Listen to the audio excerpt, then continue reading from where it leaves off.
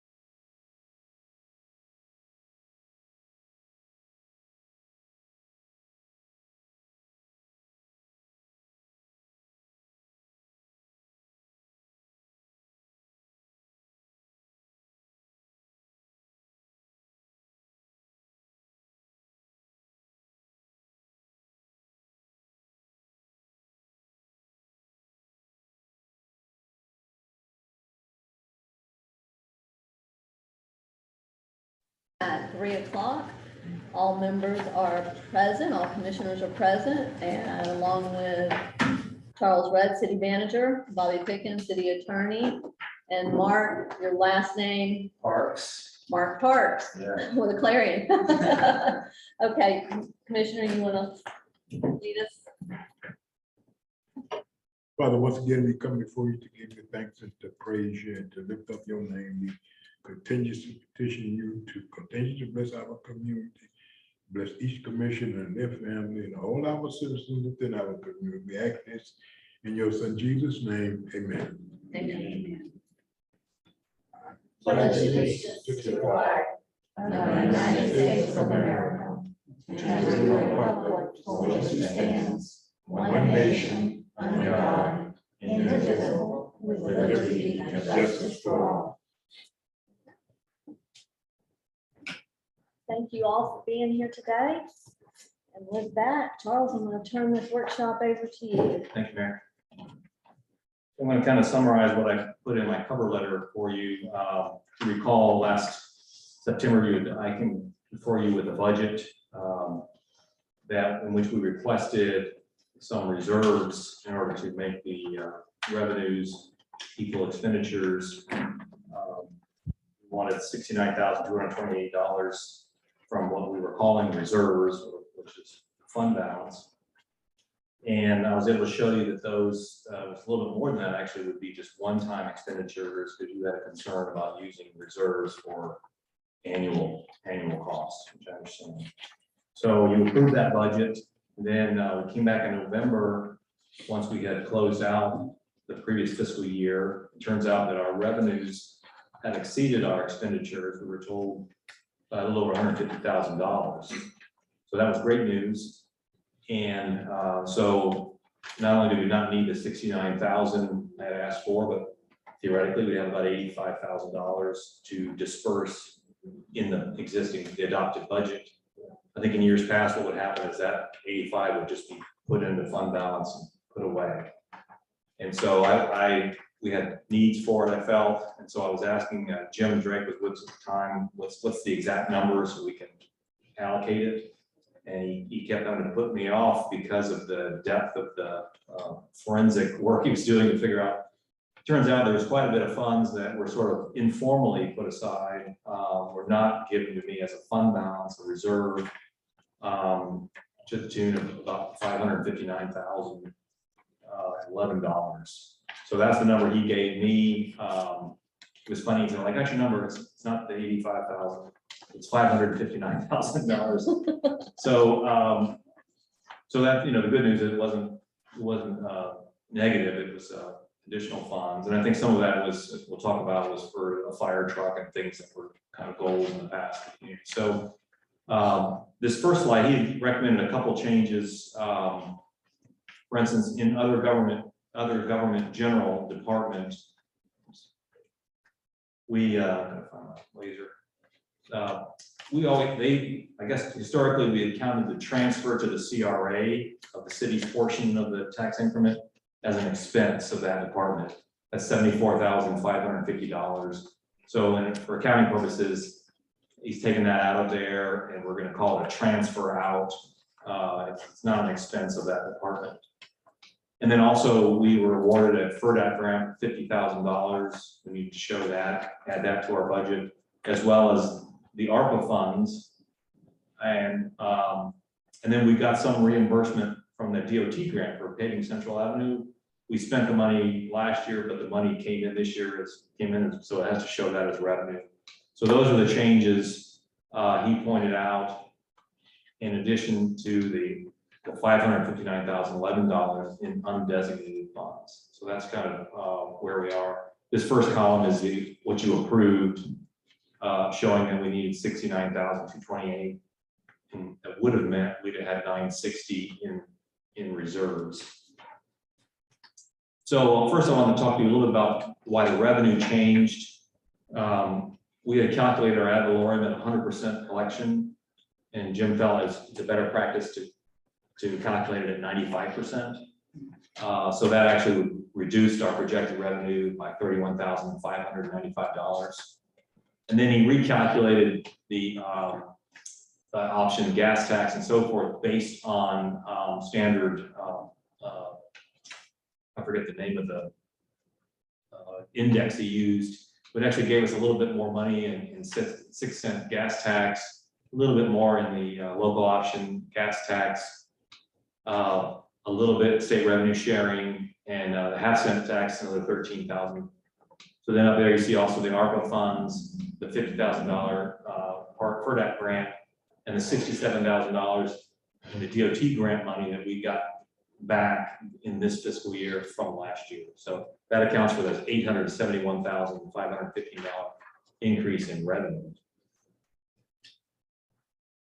Same question. The ARPA funds, they put the entire amount in there, correct? Yes, because we'll receive that second check this Before fiscal the, year. during this fiscal year, okay, I just want to make sure that we have that. Yes, Before we go on, just, I had a couple of questions about what Charles has said so far. How, when you said that the funds that were found in the forensic, looking at our budget, and they're all there, how does the finance department informally put something aside?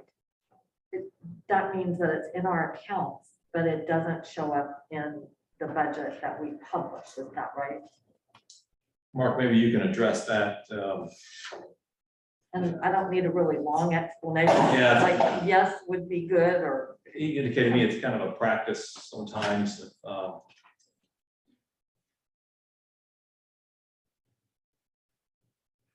So,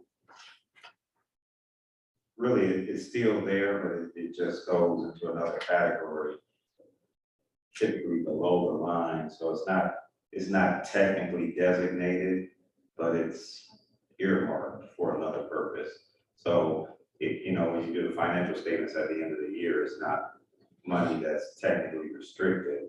It still shows up in the fund balance, but it's, when you look at the monthly financial statements, it's set aside as an earmark for different reasons. So it wasn't included as reserves, like for instance, fire truck money. They knew it was there, but we didn't count it. When you asked what's the reserve amount, it's this amount. We wouldn't count the money that was set aside informally for the fire truck and other, I don't know what else it was set aside for. That's kind of. okay, but so in practical terms, if you added up all the money in our bank balances, it would be more than what we put in our budget. no, Right. because our bank balances are not always, our bank balances fluctuate. This is the. Well, it's a this is moving year target. long- Yeah, Right. But Well, I it's know it's a moving effectively target. what you're saying is true. but That's what I'm saying. I know it's a moving target, but Charles is saying effectively, there's more money there than we're reflecting in our published. And that was a frustration I had last fall. I knew the total in the bank, and I couldn't get the reports to show me that much money. And no one could answer my question, like why we have over $4 million, $4.5 million in the bank, and all these funds aren't adding up to that much money. And it was good to know we had more than we thought. Yes. But it's still, I wanted to know why do we have? Okay, that's just very helpful because, Okay. Okay, that's good. continue. Is that it? Is that it? Okay. Charles, do we know if they've always used 100% and not 95 for the ad valorem? I mean, because that's, I don't know, but I would imagine. okay. Well, I was just gonna say that, the state regulations say that you can use 95. Okay, So which that makes would be sense. Why they would. Yeah, that You never definitely, you collect. never collect. It's kind of like anything you do, you Right. always 30% less than what you estimate typically. So this slide shows the third column on the right is the additions, that's that 55911 broken up into the departments, and I'll go through each department. Basically, the commission, legal counsel, and law enforcement were not showing any additional, requesting any additional funds. So we start with the finance and administration. It's kind of interesting that there's really, in my view, it's two departments that are rolled into one. So it makes a large department. For us, it's 5 people. So we currently have a budget overage and other professional services, 11,185. Again, this is also a moving target. When it generated this, because of Ms. Peacock, we're utilizing her services. And then we need to add $46,200 for 6 months of the newly renewed McLaren contract, which comes to $57,385. We will be having a savings. We're not currently paying the finance director paycheck. I think if we don't fill that position by the end of the year, 3/4 of that $60,000 will still be there. We've eaten up some of it by Ms. Peacock services, but I didn't want to move it and try to offset because I think there's always a chance for that position. It's not likely, but there's no harm in leaving it there, and then we'll adjust it when we close out the year. Office supplies, we had a problem with our office supplies in that some computer expenses were approved last fiscal year. Because of supply chain issues and so forth, we started paying for them this year, and we didn't have a computer line anywhere. It started coming out of office supplies, so it's eaten up. You'll see it's eaten up office supplies. A couple departments had a computer line. Nobody had an IT line. We have an annual contract for IT services that we divide based on the number of users in each department. So I'm proposing that we make up for the average there was a little more for office supplies for $4,700. And then we create an IT line with $5,000 because we have 5 users in this department, and that'll be our monthly contribution towards an annual contract. Other things, miscellaneous operating supplies and other charges was running over. And so normally in a mid-year adjustment, we would ask to help those lines. Additionally, we do need to start archiving our social media. Anything that we post online, any comments made have to be saved for public records requests. So this is a very common, company that I'm talking to does a lot of communities in the state. And it's an annual contract of about $6,000, but for the remainder of this year, it'll only be about $2,500 to have that subscription service to archive our social media. Salary survey, it'll be up to $10,000. I had received 2 quotes. One was for 8, one was for 10. So I'm requesting the 10. I wasn't sure which firm we're going to go with, but that's to do a salary survey of all of our employees, see where we are. Those surveys are typically good for 3 years. We really don't know where we are as far as. Competitively Yeah. they'll compare us to the same size, same budget, apples to apples with how we pay our folks in all of our, as well as looking at our positions and say, this position is really an assistant manager, not a tech or whatever, and then they'll make recommendations to us. Okay. Uh, It just seems like we should already be able to we should already know that, but. Well, we can ask for data. For instance, Dave was able to give me gas company salaries, and I can call for instance, I could call a clerks association, get a salary survey. But when I see those surveys, they're all over the map, and the benefit of a organization that specializes now, they can interpret that data for us and help us make a recommendation to us how we might want to adjust our pay scale or our titles. And Sheila's done that, where she's just kind of gone out and polled some other cities to find out. But like he said, this kind of puts everybody where they, what that position really should be at. Yeah. And if it's not supposed to be a tech, if it's supposed to be something else. The training line, adding $2,000 there because there are 5 of us. In that we've gone through that pretty fast, and again, there's that computer line. This would be we would transfer expenses out of office supplies into computer, and then any other items that come up for our computers in modernizing. For instance, we bought Adobe subscription for a few users and so forth to come out of that line. So that's a total of $92,819. So let me ask you this, so the computer for the $3,000, has that money really already been spent out of the office supplies, or is that additional? Because there's a chance we'll eat that all up, Okay, by transferring those expenditures to Okay. that line. that's what I was thinking. Same thing with IT. Once we get some of the IT, I think ended up in other professional services and so forth. Okay, And the practice, I think, in the past has been when a line runs out, you just take it out of another line. So you don't get a history, a representation of what you really needed in that line for the year.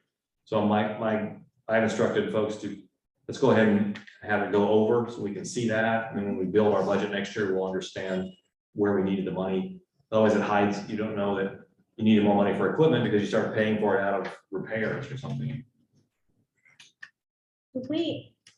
I'm so sorry. I'm gonna interrupt you for just a moment. We need to make it a little easier for Mark. This is a workshop. It's not formal. You and I Yeah. talked about that, maybe making us more in a round table type situation. Let's pull a table around here, Mark, so that you can spread out, because This little table over here, the white one would be good. if that's okay. Are y'all okay with that? Yeah. Absolutely. I'm surprised you didn't pull the table out for us to sit around, you know? Well, we talked about that, and I think our next workshop, probably not, we're gonna do it. It just makes it more informal. Not so much. Okay. In the limelight. Here, is that a little easier for you? That works. Thank you. Sorry about that, Charles. You gotta always step into that. Now you're on the hot seat. Okay, Okay, move on to utility billing. Not much adjustment here. Again, creating a computer and IT lines. Actually, they had a computer line already. We need to put some more. And they have 3 users in that department, 3 computers purchased. And then equipment repair and maintenance. That entire line is just to buy the software update every year for our meter reader. Turns out this year it was $4.90 more than we. than that's budgeted. all. Yeah, so just fixing that and miscellaneous operating supplies. And then I've created a line, I think I had it over here too, employee incentives. I forgot to talk about this. What I discovered is, for instance, for our Christmas party, for our Thanksgiving turkey, for employee related expenditures, we really had no place where we took that from. So in fact, I'm not even sure where we ended up taking it.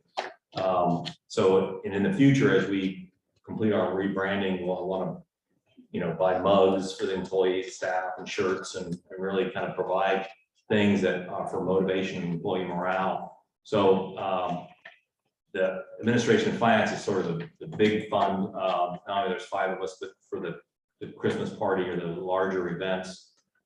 Then each department, I put money in there for those, the heads of those departments to be able to buy things for their people, to help incentivize and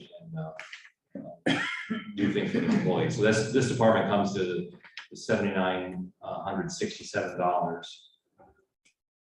And then planning and zoning, we had budgeted $10,000 for a consultant essentially to handle our planning and zoning without any idea. It's really based on the usage. So the 10,000 was kind of really a placeholder. And then we went through that in about 4 or 5 months. So requesting another $15,000. Things have quieted down now, but certainly once the Moonshine Acres site plan comes in, we're gonna have a lot of hours in review of that project. If another project were to come in, so we need more money for that contract. So we're still in the cost savings, $35,000 for our planning and zoning position. Exactly, whereas if we had to pay someone on staff, 60, planning director would be. 60, 70,000, maybe Yeah. 80, okay. And planning directors right now are very hard to find. So general, this is other government general, just it's kind of a catch-all department. We need to add some more money in unemployment. We had a number of claims, and so we need to that we didn't anticipate, I guess, that were budgeted for. So we went over, and then we need more in case we get potentially one more claim. Former finance director, I don't know if it's a claim unemployment or not. And again, supplementing the computer line, all the computer expenses all across the staff went into this other government general computer line, which ate it up. So we need to sort that out and then put some more money in there. Other professional services went over because of putting IT expenses in there and some of Ms. Peacock's expenses and so forth. Building repair and maintenance, we had an unexpected termite treatment that was necessary on the property we own down the street. And we also did a cleaning of this building. And so we want to supplement that. We actually changed out the lights to LED for energy savings. So to fix that line and add some more money in there to continue repairs to this building. And then on the beautification, we had $2,000 to use that up easily on the sign outside. And I want to continue the efforts in beautification down in front of the annex and on around the entire building. So we need to replenish that. So I'm asking for $10,000. And then again, creating an IT line for a portion of that annual contract for the monthly expenditure. That comes to $59,000. This is the fund that will be reduced by $74,550, taking the CRA transfer out of there, because it should not be listed as an expense for that fund. That's right. Yes. Which fund will be adjusted? This is other government general. Okay. We had asked for 161,000, which included Okay, paying the CRA, which is got not it. really. That's the Yeah. 7455. Yes. Okay, thank you. So then under fire control, now this is where a couple things. We're not over budget on building repair, but we cleaned it out because they had to get a new AC and heater down there. So we want to replenish that. The volunteer incentives was something the chief had asked for. I think in the beginning of the year, he asked for like $55,000. We were not able to fund it.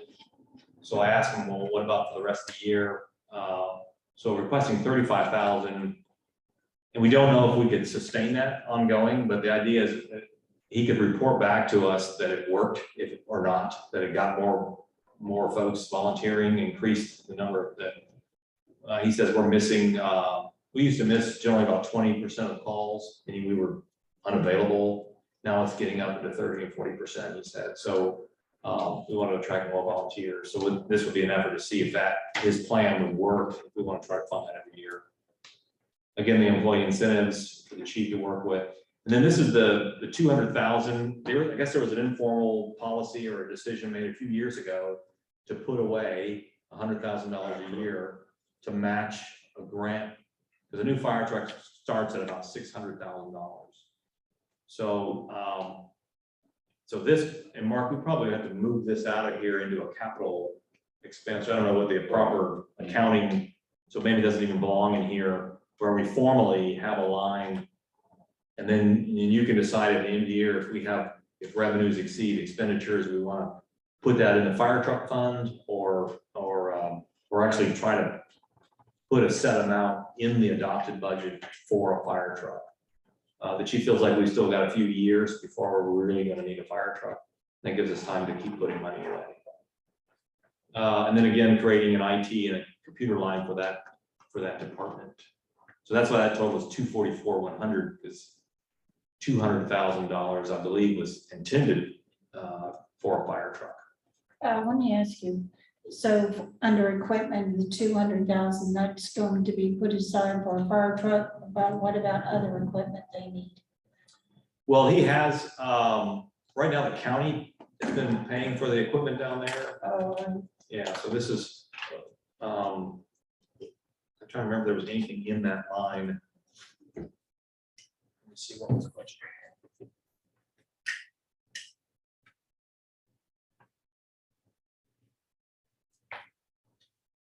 There was $1,500 in there For their personal. for equipment and, oh, that's repair and maintenance, I'm sorry. Hold on, let's see.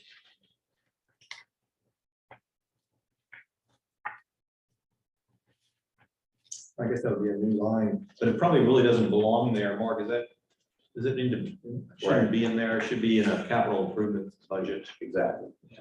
Transfer. So we'll transfer that out. If you approve that use of that money for that purpose, we'll put it in the capital improvement budget.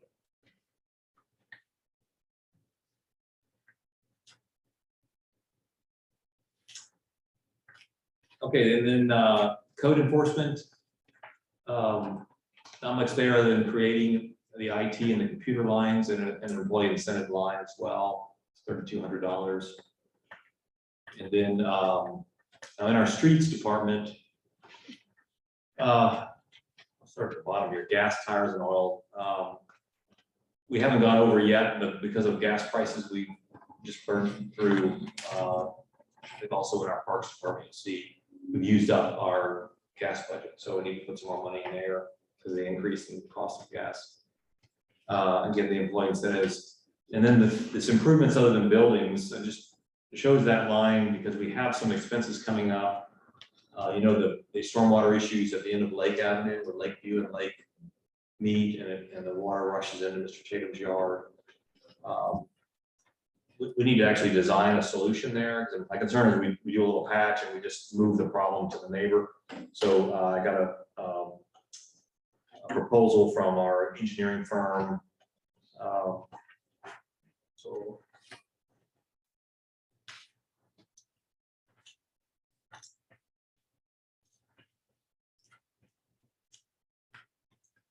drainage improvements to design them.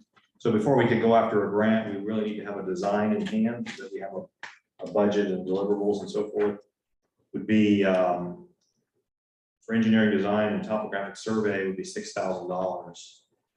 So that, and then a little bit south of there on the same road, there's a drain structure that has collapsed and is washing away a couple of yards there between the log cabin house and the house on this side of it.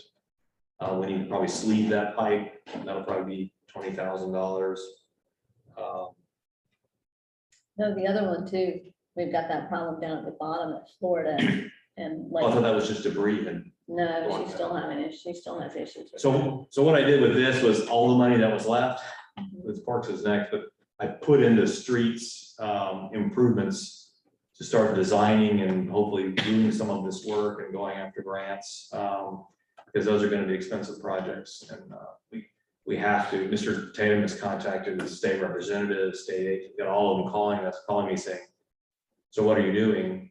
Have you designed something? You know, and where are the results?" So we're going to have to get a design done in hand to show that we're doing something, we're addressing it. It's probably going to result in a ditch and culverts and diverting the water before it gets across the road.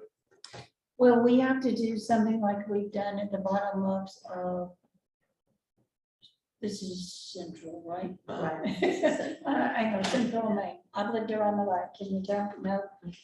Anyway, remember that we capture the water and it gets clean before it goes in the lake. Well, we need to do something at the bottom near Tatum's property. You mean the vault, Judy, is that what you're saying? Well, there used to be a ditch on the west side of the road there. It's filled in, and one part is still there and very deep. And then it looks like it's all filled in, and there's a beautiful yard, lawns there, 2 beautiful lawns. And you can still see the culvert pipe under the driveway. So it's likely we'll have to reinstitute and probably line those with concrete and then divert the water as it comes down the hill into that ditch. And that ditch will take it north to the existing deep ditch. Then I think it then probably runs out into the lake and through that little swamp that's just north of there. That's just my, Will they allow us to Uninformed do that guess. is what I'm thinking. well, that's what Mid-Hour knows the rules and would design something that could be permitted and would be appropriate. We might have to create a swale somewhere I'm that catches thinking it. that's not gonna happen. I think all of those at the very end, because all of them have that slope down. Right. And so they all have issues. Yep. Those just right now are the two that are, well, I think we got that took care of. You know, we used to dump, come right by the Presbyterian church on that side there yeah. Yes. and go down to the school. Mhm. I think we did something.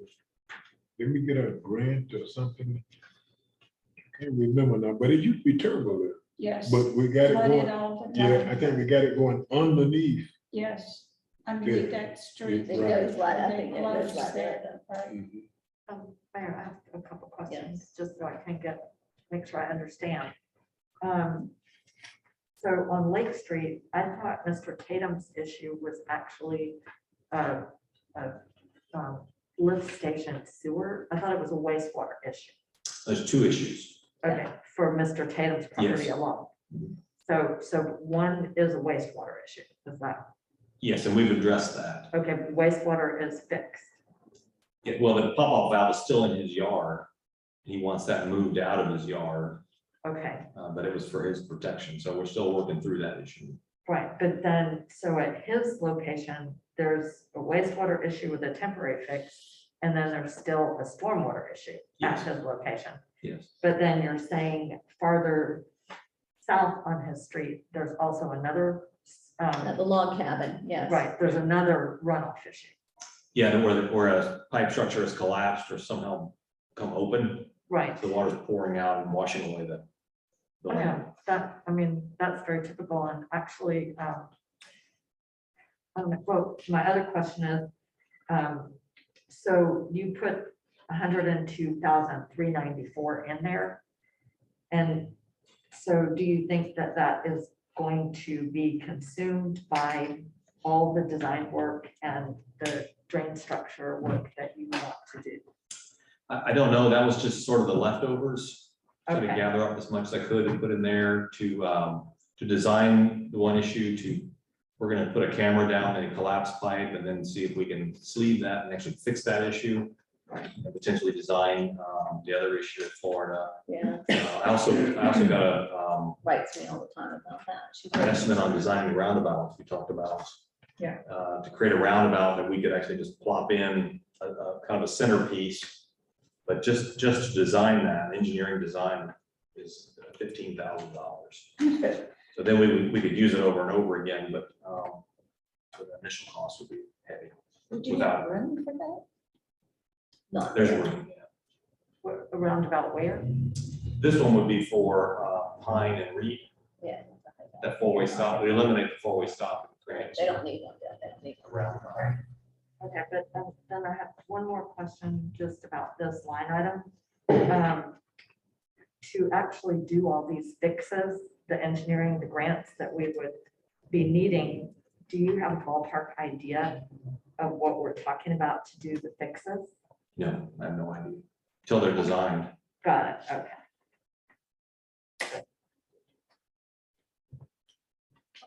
That was my question. Okay, then Parks and Recreation, we're adding $50,000 grant to this for Fletcher Park. And then I'm asking for $20,000 in improvements other than building. We had zero money in improvements other than buildings. And this is what we would use. For instance, we were missing a picnic table at Dexter Beach broke years ago, was never replaced. We'll buy more caps for the wall there. Anything we do in the parks, we need to buy ropes and buoys for the swimming area. All that would come out of this line in which there were no funds. So I want to at least put $20,000 in there so we can continue to repair and maintain our parks. We need mulch for the playgrounds, another example. And we had no budget line for those items. So this will allow us to continue just keeping up with our parks, and catching up on the deferred maintenance we've had.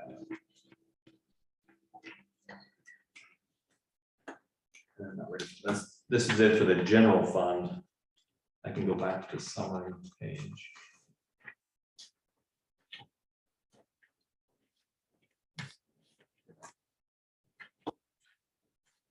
So you can see it eats up the 559.11 pretty quickly. It does.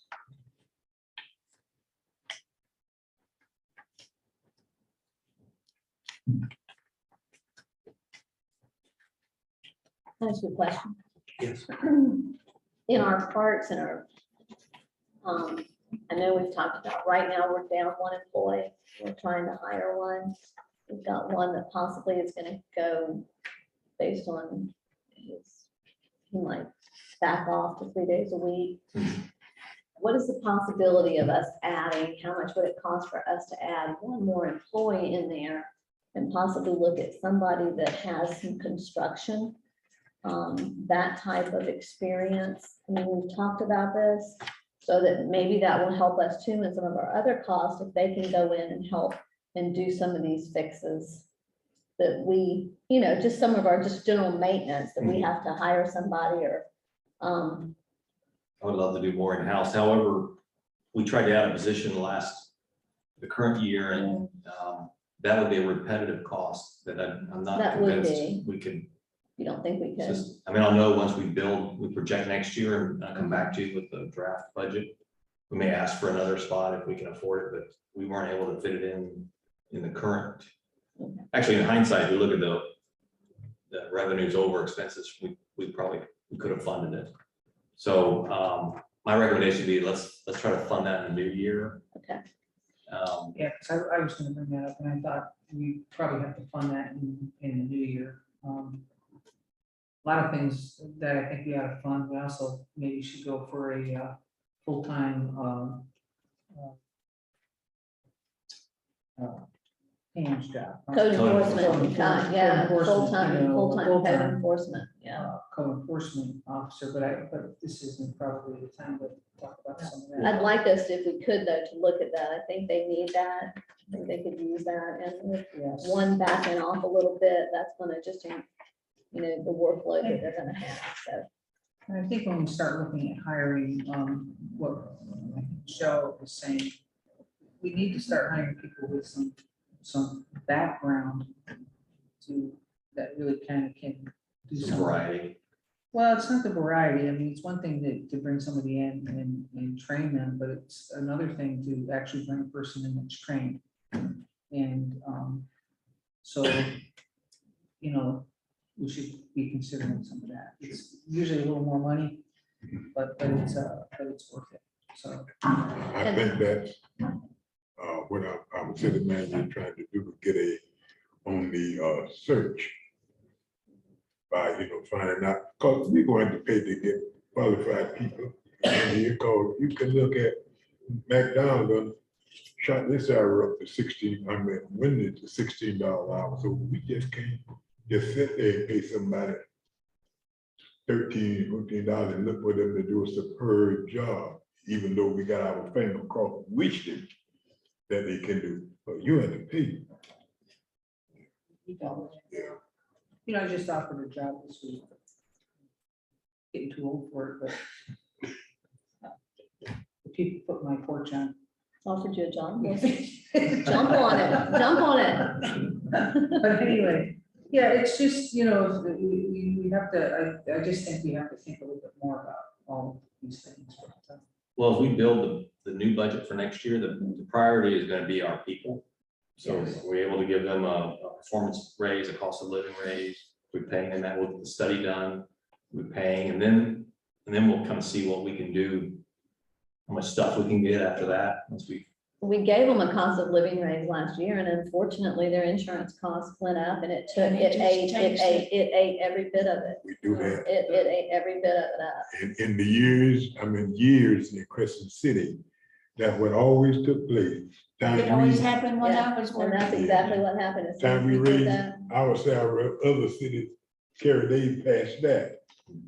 So that's why we would never no competition to them. Well, and I'm gonna go back to this, that Charles, I'm supportive of this, so if this is something that you need to look at, even if you find somebody part-time. A retiree that just wants a part-time, we have a lot of them that have those skill sets that we could really use. If you can find that somewhere, I do believe that we need it, and I think in the long run, it would be a cost savings to us, because then we're not having to contract some of that work out too. So Yeah. just something to think about as it comes up. Commissioner DeVito, you had a question? I'm sorry, Commissioner West did too. Okay, I thought you had a question, Commissioner DeVito. Just in general, I have some questions. The overarching question I have is, when we plug in this additional money, so where are we with our recurring expenses relative to recurring income? That doesn't really show on here, because it looks like to me, we are putting some of the money into recurring expenses, but it doesn't show us where we stand. It shows us that we've spent the overage money, but the overage money, do we expect that to be, I mean, that's a one, taking out the 200,000 for the fire truck. What do we expect to have money left over at the end of the year? And once we add in funds, for example, for things that seem to be recurring, such as planning and zoning, and some of these other expenses, how do our revenues stack up against recurring expenses? Because when I subtract the budget reductions and the grants, I come up that we're actually $14,000 short in actual revenue. Mark, are you able to address that? For me, it's such a moving target, it's hard to tell. Because if you look, you can look at the revenue projection here, the first few pages. And then all the expenditures. What I did when I prepared this was I had them produce a report everywhere we were over budget for the year. And look at a few that were close. For instance, the fire building improvements, they weren't over, but they were very close. And so I added more money to those accounts. But the rest of them, you can see we're over halfway through the year. You can see that we're typically below spending all the money, we're half the money from half the year. So Okay, because you're talking about the document that we just got. yeah, the one with the percentage. Yes, okay. You know, because, I mean, one thing that gives me a little pause is if we don't know how we're gonna come out at the end of the year. For example, the employee incentive money. So when you're talking about employee incentive money, I mean, that comes up to about $9,000. You know, are we gonna be able to sustain that year over year? Well, that we'll find out when we build the budget. These expenses for this year, it's a brand new, we hope to have a new logo, a new, a lot of things we would want to sort of outfit ourselves with, but that won't be a yearly occurrence. Yeah, like they're gonna get new shirt, new Yeah, we need shirts, shirts those for things, people, the those new type of logo. things that they'll need for that. Right, and then that was another question I wasn't sure about. Do most municipalities pay for those things? My experience is you'll give you a shirt and then you can buy more if you want to make it available. So that was always my experience. I would be given a shirt and then I'd go buy a couple more if I wanted to have more logo shirts. Right, that Those was that have uniforms, it was different. right. That was my thought, because it's for some of the departments, it seems to me that the amount is generous. But, I guess we don't have to spend it all. For training dollars, I think for incentives though, it's a very small way to make people feel I good. appreciate it. You'd be surprised, you'd be surprised what that, how Yes. far that Sometimes goes. A thank you is, it can be enough, but a thank you and a shirt or a thank you and a mug, just a little bit more that makes people feel good. My about father it. said that to me just yesterday, we had that conversation, he says a thank you goes a heck of a lot further than a dollar does. Yes, it does. And so that's And our way. we're in tough times right now. And that's so- our way too of being able to show our pride, Yes. show our pride and I want our employees all to look good. I want them to all have nice shirts and I want it to have our logo. And I don't think that if we expect that we would want them to have to, and some of their shirts are looking pretty rough. At least for the first shirt, Yeah. I give it Right, to them. right, Yeah. right. And then like he says, if you want to get a few more and pay for that, that's fine too. Well, once upon a time, our employees had uniforms. Want them to wear them, one shirt. Yeah. When I don't do them like they do the commission, they give you one patch for one shirt, then you had to beg for another one. You see, I got one patch on one shirt, and I had to buy the shirt. I don't have any, I don't have to get, yeah. Yeah. But it's, I mean, that's difficult too, because if you only give them one shirt, you want them to wash it every single day. And some of them just based on, it's hard for them. No, it's hard for them to afford to be able to go out and buy other shirts and not just show up in just a T-shirt that's affordable, that's affordable. When we do the uniform one time, once upon a time? For the commission, No, Or no, no, no, for no, for the blow. Well, Gas we and were just public doing works still have shirts uniforms. and they were Yeah. buying their own jeans yeah, It's something like that. Yeah. It was something that we was. So because, we'll provide the uniform shirts for gas and public works. What I'm talking about is just a Yeah, just. golf shirt, A golf cotton shirt, shirt yeah. to wear Polo shirts or just something like that. around the weekend to get our logo out there. I see. all right, I had another question.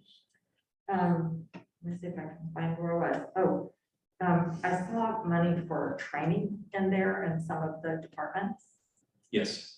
Okay, so is that money already, I mean, do you know exactly what you're planning to spend the training money on? I think the only way I requested it was administration and finance, because that covers the clerk conference, the city manager conference. We're getting some additional code enforcement training for our clerk out of that line. I just signed a check today. Yes, for that. So And I then did not know there was such a training. for HR, there's HR training available for our HR specialist. So we want to be able to incentivize those folks to provide training. But well, training is important, and the reason I asked what it was, what you had in mind with it for is, it is my observation, just as being a resident who receives the letters and communications from the city, that we could probably use some training and effective written communication for all the departments that communicate with the public. Because and this has been true for, ever since I've been receiving communications from the city, that they could be more standard and more effective.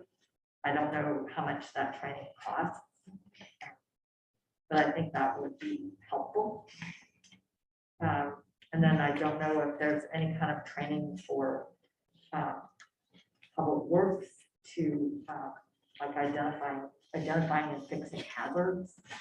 I think you and I corresponded a little bit.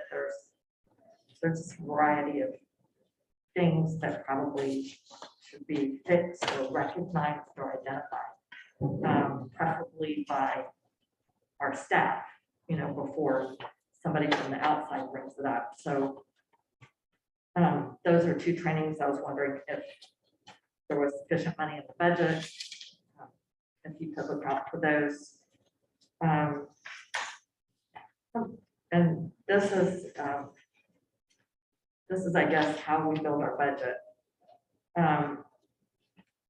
For example, the chlorine purchase that we're taking from Better Place Plan, Mhm. that's for our water plant, correct? Yes. Okay, so it occurred to me, that's an enterprise fund. And the weird. That place is a penny sales tax. Pardon? That's a sales tax. No, Better Place is a sales tax fund, but what I'm saying is. Oh, the water is a. Right, I'm saying the water department is an enterprise fund, and the reason we're taking the money from Better Place Plan, as I understand it, is that we don't have enough money in the enterprise fund to pay for that. Correct. Okay, so my question is, when we are building our budget, don't we need to extrapolate out those capital or high dollar expenses? I mean, you were saying, and I think you've done a really great job on this. You were saying you had identified the practice of, when one line runs out, just taking it from another line, and it's not really reflecting what we need. Would that not also apply to our enterprise funds to show, where they're falling short? Because, I don't particularly want to raise rates, but it seems to me that both for the gas department and the water and sewer department, we need to have a good understanding of whether those charges are actually covering all the needs. And I'm still trying to get a better understanding of those enterprise funds as well. I'm hoping, Mark and I talked a little bit about it. We're gonna come back to you that the water fund looks like it's in the red, but there's a huge reserve, large reserve, so I've got to figure all that out.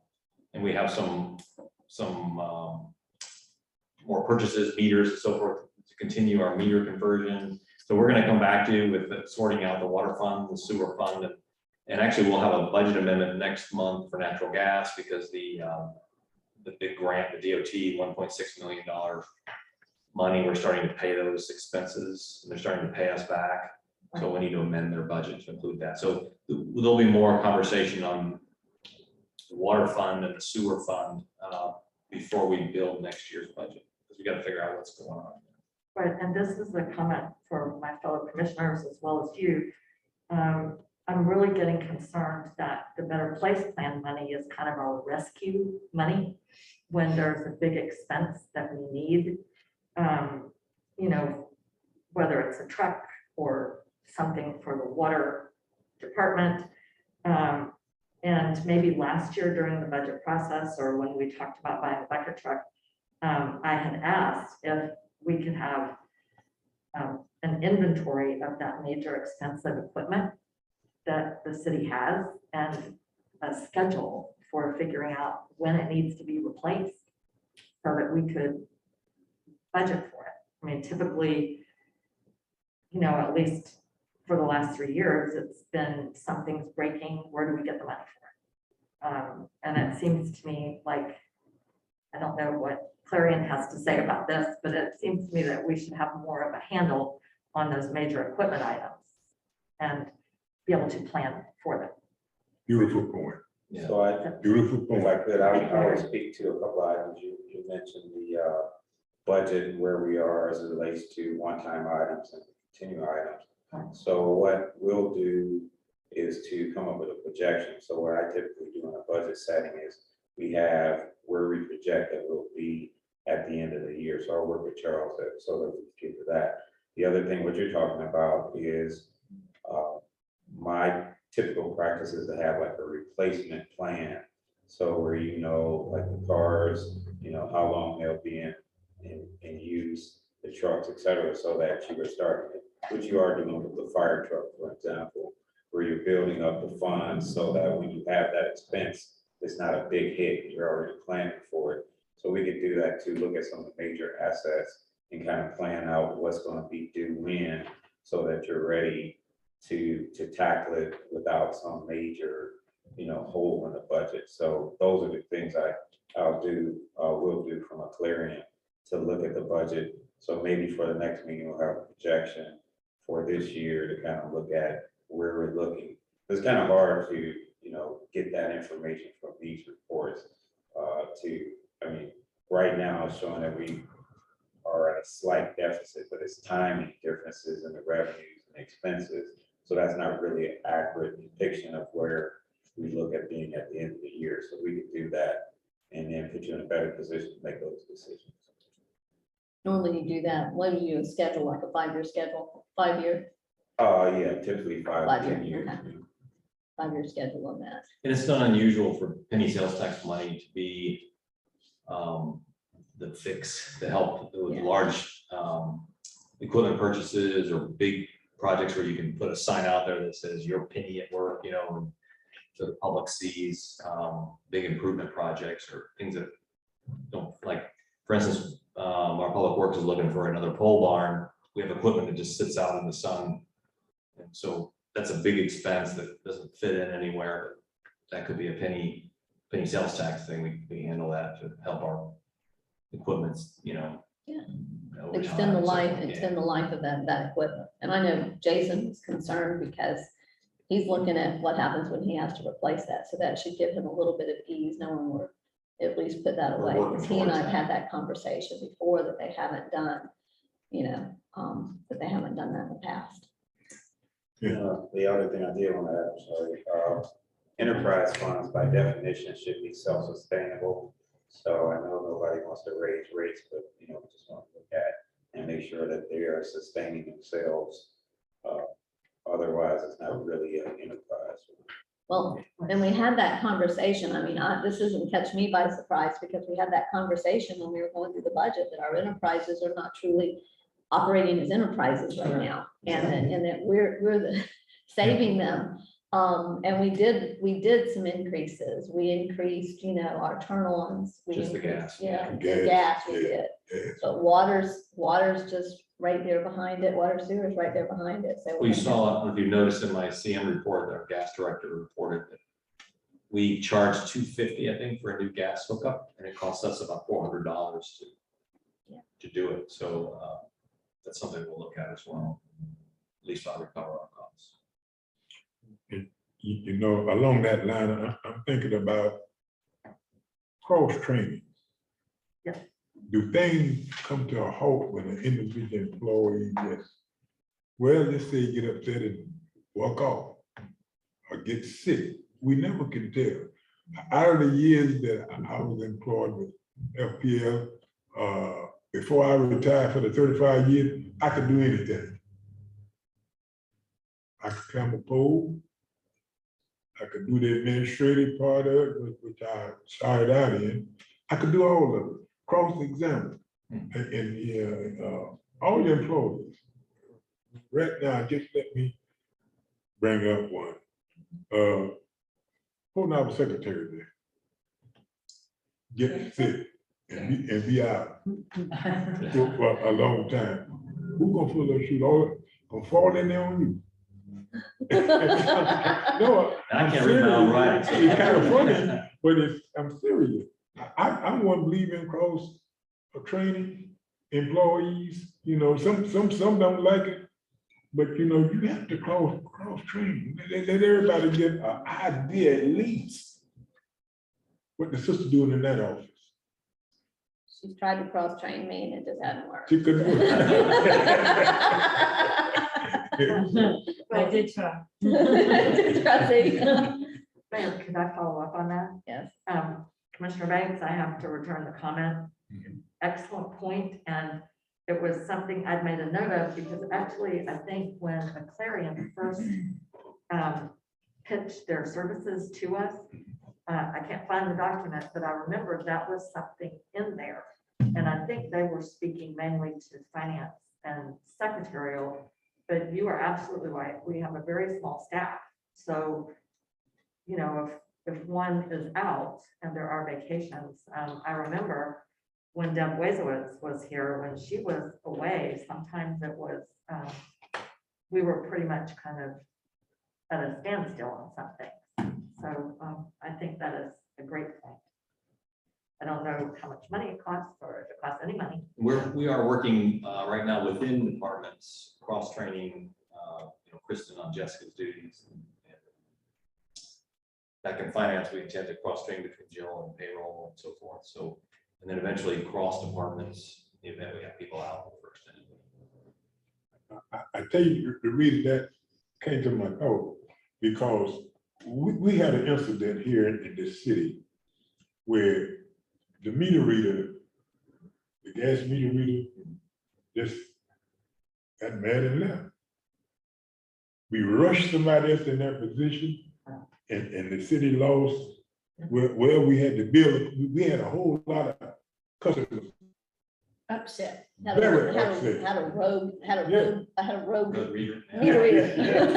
Yeah, It was very inefficient yeah. and it caused a lot of It trouble. caused a You're lot right. of trouble and it's cost the city some money. I know we got some of it back, but we had to lean on the customers. And that should have never took place. Well, if you don't have any more questions on the general fund, I'll move to Better Place. Can I ask one, please? Yes, ma'am. On Better Place Fund, the chlorine building, is that the chlorine itself, the 185,000? That's for the construction, and we Okay. haven't begun to spend that money yet. All right, It's out for okay. bid, and Do you have any idea what we spend on chlorine in a year? I do not find out. It's okay. So on the, moving on to Better Place, we had approved this first column, and then we have an adjusted column. So other professional services, that money is still there. Bucket truck came in more. And the meter reader buggy is essentially gonna be 20,000 by the time we finish buying the accessories and so forth.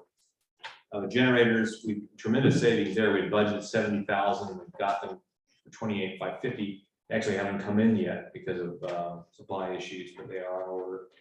We have not begun to spend the chlorine building money. I just got word from our engineer today. We have to extend the deadline for bids because of some the sole bidder we're anticipating is having issues getting some pricing on some of the materials. So we want to give them more time to do that. City Hall renovations, we had $40,000. We've spent, we haven't actually been billed yet by our architect, but we've designed the first round of those, but we haven't found anybody to do the work. The only bid that came in was unacceptable. It just said not to exceed $100,000. So we're actually going to look to hire individual tradesmen for that, drywaller or plumber and so forth, see if we can get it done that way. Improvements other than the building, that's just a $400 that's still there. And then we bought mowers, 2 mowers for $20,740. They're in the process of installing the ball field lights. So you had requested a contingency or a fund balance of $127,200. And then what Jim discovered was there was actually $304,475 more in there than we've been informed. So the new fund balance essentially is going to be $346,287. So we could talk about how we want to assign that, or kind of kick that can to the budget process, where for next year we look at what will be our list of projects. That's up to you. I didn't have any other discussion planned on it, other than letting you know we have a large fund balance in there, and in the coming year, we'll certainly put together a project recommended list of projects such as a pole barn for public works. He's not gotten his pole barn. He's been asking for a pole barn for Apparently for years. It just years, gets and put I off. thought it's always been approved, or there's money set aside for his pole barn, and I guess he just never built his pole barn. He's not feeling the love. But every year, I believe there's money set aside because it's in there. You see pole barn, pole barn, pole barn. Well, I think one thing we talked about, and I haven't seen that, are buoys for the swimming area. Exactly. That will be in that parks line that we talked Yeah. about. Okay. Other buildings. Another thing now is, we all got the letter from Michelle Holland. Yes. Okay, and it's about the pickleball courts. Pickleball is a big deal. And our pickleball courts, I'm not sure who designed them, but they were designed. What happened wrong. was, excuse me, I don't mean to interrupt you, but why they're so puny is when it first came, nobody was using it, but now there's every morning. It's There's built wrong. It's Yes, It's right. built incorrectly. Charles and I Right. met with them, met with Michelle, and we looked at the courts. They're built wrong. They're built wrong. And, So that could be a and better price everything point. that she suggested in her letter, she did a very nice job with her letter. I agree with it, and I think that that's something that we need to fix. And we either need to go with the 4 courts or take the tennis court and make those pickleball courts, whatever we need to do. But right now, because, our demographics are changing, there is a lot of people that would like to play pickleball. Right. And so that's something that we really should consider doing, is fixing that. The other thing down, just on Eagle Eye Parks, but nobody plays shuffleboard anymore. I don't think I've seen anybody on shuffleboard. And basically, it'd be nice to take that area. I saw something when I was up there in Tennessee, which I thought was pretty neat. Because it's something I do to waste time, basically, but I have fun with it. And that's the shoot baskets horse, I'm sure we've all done it as kids. You play horse and the first one that hits it, wins, that type of thing. You play horse, you hit the bat, if you hit the basket, you get an A. No, I know what it is. Yeah. So Like with a basketball? Yeah, yes. Oh, okay. and so, but the courts were set up just for that. Oh, yeah. You see what I mean? So it was just, and there was one for the little kids, okay? And then there was one for the big kids and the adults, and so there was 2 of them, kind of a thing. And that's what it was set up for, is just to shoot baskets and play, I call it horse. So we should consider taking that space and revamping that into something that actually people would use. And I don't think it would cost us all that much money to do those things. Right now, we have a lot of basketball hoops and stuff like that on the road. So they're sitting on the road. Yeah. And so if we gave them that opportunity, because that's what people do now, is they just go out and shoot some baskets, you know, and it's kind of fun. But I do think that we need to start thinking about that as a better place fund. And I don't know why it would cost so much money to put a pole barn in. It seems to me like that would be something that we could all get together, get a barbecue going, just like we did in Vermont, Good and old- put a barn up. Good you know? old fashioned barn You know, raising. and it seems like we could do that with Yeah, a The reasonable, concrete is the big cost, isn't it? you know, Slab. so. But we need to get just somebody in So there. we may do, as part of the budget process, do a workshop just on the Better Place. You can decide how you want to spend those funds. The pickleball, definitely, because we met when we met with them, they were talking about the tournaments and the people that are It's coming huge, it's huge. for those pickleballs and for those pickleball Yes, tournaments, and we yes. can't hold them. We can't accommodate those. So Commissioner DeVito, you had a comment? Sure. Okay, my comment is, it's a great discussion on better place plan, but it's my observation about the parks. One thing in our 5-year strategic plan is that we develop a master plan for the parks. So for a couple reasons, I don't think it's a good idea. Just because somebody comes and talks to you or one person has an idea. It hasn't been one person, it's been quite a few people talking Okay, about that. I'm still speaking, please. I didn't interrupt you. That's true. So we have in our 5-year strategic plan, a master plan. But wait a second, I'm sorry. before you go forward, Yeah. in your comments. Yeah. Okay, I don't like the derogatory way that you said that, just because one person. That's Okay, what I so mean. let's be That's careful, so what I'm I gonna mean. ask you to be careful with their comments, okay, everybody, Thank you. But I didn't. continue.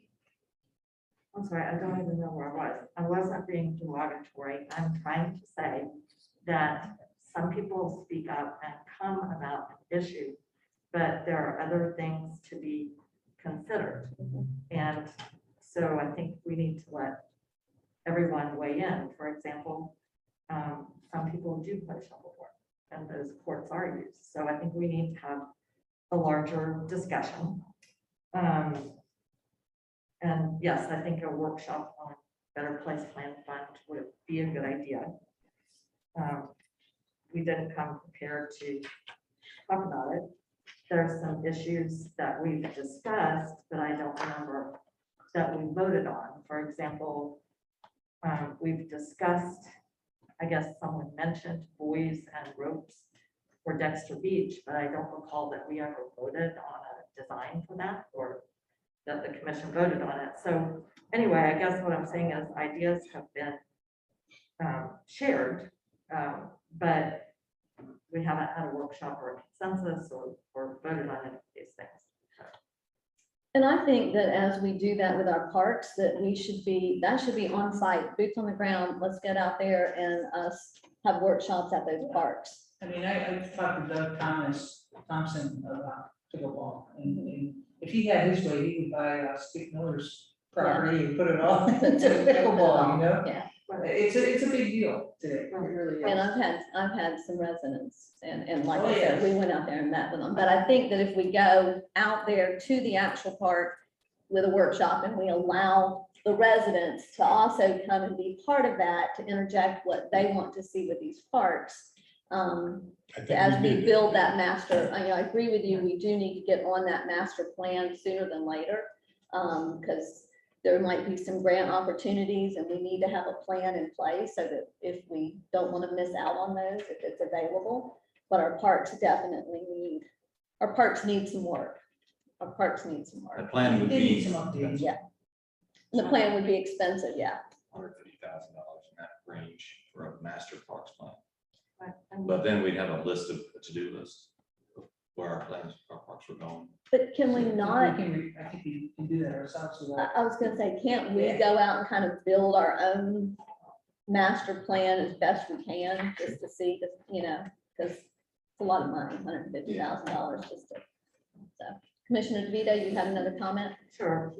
My observation is, because this came up with, I brought shuffleboard to the commission a number of years ago, and the same is true with pickleball. To have tournaments, we would need to expand to a different facility. We just don't.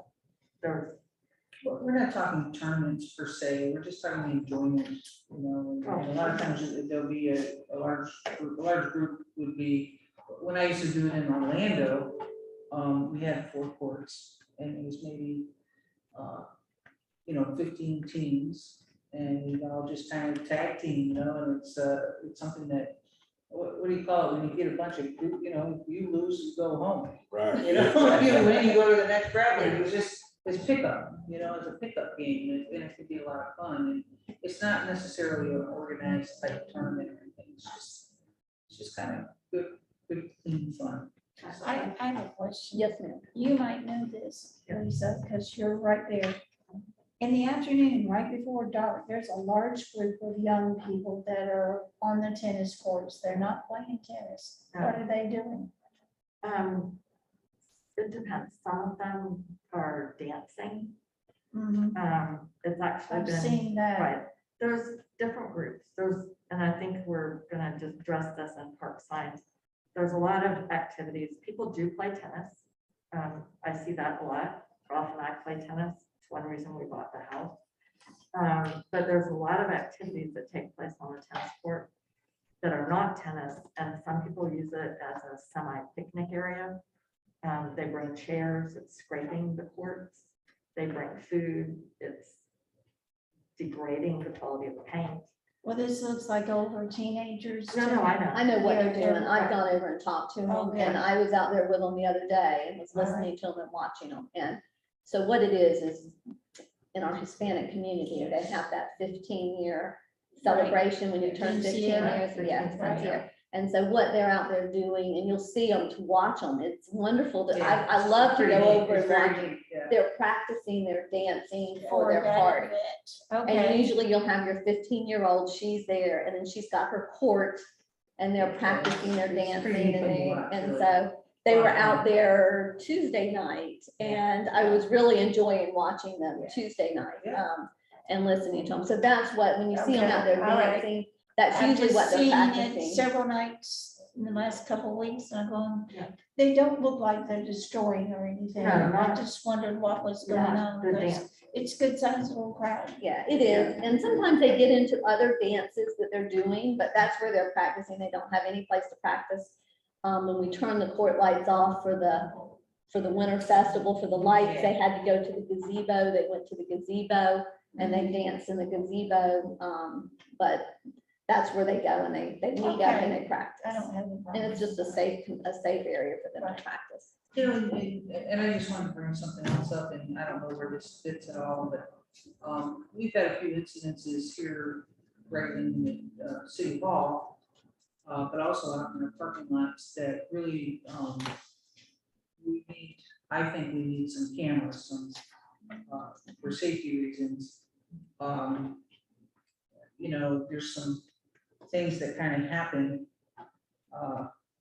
that we need to start having some cameras in there. I'm not sure where that would fit into our budget.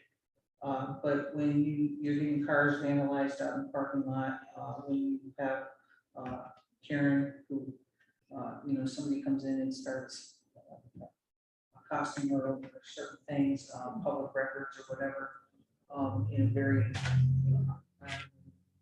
kind of mean way. I just think we need to get that somewhere on our budget. And I think it should be sooner than later. I know maybe we should wait till next year, but I think it should actually be sometime this year. I totally support that, and I've asked for that since I was put in office. And I we have agree with you cameras, too. we need cameras in the Yes. parking lot, we need cameras in the back door, we need cameras in the Right. front door. We encourage our residents to have cameras, Yes. But we don't and, have- and we have the ones, I mean, the ones that but we need cameras just right here on the I building. have that big one in my office. on the That floor. talks to you. That talks to you. That talks to you. But I really think that we should get with our sheriff ask them what they would suggest, how we should go about it. But I really do think that we need something like that. And I've talked to the colonel about that too, early on, and so there might even be some monies, some judicial money out there that would help That could us, help us. that would help us with some of that, but we definitely need to have some camera systems. Yes, Commissioner DeVito? Yes, you had said the word grants before, and I think I had mentioned that the League of Cities now offers us the ability to pay fee to them and get reduced fee grant services. If people have mentioned to me and just reading the paper, I am seeing and I am getting emails about grants out there, and I'm seeing LACA. Other cities are getting grants that are coming from this huge federal money, and there may be more, but the only grant person that we use is Mr. Fox, and he only does CDBG and FERDAP, as I understand it. Those are his main ones. And apparently he said if we see other grants, he could apply for them, but that is where a lot of the work is identifying those other grants. And I think, you know, there's literally millions of dollars out there that we could be taking advantage of, and we are not. Whatever there is, if there is additional money in the budget, it would seem to me we could benefit from having someone to look at grants that we might apply for, because we have needs. I think we're looking at a few grants. I think we have something tonight to be approved for. There is one, and Mid-Hour also looks for grants for us. They're applying for the DOT and Scott grants to pay Margaret Road. So and if I know of grants, you know, the challenge is information overload is literally. Right. But that's why you have someone to hire, and by the time I get them in the emails from whoever is passing them on to me third hand, from the League of Cities or another agency, there's 2 or 3 weeks to go. Yeah. And there are literally millions of dollars out there that other cities are accessing, and we are not. So, and of course, we passed on, I think someone in DeLand was awarded the grant that we passed on for the African American Historic Building that we authorized for the Newman Lodge.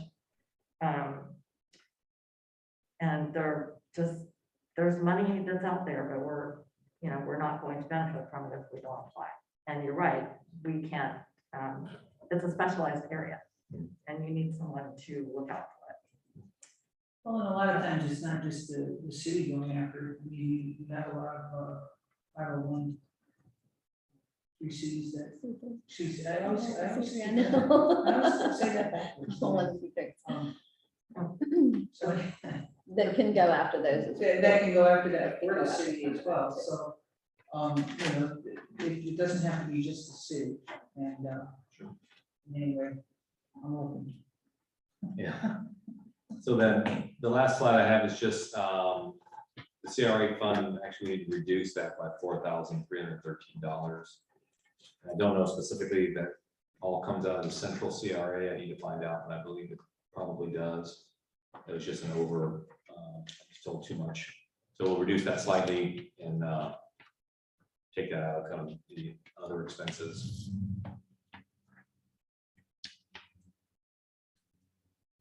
I was hoping we had another couple 100,000 in CRA. But And they were hoping they would come back with that too and say, oop, guess what? So this is all the money that we have in all of our CRAs. So basically we have, when we figure it's total. these are the approved amounts minus just $4,300. Oh, and Mayor, can I ask a question about the 280,000? Yes. So Charles, I'm just now looking at the revenue and expenses that you sent to us, but is the 280,000, is that not our current year revenue plus money, unspent money that carried over? Is that not? Yes.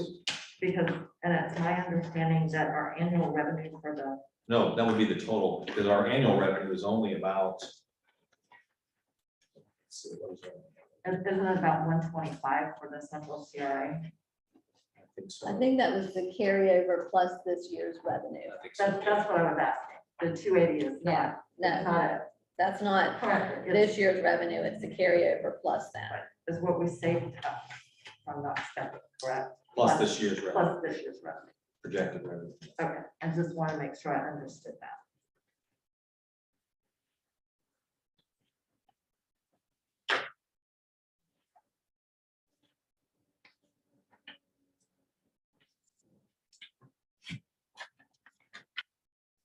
Any other questions? I don't have a question about the CRA, but I have a question going back to the, one of the general fund budget. Okay. Mayor, ma'am? Yes, Okay. So I noticed you're requesting $10,000 for beautification, Yes.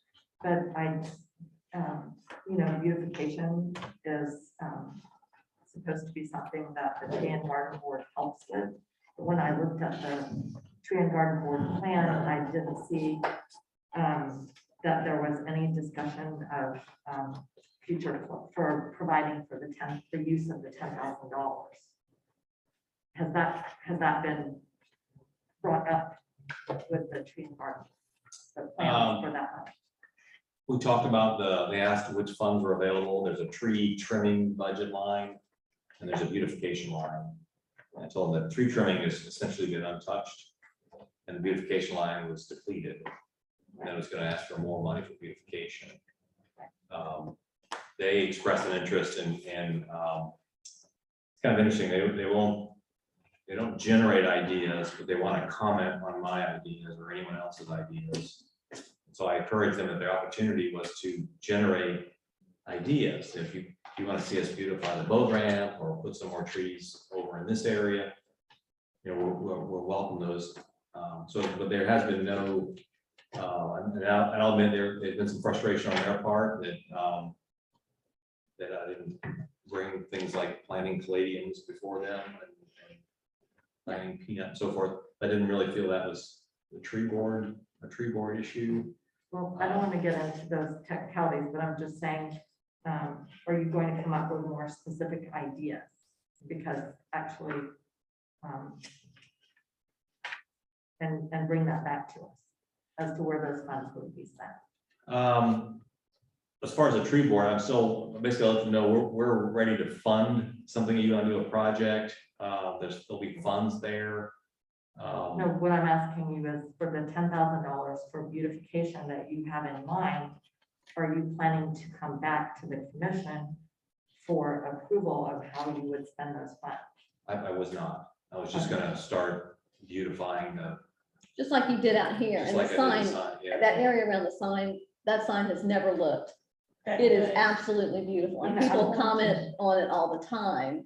I mean, so you're just gonna continue. with Yeah, that. generally speaking, I want to remove the grass in front of the annex, and put ground cover, and we don't have to mow it, and you know, replace some of the dead trees, and but I wasn't planning on bringing those design ideas back to the commission. Right, well, typically, and I think this was Commissioner Banks' point several years ago, is that the commission should approve those expenditures. That's how it seems to read in the ordinance. And that would be helpful. The way I read it is, certainly if I'm going to spend over $1,000, I'm supposed to bring it back. That's if it's unbudgeted or not operational expenditure. Then if your policy, for instance, policy decision will be, we need to beautify city property. So it'll be up to me to implement that policy to beautify, rather than to bring each additional thing. I want to buy 3 great myrtle trees. What do you say? I could do that, but That's not what I'm talking about. I'm talking about the overall. Well, anyway, I guess we can talk about that later, but it's been done differently in the past. And yes, I think the lighted sign looks absolutely beautiful. That's a very well done area. And if we hired a landscape architect to design it all, I would certainly bring that to you. Yeah. But I wasn't planning to hire them. No, I think you do an excellent job, actually. And Michelle's, you know, she's a good little helper. isn't she? Yeah, So I- Yeah, till the next day, Couple things going on there, I'll tell you. till the next day. It's hard to move the next day. Yeah. She's a good little helper. So what are you, I mean, Commissioner DeVito, before we go into this and we go into our, our meeting later, so are you wanting like an overall plan? Just because they did something one way in the past doesn't mean that, because Charles, I have to say, that's one of his hobbies, it's an expertise, is that beautification with the planting. And he's very good at it, where maybe prior to that, we didn't have a city manager that had that expertise or really even wanted to go out and dig in the dirt. But one thing I want to say is that all he says for tonight's meeting is that we have a workshop with the tree and garden to see how we can work together and, do whatever it is we need to do to put it all together and start working together a little better. So I think it's for a later discussion. But I'm not And another asking workshop. about anything other than his just clarifying what he had in mind. That's all I'm asking. Okay, And because I think we need to bring our budget workshop to a conclusion. So, well, no, we're good on time right now, so, we're fine on time, so this is our time to get lay these things out if we need to lay them out, but.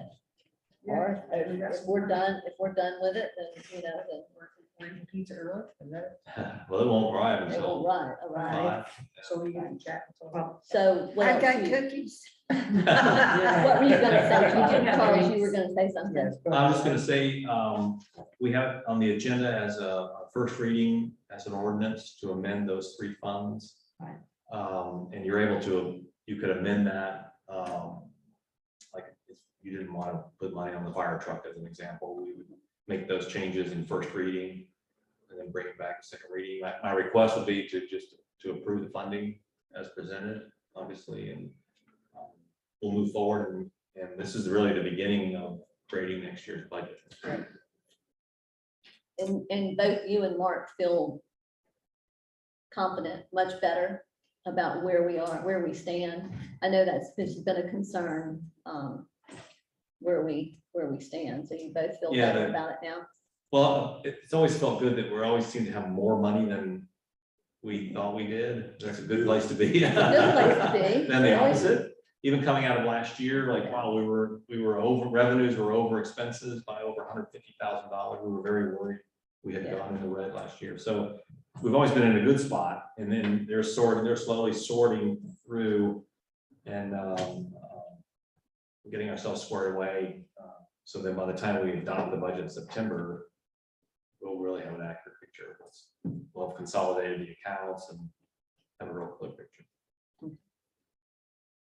Commissioners, do you have any other questions? Do you have any I didn't mind. concerns that you think where you think things need to be moved around or as we go forward, so that we'll be prepared when we go into this evening? So we don't have to spend this amount of time on it. I think y'all did a good job. Thank you. With this. Yeah. Yeah. I call this cheat sheet. Good. Commissioner DeVito? so, I absolutely agree. I think this is a wonderful job. I think between Clarion and Charles, I think you're bringing us a lot of answers. A lot of clarity. You've said you have a ways to go. And I raised some issues that I would like to see, I guess, straightened out or, brought into future planning. And you said that you're planning to do that. So that's great. The only thing that I can see that we're not doing that I would really like to see us do is to put aside $5,000 somewhere to obtain that extra grant assistance, so that we could potentially take advantage of federal money that is not going to be there forever.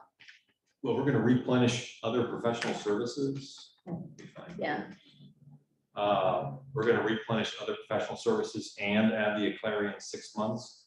So we would be able to do that in that line. Hire, if we want to hire grant assistants, a grant writer would be available in that line. Okay, and I know the mayor had suggested that I go find it, or find wherever that information is. I haven't been able to do that.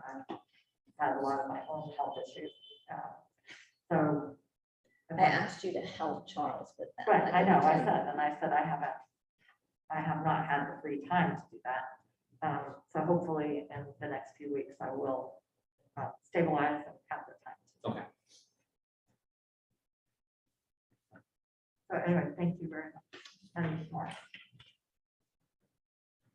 I think that was probably with Charles, because we looked into that with Florida League of Cities, and it was, there was a lot of information. Well, we signed up for that e-civic thing, and it's just, It's, It's you have to just- read what state the grant is for, Yes, and it's- it's yeah. for a tribe or a It- city. yeah, I look at that all the time. It's too much to go through. But that's the free service. That's the free Okay, service. right. To really get help, you have to pay, but there is a discount. So Yeah, I didn't see where I could do that. So that's the information I need, is where can I, Where League of Cities, how do we pay for it? where to find Or League of paid Cities, services. yes. I did find out, actually through LinkedIn, I got advertised to by a firm. They wanted like a retainer, $10,000 a I month remember retainer. those. Yeah. I remember Then that. they get a bite of every grant. The cost of doing, I mean, it's amazing, Yeah. the cost of doing business, and I mean, and just engineer drawings, I mean, just blow my mind how much we have to spend in engineer drawings before we can even decide we're gonna do something. But I think too, and I think this is something we should really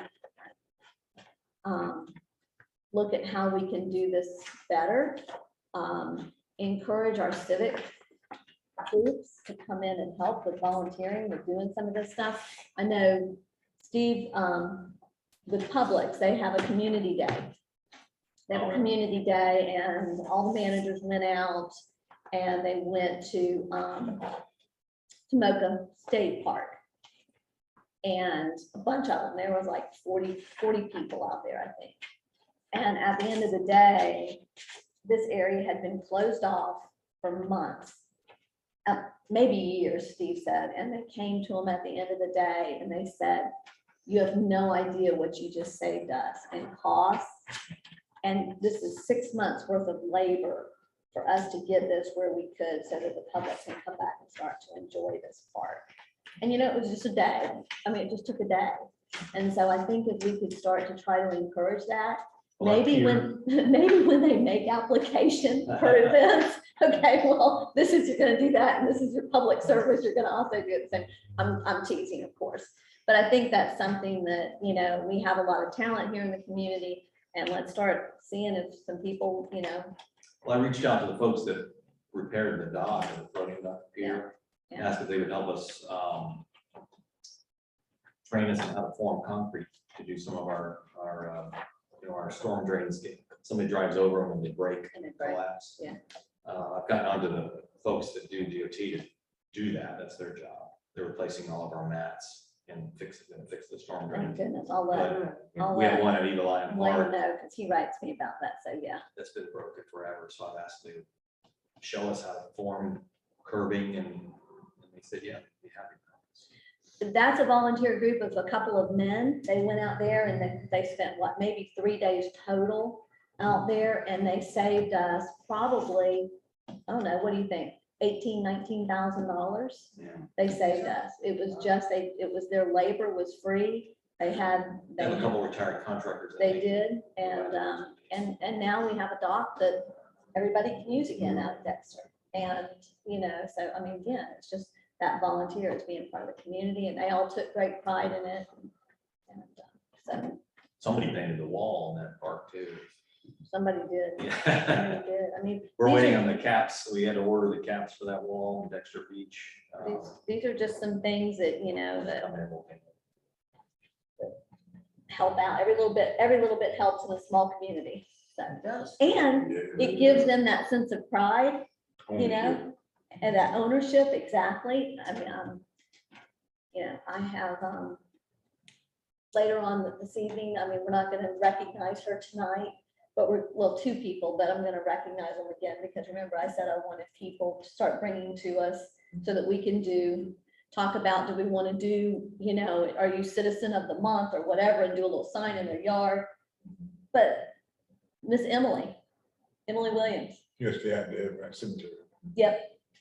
So she walked up on them painting the wall, and that whole sidewalk down there was just covered in leaves and dirt. And she picked a broom up. She'd been out walking. She picked a broom up. Now she's dressed up. She picked a broom up and she swept that entire, it took her a long time. And she swept that entire sidewalk to get it ready to be painted. And I mean, and she just did that, and she just, I mean, these are the types of things, and nobody asked her, she just saw the broom, she picked it up, said that needs to be swept, and she did that. And so That's sweet. it does, and it gave her a sense of pride, and she has shared that she's under the weather now, so we're not going to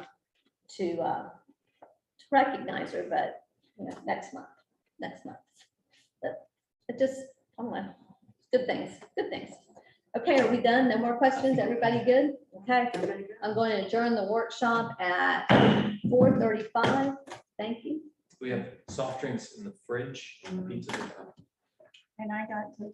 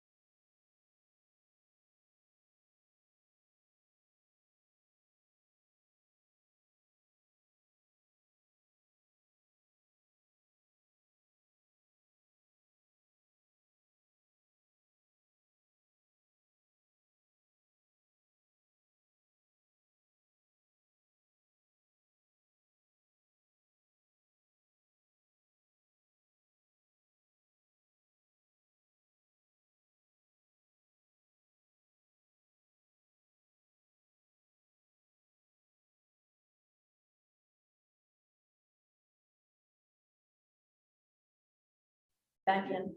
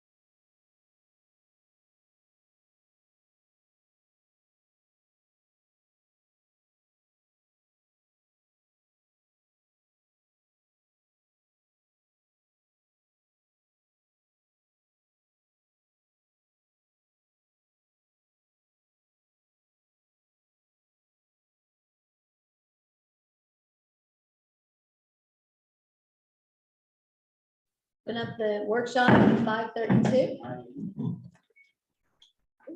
Charles, we'll turn it over to you. This is So the much. Delaware Lake Workshop. All members are present. All right, thank you, Mayor. This item, this workshop came up last time, and I purposely did not put it on the agenda following this meeting. There's no hurry on this item. If you were to want to move forward with something, we'd bring it back in May. Essentially, this Lake Stella Park, as I think actually Commissioner DeVito pointed out last month, is actually called out in a redevelopment plan. The adopted plan will expand the facilities and size of Lake Stella Park to allow for improved active and passive recreation in the area. So it's in the redevelopment plan. It's also referenced on another page. You can't read that, but it basically says it's a great opportunity for the half-mile trail. It even has naming opportunities. I'm not recommending we name it after anybody, but something like Lake Stella Park, Stella Lake Park, Stella Lake Greenway, something you identify it as per the plan. If you're not interested, that's fine. We just, when we update the plan next year, we just remove those references from the plan about naming that park or even improving it, if that's your desire. So today's discussion is to talk some more about it. It's not, the proposal isn't to do anything with it differently. It's still, I have some pictures. There's picnic tables and a gazebo and a half-mile trail, and so it's essentially treated and cared for. And I think people came last month and said, please don't change the park. Kept referring to it as a park. So the intention is not to change it. It's just to call it a park. Give it a proper Stella name. Lake Park, Lake Stella Park. Give it a Lake proper Stella name. Greenway. Okay. You know, something where we refer to it that, you know, you can go there and enjoy yourself at that place, the name of the place. Now, is the boat ramp part of this? Is the boat ramp, I mean, I know we don't, but is that, would that be considered? Essentially, be from the Okay. boat ramp to the parking lot for Dexter Beach. Okay. So we would say the boat ramp at Lake Stella Park, or, Okay. you know, identify it. Gazebo, Yeah, the gazebo. Stella like- Park, or. It gives it its own identity, so you're not saying, well, it's the gazebo over there by the boat ramp. If you know what I mean, well, green around it. At this time, are you done? Okay. That's it. I'm gonna open it up for public comments. If you have any comments, please come forward, speak. You have 3 minutes. Please address the commission and not staff. Good evening. Michael Frank, 83 Lake Shore Drive on Lake Stella. I'm here on behalf of myself and 3 of my neighbors to make sure that the lake stays Lake Stella and doesn't become anything else. It's identified that way on my legal survey that I had when I bought the property. It's identified that way on the website.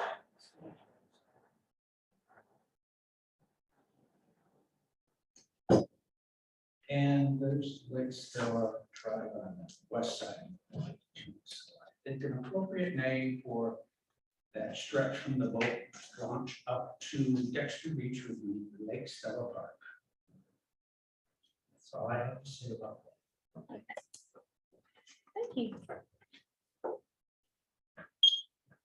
We have anybody else that wants to speak? Scott Kingston, 21 Lund Avenue. I just wanted to point out that since the dawn of time, it's Lake Stella, not Stella Lake. So please, let's what if Lake Stella is in the name, or those two words are in the name, let's put them in that order. Stella Lake sounds funny. Thanks. Do we have any other comments from the audience? Before I close public comments? Seeing no one come forward, I'm going to close public comments. And then we can discuss this. So we'll start down on your end, Commissioner Burton. Well, I like the idea of calling it Lake Stella Park, right? I think that's great. And I like to have the idea that it would be a park, because it would definitely give it its own kind of identity.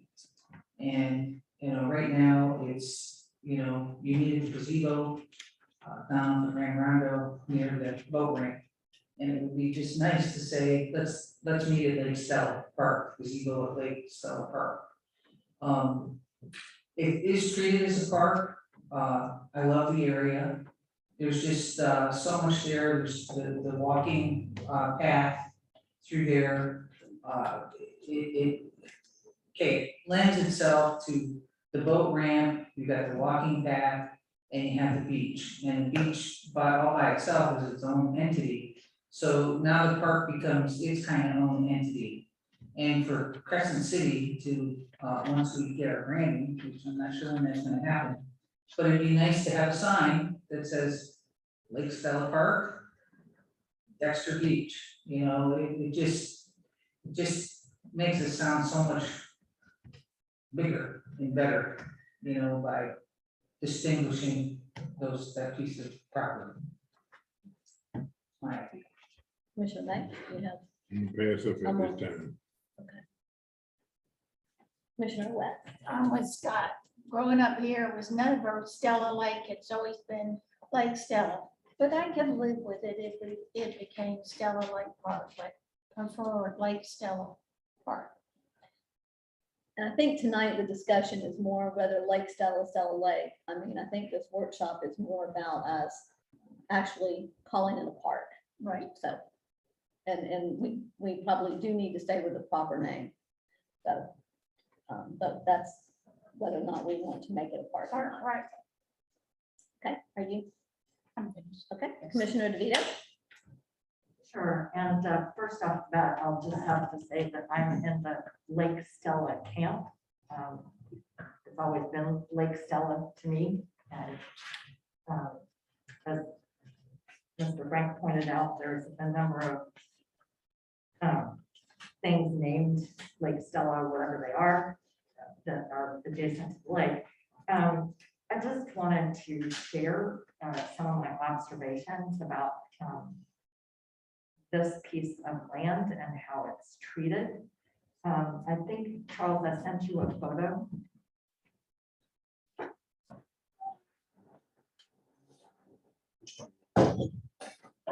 The one of the bird platform. Yeah, I was hoping you would show that with the other photos. This one, Right, sign, yes, so, yes, the sign. And then, what are you doing? Looks like my computer.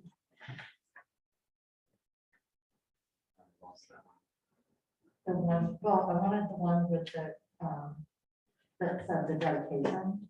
Is it gone? no.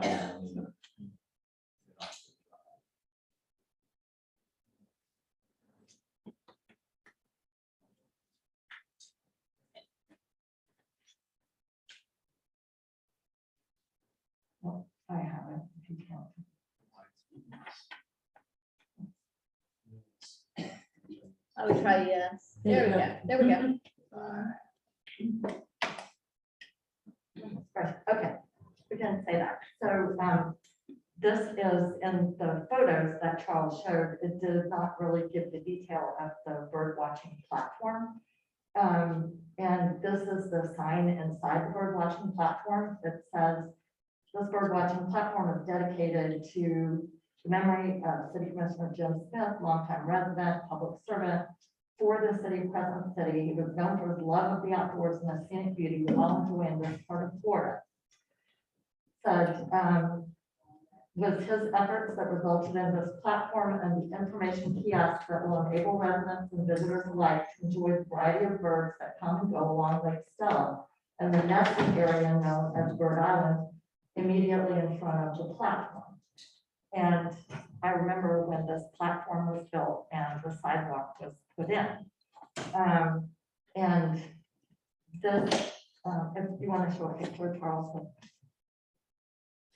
of the wildlife.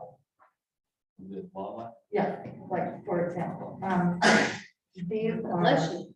some of the birds that we have in Lake Stella. Some of them nest adjacent to the green strip, not over on Bird Island, if you'll notice.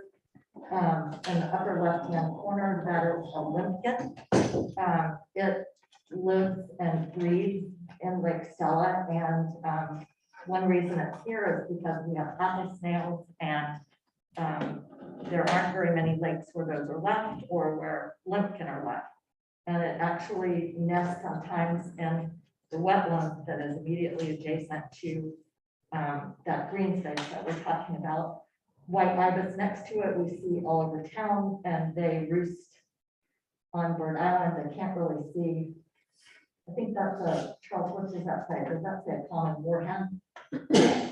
On the left, Yes. right, that's, or a gallinule, right. We have those on the lake, and they feed in the wetlands adjacent to the green space.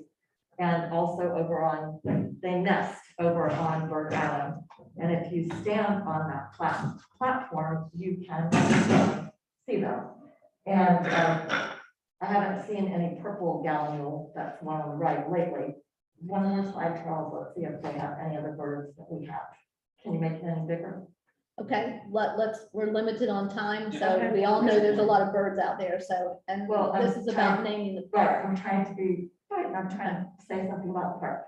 So in the upper level, second one from the left, that's a little blue heron, that's a threatened species, and for many years, I'm not sure about this year, it nests over on Bird Island, and it's, most of these birds are birds you can see from the platform. So I just wanted, and thank you, Charles, I'm done with pictures. So I just wanted to share that, sorry, this strip of land is some of the only land that is designated conservation in our land use plan. And I copied the permitted uses, and I'm referencing Charles's memo, the permitted uses for conservation land. Well, the purpose is use potential of these areas is limited to natural open space, limited recreation use, and resource protection. So one of the purposes of conservation land is resource protection. And it says permitted uses are local, county, or state forests, parks, and preserves, public and private wildlife management areas. And I bring this up because when the sidewalk was put in, I remember that there was discussion about what the area would be used for. And I believe Mr. Kennedy referred to it as passive recreation. And so that's what it's currently used for. And that is what the thought was when it was zoned, and that was the idea when the sidewalk and the platform were put in. And there's just, I think there's a misnomer and a misunderstanding of what it means to be a park. And I wanted to discuss this with Charles. When I read his memo, it says the city maintains this property like a park by mowing and edging the property. And as well, it says the property is currently zoned conservation, which is the only zoning district that allows parks. I don't think that is entirely accurate. Conservation mentions parks as a kind of use that you can have in the conservation area. But parks is a very generic term. For example, we have 5 or 6 other parks in town, and they are parks. But they are not zoned conservation, they're zoned either recreation or public use or amenity. So, and I looked in the dictionary, park is a very generic term. It just means a space that can be designated for something. You can have a mobile home park, you can have a recreation park, you can have a passive use park. So all of these things that, you know, just because we maintain it and mow it and edge it, it's city property. And I don't think that the fact that it mentions park in the allowable uses overrides the fact that it is zoned conservation. Because if you followed this logic, then we would have to rezone all of our other parks in town, because we call them parks. Right? I don't agree with that. Well, I'm saying if you follow this logic that conservation is the only zoning district that allows parks, and Eagle Lions Park or Perry Banks Park are zoned recreation, then anyway, I don't think it matters that it mentions same park. So my point in bringing this up is that Lake Stella is very beautiful, and whatever we call it or don't call it, I was very concerned that some of the discussion that led to this workshop centered around more intensive uses. And the people who came and spoke at the last meeting, and certainly the historical treatment of this area and the zoning, have been for a more passive use. So I just want to share that and make sure that we keep that in mind. Thank you. Are you done? You done? Okay. Do you recall, why did they put a gazebo? Why was the gazebo placed there? To watch the birds. In addition to the bird landing, the landing area, the gazebo sits forward. Right. Okay. And Jim wanted it so people could look over the vegetation and watch the birds. So did he want the gazebo or did he want there? The gazebo was not Jim. Okay, that's Just what, the okay, bird. that's what I'm asking, the Right. gazebo. So why did we put a gazebo? Do you recall why we put a gazebo out It there? was just pretty. For people to use it? You're right. Just Okay, go for people sit to and use it. enjoy that part of the park. And I think it's Or my the- understanding that right now, we're just trying to give it a name designation. We're not Right. trying to change the use of it. I mean, you could do, like Charles said, you could do Lake Stella Greenway, you could do Lake Stella Landing. I mean, there's different things that we could give this, but it gives it a name designation rather than that space, that green space from there to yonder, you know, from there to Dexter Beach. So I just think that as we go forward, we just need to make sure that this is about naming it and not changing the use of it. And I don't think a park. We also need to look at maybe what's preservation and what's conservation. And so and as we go forward. So with that, Commissioner Banks, you gave up your opportunity. Do you want your opportunity back? Do you want to say anything more? Y'all can have it. He just doesn't want to maintain it. Okay, do we have any other, are there any more comments? Do we have anything else to discuss in this workshop? I think we've pretty much, everybody is in agreement that when we do go forward, it's going to be Lake Stella. It would be Lake Stella, whatever we do with it. So as we go forward, make sure that we do that. Is there anything else? With that, I'm gonna close this workshop out if everybody's in agreement. Very good, okay. Workshop closed at 5:50. 10 minutes for our. It's fixed. Thank you, Scott.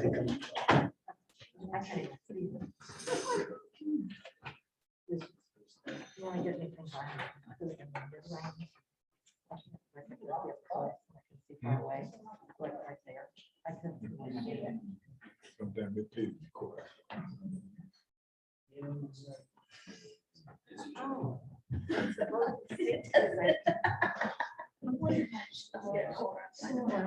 More and more. I've been there. And if you pass inspection, you get a sticker. And I need another one because that is with me. No. Well, I made it back to board barely. I called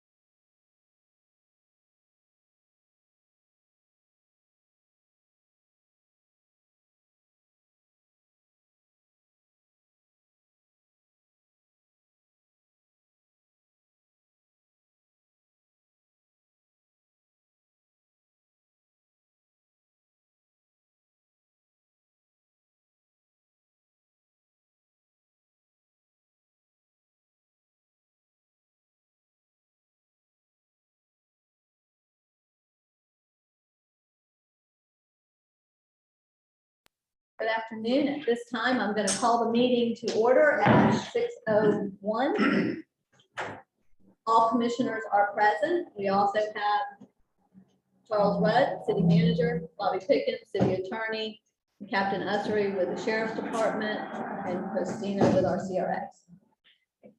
So with that, you want to go ahead and let's do our, everyone will stand, please.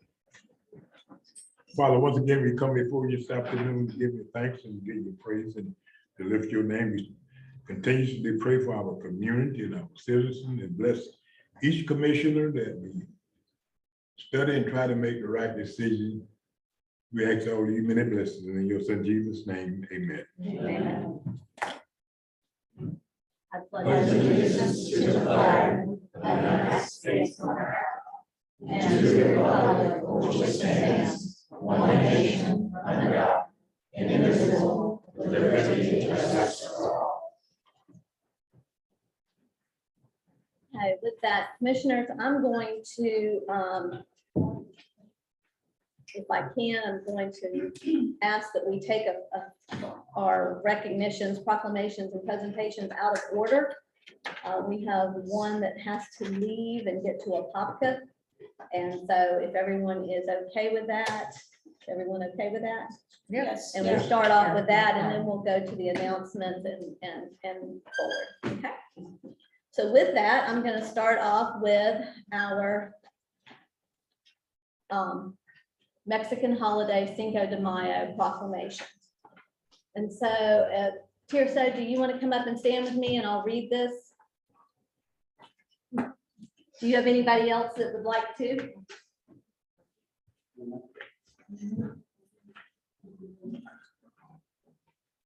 Do anybody else in mind?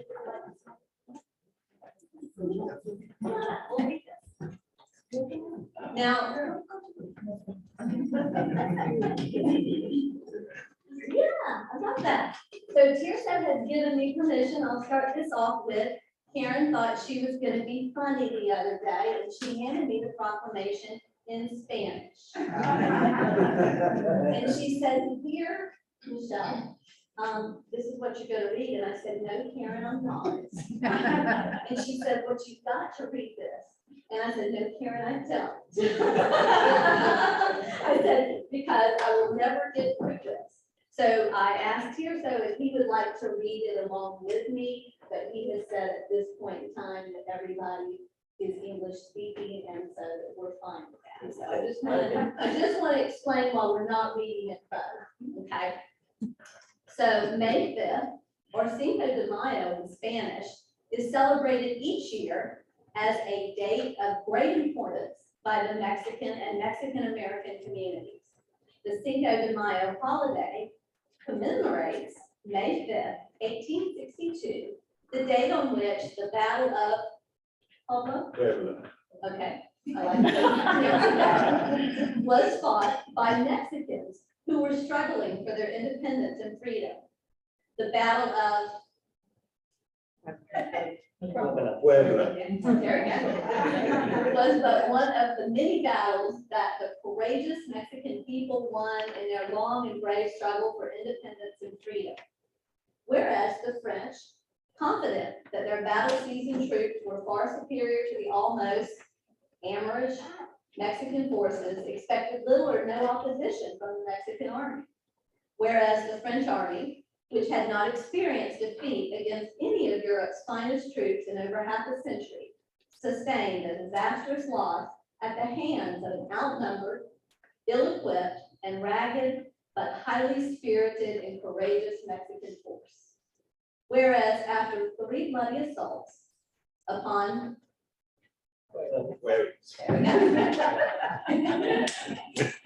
in which over 1,000 valiant Frenchmen lost their lives, the French troops were finally defeated and driven back by the outnumbered Mexican troops, whereas the sacrifice of the Mexican fighters was instrumental in keeping Mexico from falling under European domination. Whereas the Cinco de Mayo holiday is not only the commemoration of the rout of the French troops at the town of, there we go, in Mexico, but is also a celebration of the virtues of individual courage and patriotism of all Mexicans and Mexican Americans who have fought for freedom and independence against foreign aggressors. Whereas Cinco de Mayo serves as a reminder that the foundation of the United States is built by people from many nations and diverse cultures who are willing to fight and die for freedom.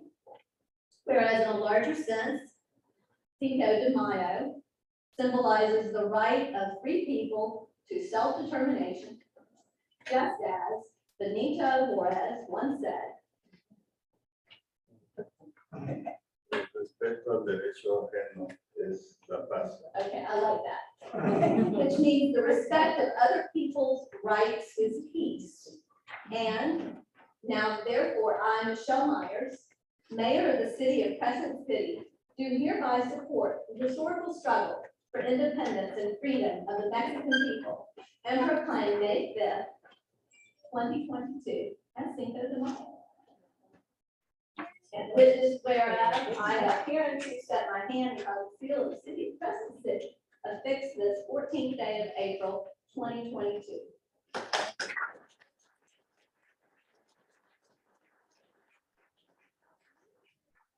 City, and many people don't realize that about 30% of our population here in the city are actually our Hispanic population.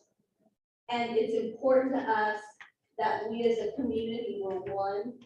And so therefore, it is a privilege and an honor to recognize this day for you and for the community and for the Hispanic, actually for our Mexican.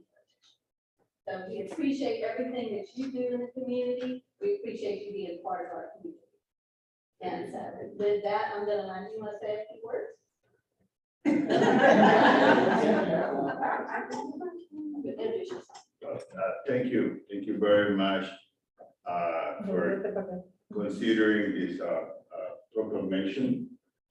On behalf of our Latino and especially Mexican American community, we thank you for considering this proclamation.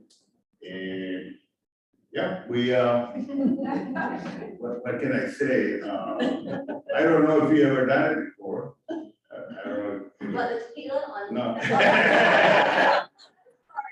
Never done this proclamation before, and I've not been here, you know, I've been here for a few years only, but, I mean, it's, important for us and for our community.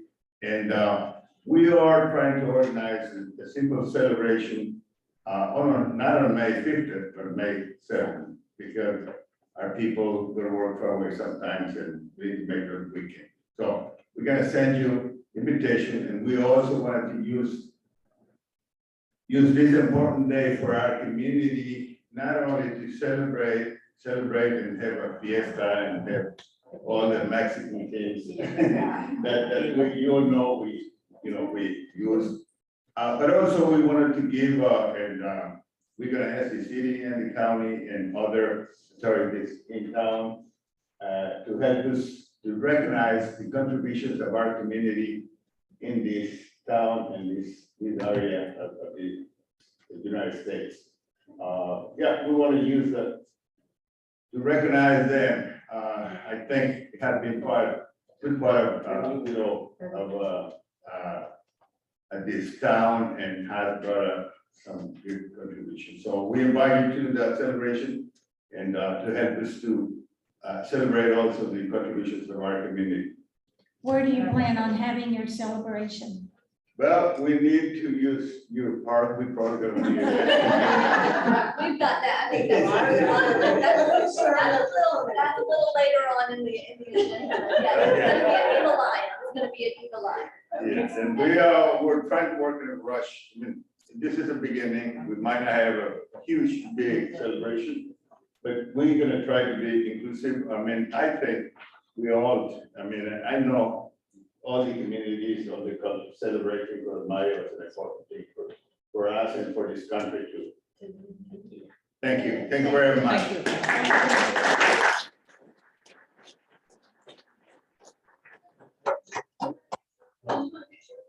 you. is our liaison with the Latino community. And he works very hard to represent everybody. And it's a pleasure. Mine is him. And I've been tireless in his efforts. Come on, let's get our picture. Come on. Commissioners. Oh, my goodness. Okay, I'm gonna give you both copies. Now, do you want me to hold on to any of those for, when we go over there? I need one.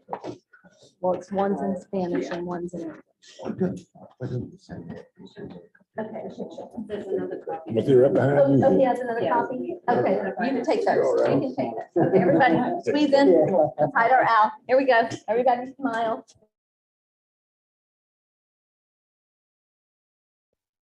Sorry. That's okay. Yeah, we take the deal of making.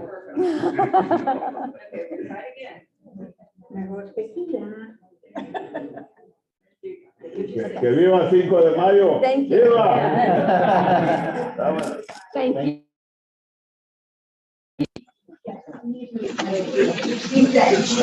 you.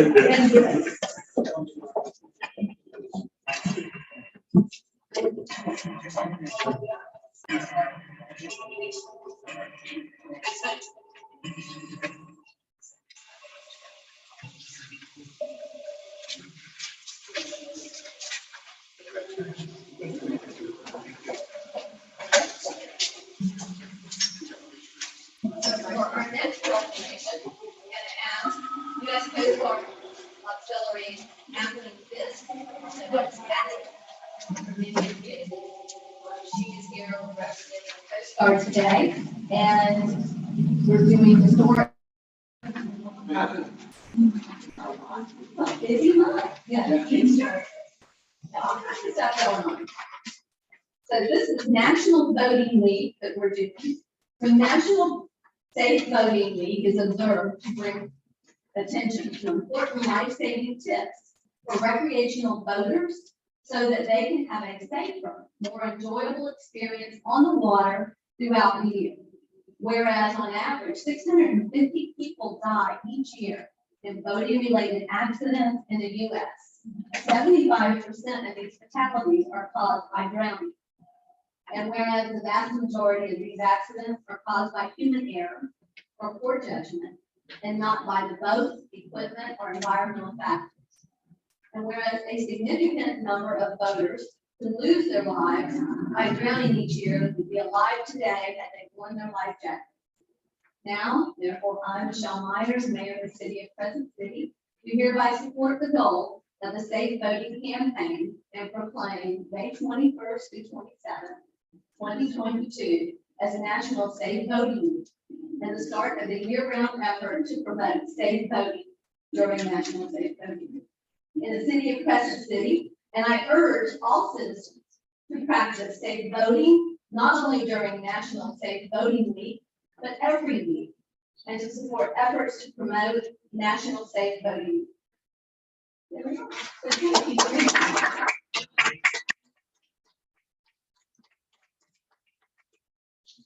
And it's my understanding that you want to tell them too about the upfit and kayaks and change about the certification. So you're welcome to introduce yourself if you would, and then we'll get a picture. Yes, hi, Captain Fisk, yes, Ms. Silver. What we are is the unpaid part of the Coast Guard. We do all the safe boating events and all the different things that the Coast Guard actually doesn't have a lot of time for. My goal is, what I do personally is mostly children's education. I believe I started young. By the time they're 20, we're not going to have boating accidents 10, 15 years from now, because the kids will know if you wear your life jacket automatically. You know how to fit them, you know what you're supposed to have in your boat, and you know what you can do. The goal, as she was saying, you have kids cops and kayaks. Is going to be coming up. What we will do is we'll set a booth up out there, and when they have the kayaks, our plan is to go ahead and have them all checked out to make sure all the life jackets are correct, make sure they're all safe, make sure the boats have everything they need, and to help the parents and other people that do have canoes, kayaks, paddleboards, they can all bring it out. It's supposed to be the first week of June, I think is what she said, first weekend of June, and it'll be at Lake Stella. And you can bring this out, bring as many as you have. We will have certificates. We will be able to check your boats, see where you have a problem, if you don't have a problem. And like one of the ladies was telling me, couple of years ago when I did her kayak, she got a hole and she used one of the little cups to bail it out. It's a little nice to have things that's not a required thing, but it's nice to be able to share. So all these little events and things we do give the people a chance to see one-on-one, oh, well, this is nice to know, oh, I can do this, and this will make a difference down the road, because you never know what situation you're gonna get in. You never know how kids are gonna respond. You never know how nature is gonna respond to you for the weather. So that's our goal, to just keep everybody informed on safe boating. It's very, very simple, easy rules, and we just want it to become a second nature, not even have to think about it. And before you get on a boat, you watch check this, but you don't get on a boat. That's simple. You know, and that's how I basically really instruct the kids a lot, because you have to look out for your own safety. You have your parents and everybody's doing too, but if your life jacket doesn't fit you, it's not gonna be any good on the boat. You know, as much as you can have this one, but if it doesn't fit you correctly, and especially with kids, they will come off and your arms automatically go up in water. You don't have an option, it's just an automatic thing, and they will come right off. Therefore, they could get hooked, they could go, they could go under. It's just a matter of a couple of simple little easy things. We try to tell parents, this is what you do. My biggest thing is take your kid to Walmart, take out 4 that are his size, let them turn on, let them run around the road. They have no problem with Walmart, because even though your kid might not dream, the Lord's going to anyway. Therefore, he's going to wear it. You want them to know and have something that they're going to wear, and that's our goal. So anybody can pass it on, please come down there and in your boat exams that you need at any time, they have my contact information. Yes, thank you very much. Nice to meet you. Thank you.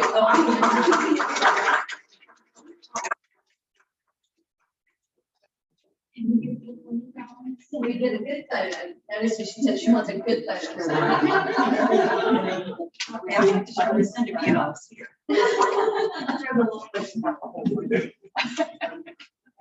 You did. You know,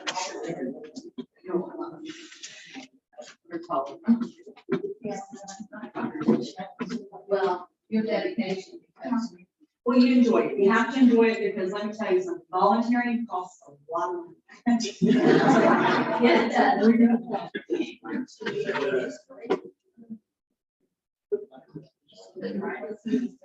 We need this a little bit of there. And I'm keeping you. Thank you. Thank you. Thank you so much. And that's one thing, if you find something that's in your heart and you want to volunteer, I've been doing this for 16 years. And it started out as just meeting somebody that was doing a booth that needed a little bit of help. And then I got in St. John's River Water Management, and they figured it out.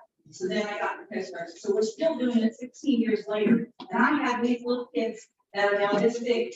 Miss Tammy, I still don't know much. You know why they got that?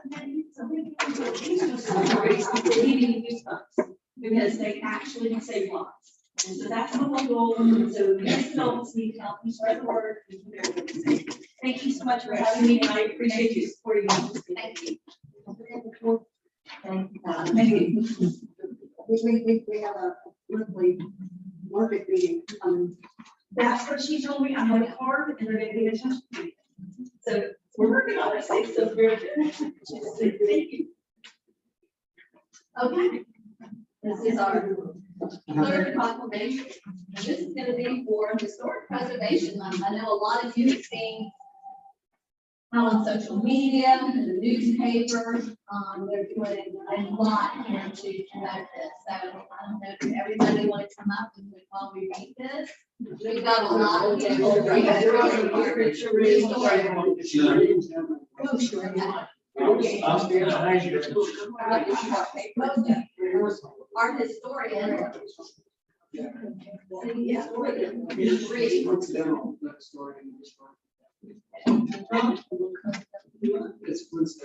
told her I was gonna make her read it. So, I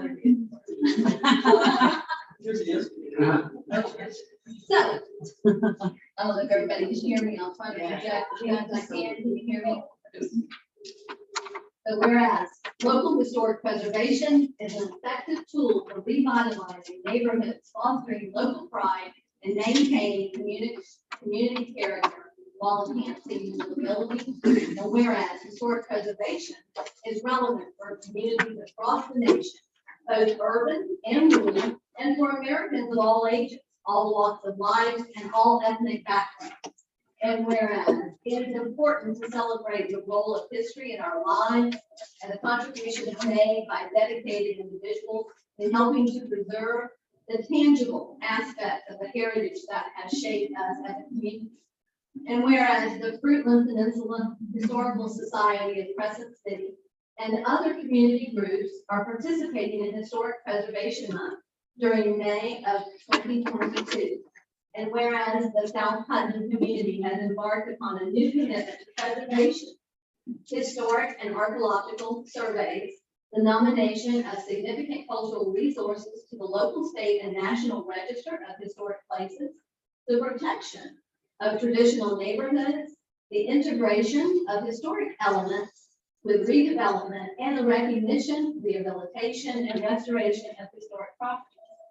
Now, therefore, I, Michelle Myers, Mayor of the City of Crescent City, Florida, do hereby proclaim May 2022 as Historic Preservation Month and call upon the residents of Crescent City to join their fellow citizens across the United States in recognizing the importance of preserving the history of communities and participating in this special observance.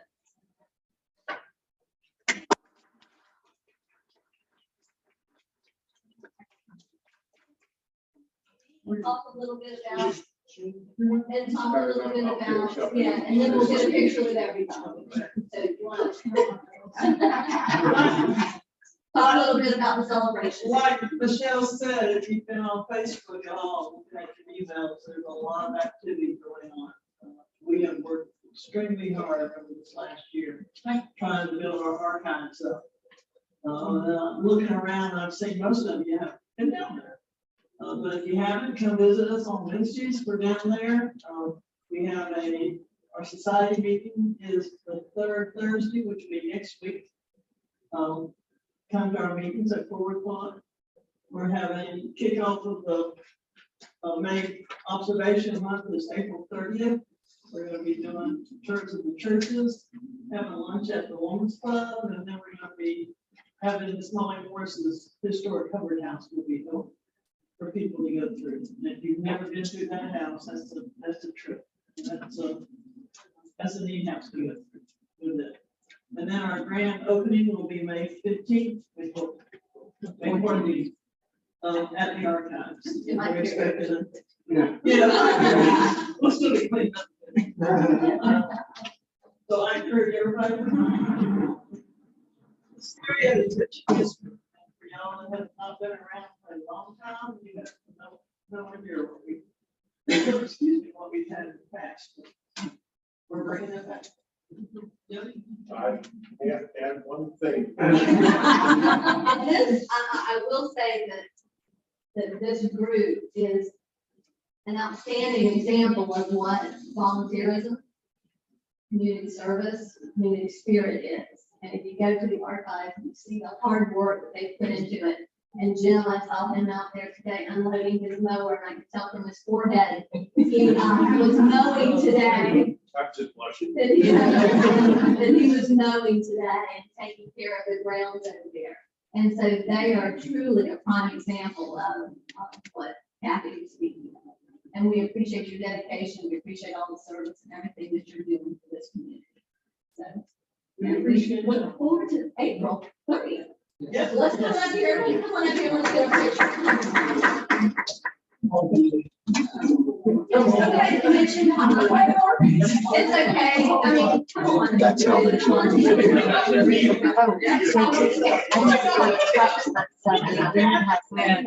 Yeah, y'all killed the video. By the state, so we'll wait for this.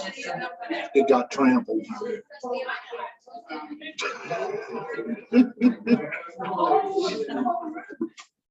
If everybody in the audience wants to come in, they can. Come on, you're in the society here.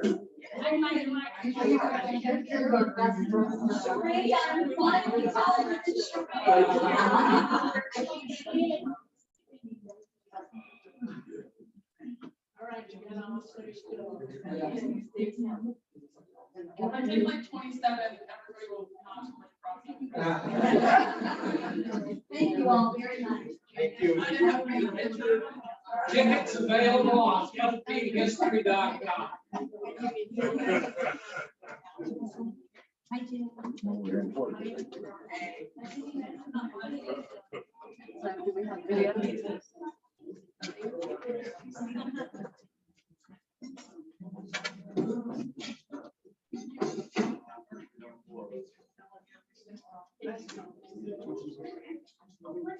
Well, thank you.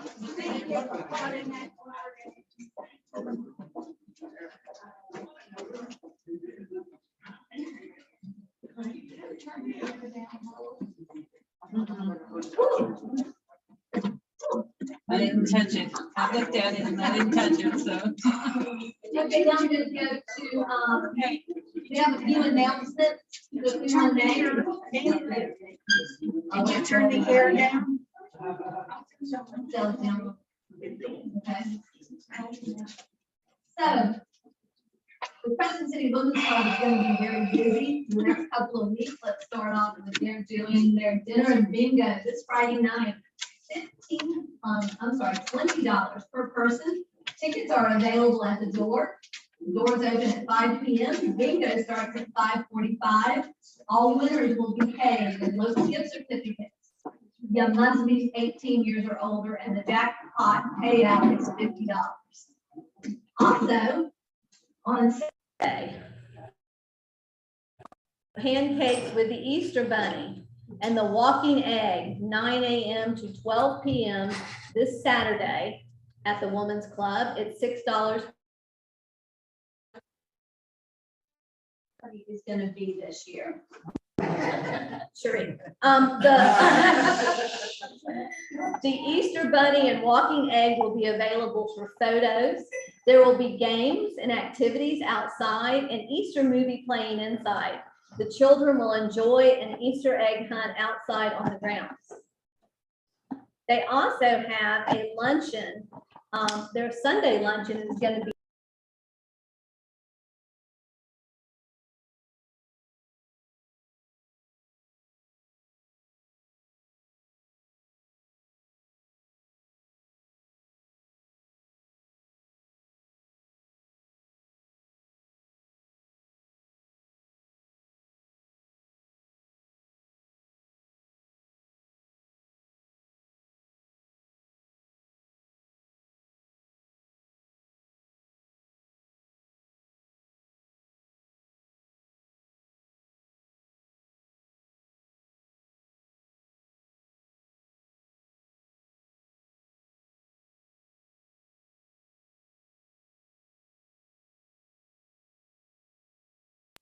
And then South Putnam Church is going to have their Easter Christian service in the park this Sunday at 10 a.m. to 1 p.m. at Eva Lyons. And it's the community Christian worship gathering and an Easter egg hunt. Also, and we're very excited about this too, our Art and Farmers Market is going to be Saturday, April 23rd from 9 to 2. And this will be happening every fourth Saturday of the month. It will be held right over here at the corner of Central and Summit, and there will be artisans, food, and music. For more information about that, please contact Christina at City Hall. And we're very pleased about that. We have how many vendors right now? Up to 40. Up to 40 vendors. So interest, somebody came in today and she was wanting to sign up. So there's really, it's a buzz. I was even in Palatka and somebody brought that up to me the other day. You're starting the farmers market down there. So everybody's very excited about that. Christina, thank you for heading that up. The Fruitland Peninsula Historical Society, as Cherie said, is having their kickoff Historic Preservation Month on April 30th. The tour, they will tour 6 historic churches from 9 to 12. There's no admission fee. Donations are accepted though. $25 admission fee for the ticketed event, which includes a light luncheon at the Crescent City Women's Club, 11 to 1, and tour of the Little Blue House starting at 11, and historic Hubbard House tours will be from 12 to 3 p.m. And they will have guided tours every 30 minutes. We also have May 7th at Eva Lyons Park. The Mexican consulate will be in town to celebrate Cinco de Mayo. It's going to start at 11 a.m. with speeches and continue with festivities. The Rotary Club, for all of you runners and walkers out there, is putting on a Dollar for Scholars 5K on May 14th. They will be setting up at 4 a.m. and finishing at 12 p.m. They will be meeting at Prospect Street. The run will go Prospect to Palm to Lake to Central to Prospect. The city will be closing 17 to Prospect by the old Handy Way or the old Circle K down here at the end from 4 a.m. to 12 p.m. and the race will start actually at 8 a.m. So make sure you come out. That's the Dollar for Scholars. So that goes back to our students. And then on May 14th, the grand opening of the Fruitland Peninsula Historical Society's Marjorie Neal Jones Nelson Archives, located at our Miller School, the old Miller Middle School over here at 101 South Prospect. They're putting a lot of work into this. They really are. It's from 2 to 6 o'clock. It's $20 admission, and that's going to include barbecue dinner served from 3:15 to 5:15. To purchase those, go to their website at fphistory.com. I will say that we will not be having a movie in the park for May. We've got a lot of other events going on. So this next month, we're going to skip the movie in the park. I believe our partnership group is looking at what we're going to do going forward. We had the Romp in the Swamp 3 weeks ago. Has it been 3 weeks now? Yeah, I guess almost 3 weeks ago. And it went off.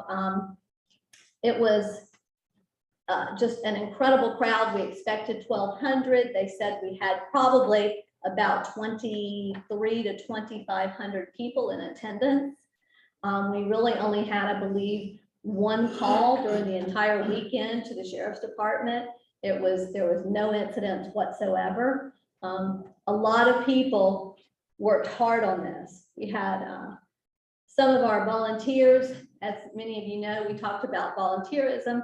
We had some of our volunteers and they redid the dock out at Dexter and saved the city probably anywhere from 18 to 20, maybe more, $1,000. And they volunteered a couple of days, went out there and said, we now have a fishing dock that everybody can enjoy.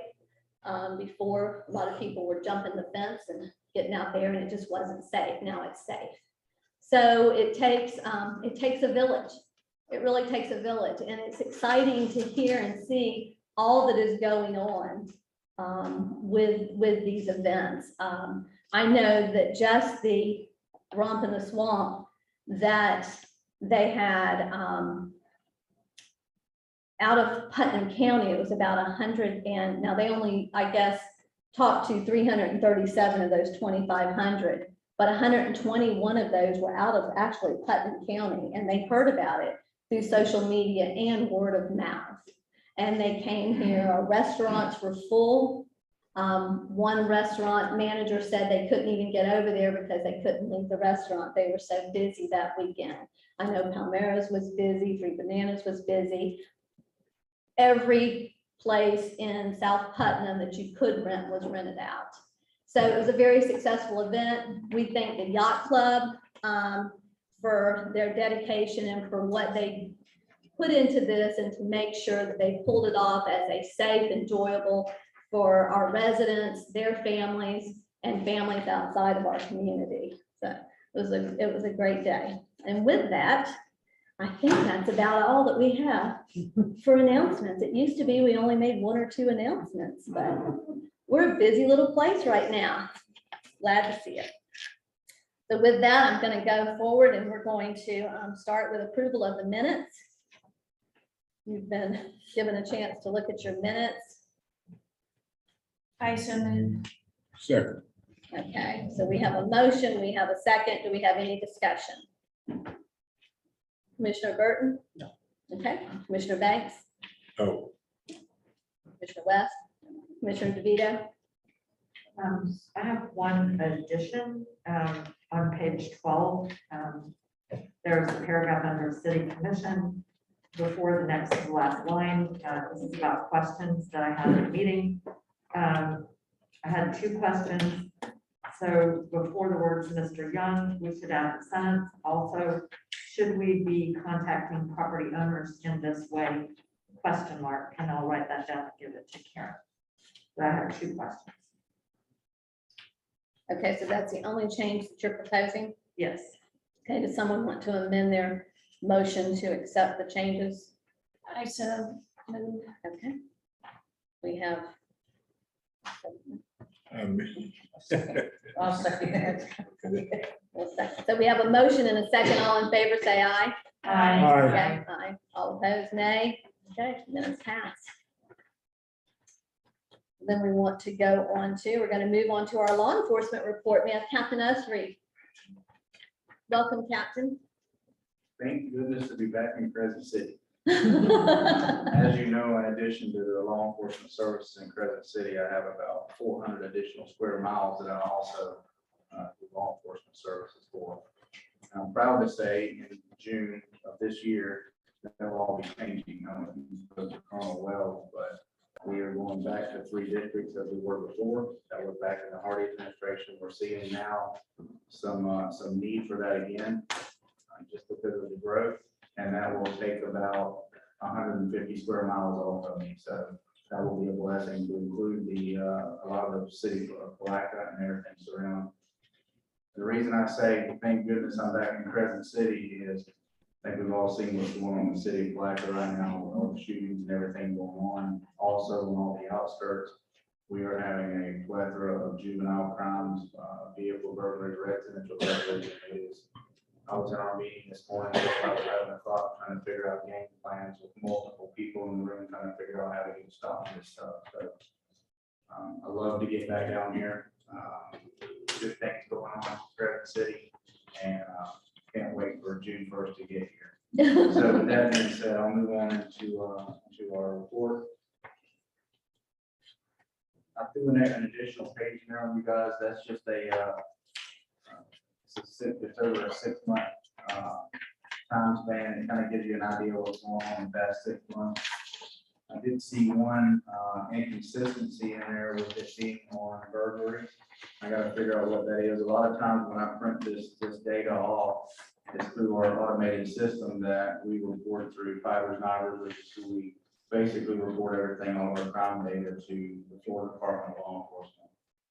So when somebody goes on the website and see what kind of crime is going on in Crescent City, a lot of this stuff is what they see, and a lot of people judge where they're going to go by some of these statistics. So as you will see, we're going to start off with the first page there with the 2 crimes that were reportable to those standards. And we'll start off with the church back here at Bethel Church. An unknown person made entry in through one of the windows. They pushed in an air conditioner. They went inside and took a communion box. I didn't know what that was before, but it's got the grape juice and the bread and stuff in it. So I actually learned something here. And from what I can see is that was all that was taken. So they were probably in there looking for food. So really we don't have anything at this time to go on that.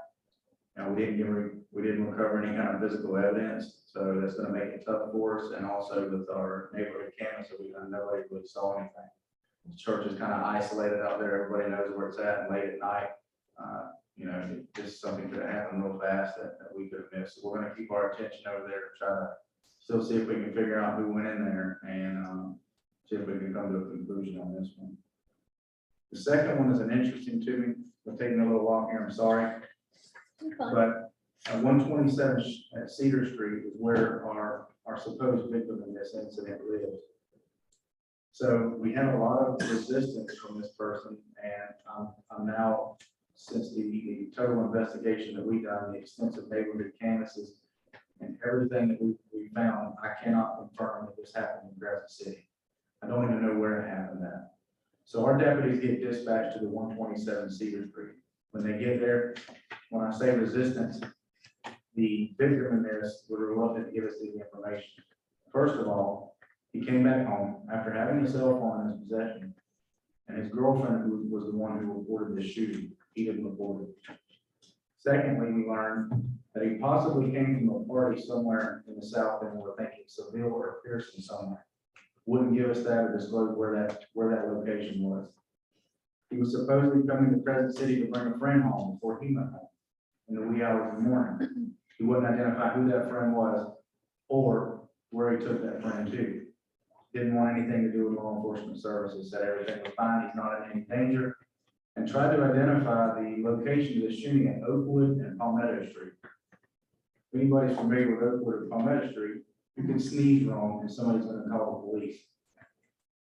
We did find a total of 8 rounds that struck his vehicle. Again, 8 rounds, which would have been a semi-automatic pistol, which would have had to cast rounds onto the ground. We went to this location to search with also a metal detector. We could find nothing of the such anywhere around it. Second, we've done an extensive neighborhood canvas. Nobody's seen anything there. Nobody heard any gunshots. Again, 8 gunshots were fired at this location. And it's just, there's no evidence to support all this. This was classified as an aggravated assault. I'm going to change this report to an information report because I have nothing to go on. I can't get any truthfulness out of our victim. And I can find any evidence anywhere to support that this happened. And in my opinion, it did not happen there. We had no reports anywhere around the city for any gunshots being fired. And it's just in my experience, when that many rounds are fired in this type of and then that type of an area or anywhere in Crescent City, somebody's gonna call.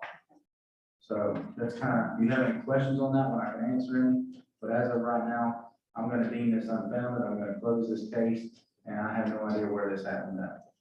Just the lack of cooperation from our victim.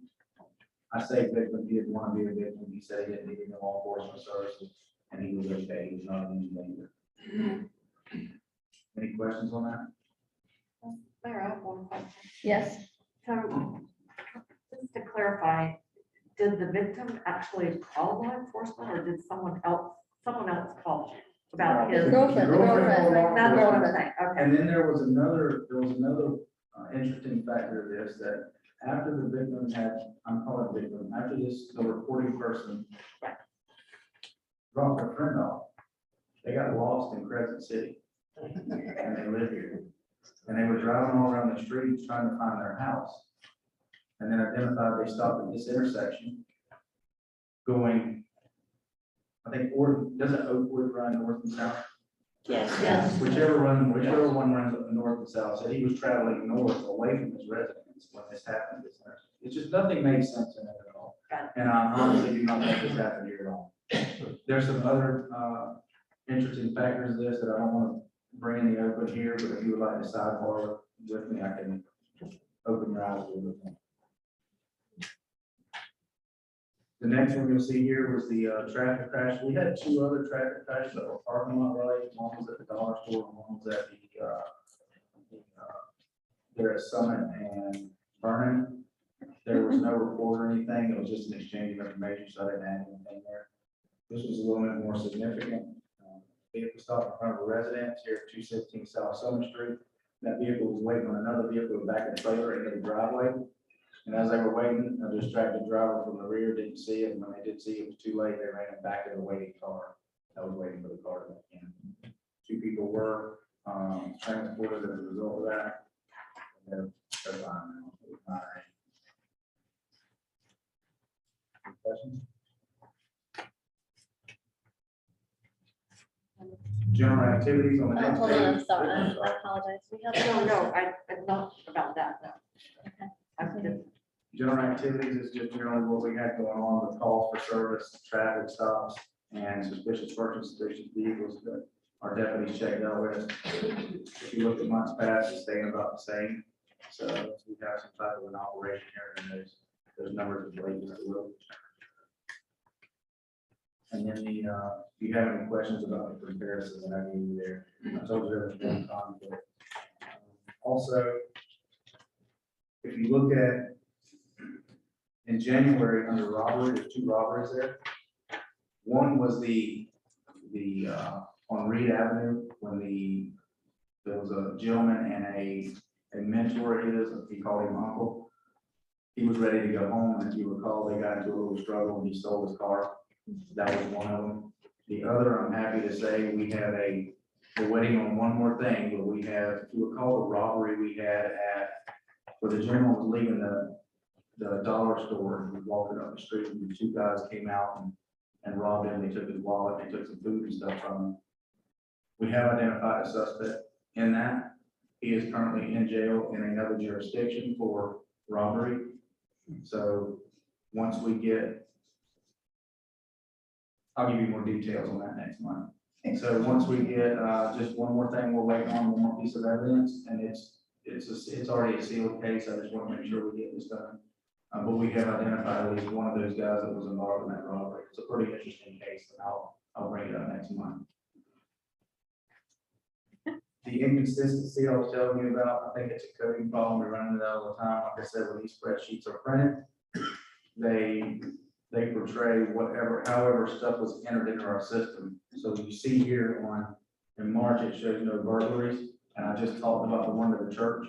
So I got to see why that didn't pull up.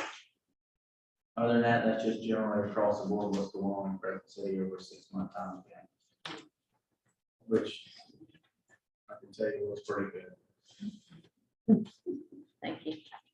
Commissioners, we have any questions? Commissioner DeVito? Yes, sorry, I didn't know if you was finished or not before. So can you hear me okay? Yes, ma'am. Okay, sorry, this mic doesn't want to stay up. Two things. One, several people have asked me to ask you about the Florida Highway Patrol presence that was here maybe a few weeks ago. People said, did the sheriff's office arrange for that? And if so, thank you very much, because they thought it made a difference in speeding and those kinds of things. So I don't know if y'all had anything to do with it or not, but it was seen as a very favorable thing. The other thing is the last meeting at which I believe you were here, and President Diane Sykes asked about this, and it's something I've been interested in for a long time, is alerts when there is a serious crime such as a burglary or a murder or something of that nature. And I think at the time you said that you would get with our city manager, that you could do something like that. You could provide us with information so that the city could let people know, you know, there was a robbery on the west side of town or something of that nature. So I just wanted to remind you of that. Yes. And anything that I need to release is put on our website. If you guys would like anything on your website, I can instruct my PIO to communicate with your PIO. If there's. We don't have a PIO. That's really the only resource. That's what I'm saying. Right. That's really our only resource. Karen just got a new title. Yeah. Right. So, and just, it really made me think of it because on your website, I know it will be in your next month's report if it happened in the city limits. On your website, you mentioned some kind of burglary or robbery of a retail location. I didn't know if that was within the city limits or just within the 32112 zip code. And as well, I don't know where I heard this, but that there was some kind of home intrusion on Lake Street, Okay, I got which you. is Yes, ma'am. I concerning. can explain. Sure. So we had a gentleman enter a house on Lake Street, and the only thing that I can think is there was a for sale sign out front, and if you were to drive by that house, it could be taken as if it was an abandoned house. No excuse for what this person did. He entered the home. When he did, he was confronted by the homeowner. The homeowner took action. The gentleman begged him to please let him go. He escaped, leaving his hat behind. And on our social media page, we are looking for that hat. You'll see some pictures of it. It's a very distinct hat. At first, everyone thought it was something else, but if you look really close, the hat is really worn out and beat up, and it says Houston. The old letters Houston across it. So we we have visited multiple locations that does have cameras to see if we can find someone fitting this description. We've also sent off latent prints that we collected from the scene for FDLE to compare them to, if there's any in the system. And the way that works is we have like a database, and everybody's fingerprints are in this database. So if this person has ever been fingerprinted, and then the prints that we have match that fingerprint, we get a name. Now we've got a suspect. That stuff takes a little bit of time. As you know, they go by priority on a lot of stuff, and obviously a homicide or something of that nature would take priority. So it does take somewhere up to 6 to 8 months to get those fingerprints back. That's why I was reaching out to anybody that had seen anything, anybody who may have had any cameras on, or if maybe this guy was caught on some cameras somewhere else and I just have not had any luck so far. Right, thank you, and it's just good to know that the situation wasn't quite as bad as it sounded. He was not a person who was looking to actually break in to do physical harm or something of that nature. So people could feel a little better about that. Yes. Okay, thank you, that's all I have, thank you. Thank you. Anybody else? Everybody good? Captain, thank you. We appreciate you and we appreciate everybody that works with you and keeping us safe. And we're glad you're back in Crescent. And we're glad you're back in Crescent City. And you want to tell them about you want to tell them about what you have now? Oh, my new, I don't know if any of you have seen, we're talking about traffic problems. I do have a new high-speed pursuit vehicle in Crescent City now. It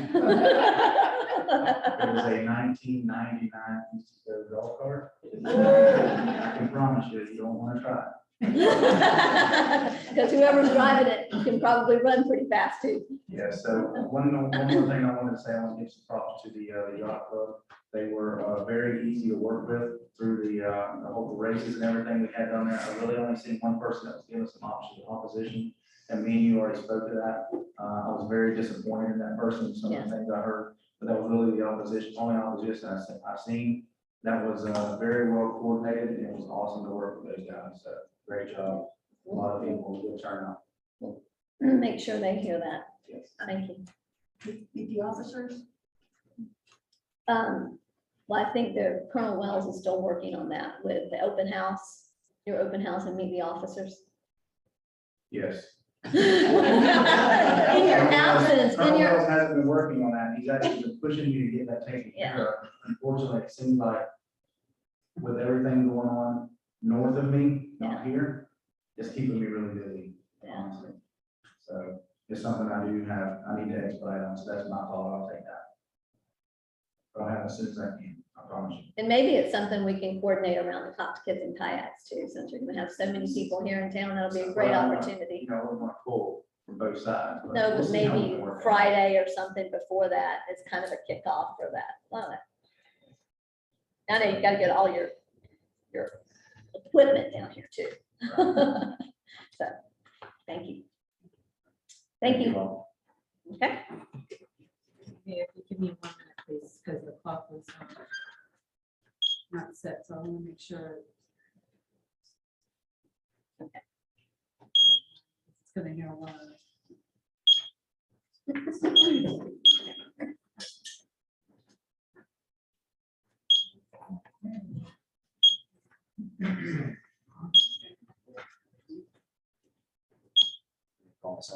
You wanna get I up? had it earlier and then they unplugged it, so it's now it's gonna be in the butt.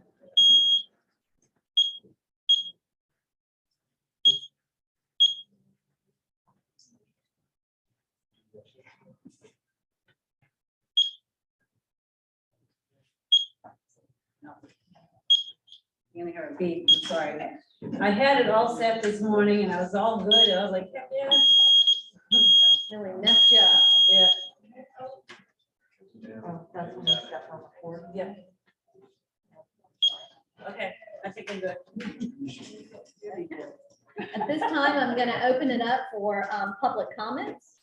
This is on topics not listed on the agenda during our public hearings. You'll also have a chance to come up and speak on each one of those items as well. So please come forward, state your name, your address. Make sure, please, that you address the commission and not staff. And commissioners, we do not necessarily have to respond. We will take it, work with anybody that has some concerns or comments, and we can get back to them. I'm just going to share that with you. So at this time, if we can have public comments, if anybody wants to come forward.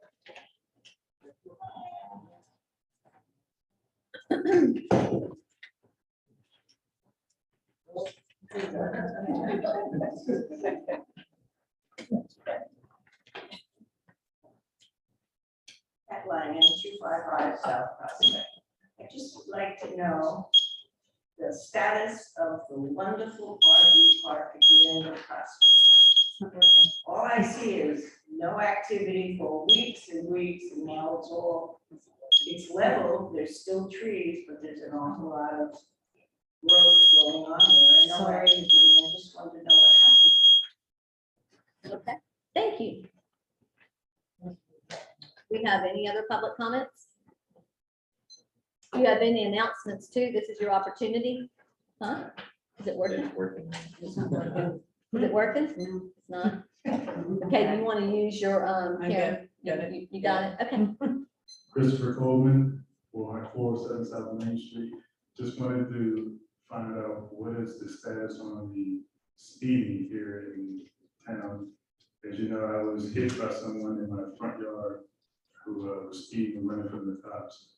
Yeah, I understand that one person is not for the speed bump, so what are we proposing now? That we're not getting the speed bumps or whatever. So, that's not concerned because this person we've been harassed, or I consider it harassment because we had someone come in our yard and take pictures of me in my camper, so I get a call as well. I don't know if it has anything to do with me talking about these speed bumps, I'm not sure. So, now we got a person coming in our yard taking pictures of me, and then I get a call that, hey, you have illegals working on your house and you have someone living in your camper. So I'm trying to figure out what is going on with that, or anything else that I should know about. Because like I said, I don't want to come here reporting and saying something, then I get retaliated against. So pretty much. All right, thank you. Thank you.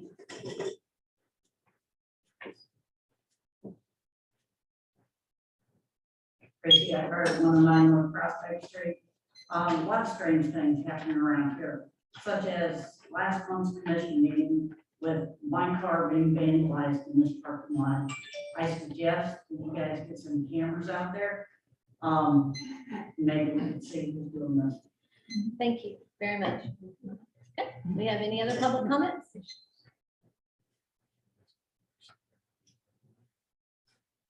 Good evening, Danny Miller. I'm not a resident here. I'm a taxpayer. May I address the commission? Yeah, absolutely. You don't have to be a resident. Okay. Yeah. No address. I think we can all agree that maintaining the tree canopy in the town is important for a lot of reasons, not the least of which is to try to kind of maintain the character of the community. I noted just in passing the construction site at the northwest corner of 308 in Oakwood Street, something under construction there. It was previously heavily wooded. It's been absolutely clear cut. No botanist, but it appeared there's some pretty good sized live oaks that were taken out there. So there's a tree ordinance, I'm pretty sure, in the city. So the question that occurred to me is that tree ordinance being enforced? And if it is, perhaps we might need to review it to prevent that kind of thing from happening. Thank you very much. Do we have any other speakers? Diane Sykes, there for Chestnut Street. In response to the last question, yes, there is a city ordinance that says for every tree you cut down, you have to replace that tree. Thank you very much. Do we have any other comments? Any other announcements? With that, I'm going to close public comment. Thank you very much. We've got several things I know with the barricades and the speeding. Is Captain Ussery, is he back? I thought I saw him No, come he's in. outside. He's outside, okay. There's someone upstairs. It's my understanding that they did do that with a highway patrol and trying to come down it, and it has improved with the speeding. That the colonel was instrumental in that. And so I guess with the other items, the barricade. The RV park, we're just waiting for them to submit the final site plan. Right, They had to redesign their ponds to make them larger, so it slowed them down. Slow them down, but they're still going Still forward proceeding. with that. They're still going to proceed with that.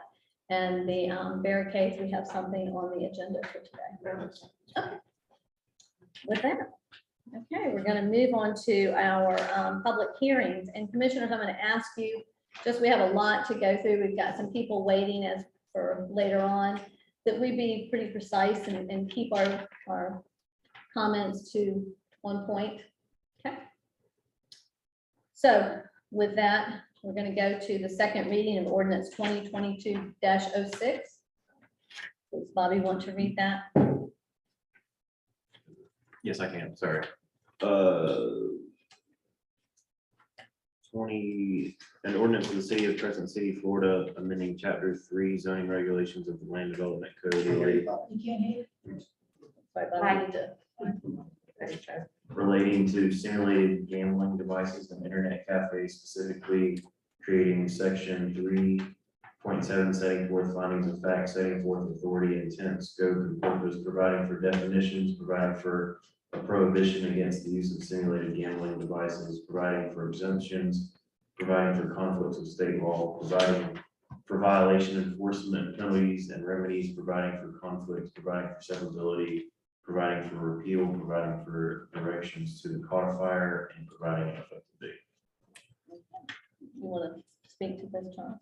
This is the second and final reading on the ordinance designed to try to prevent internet cafes from getting set up in the city.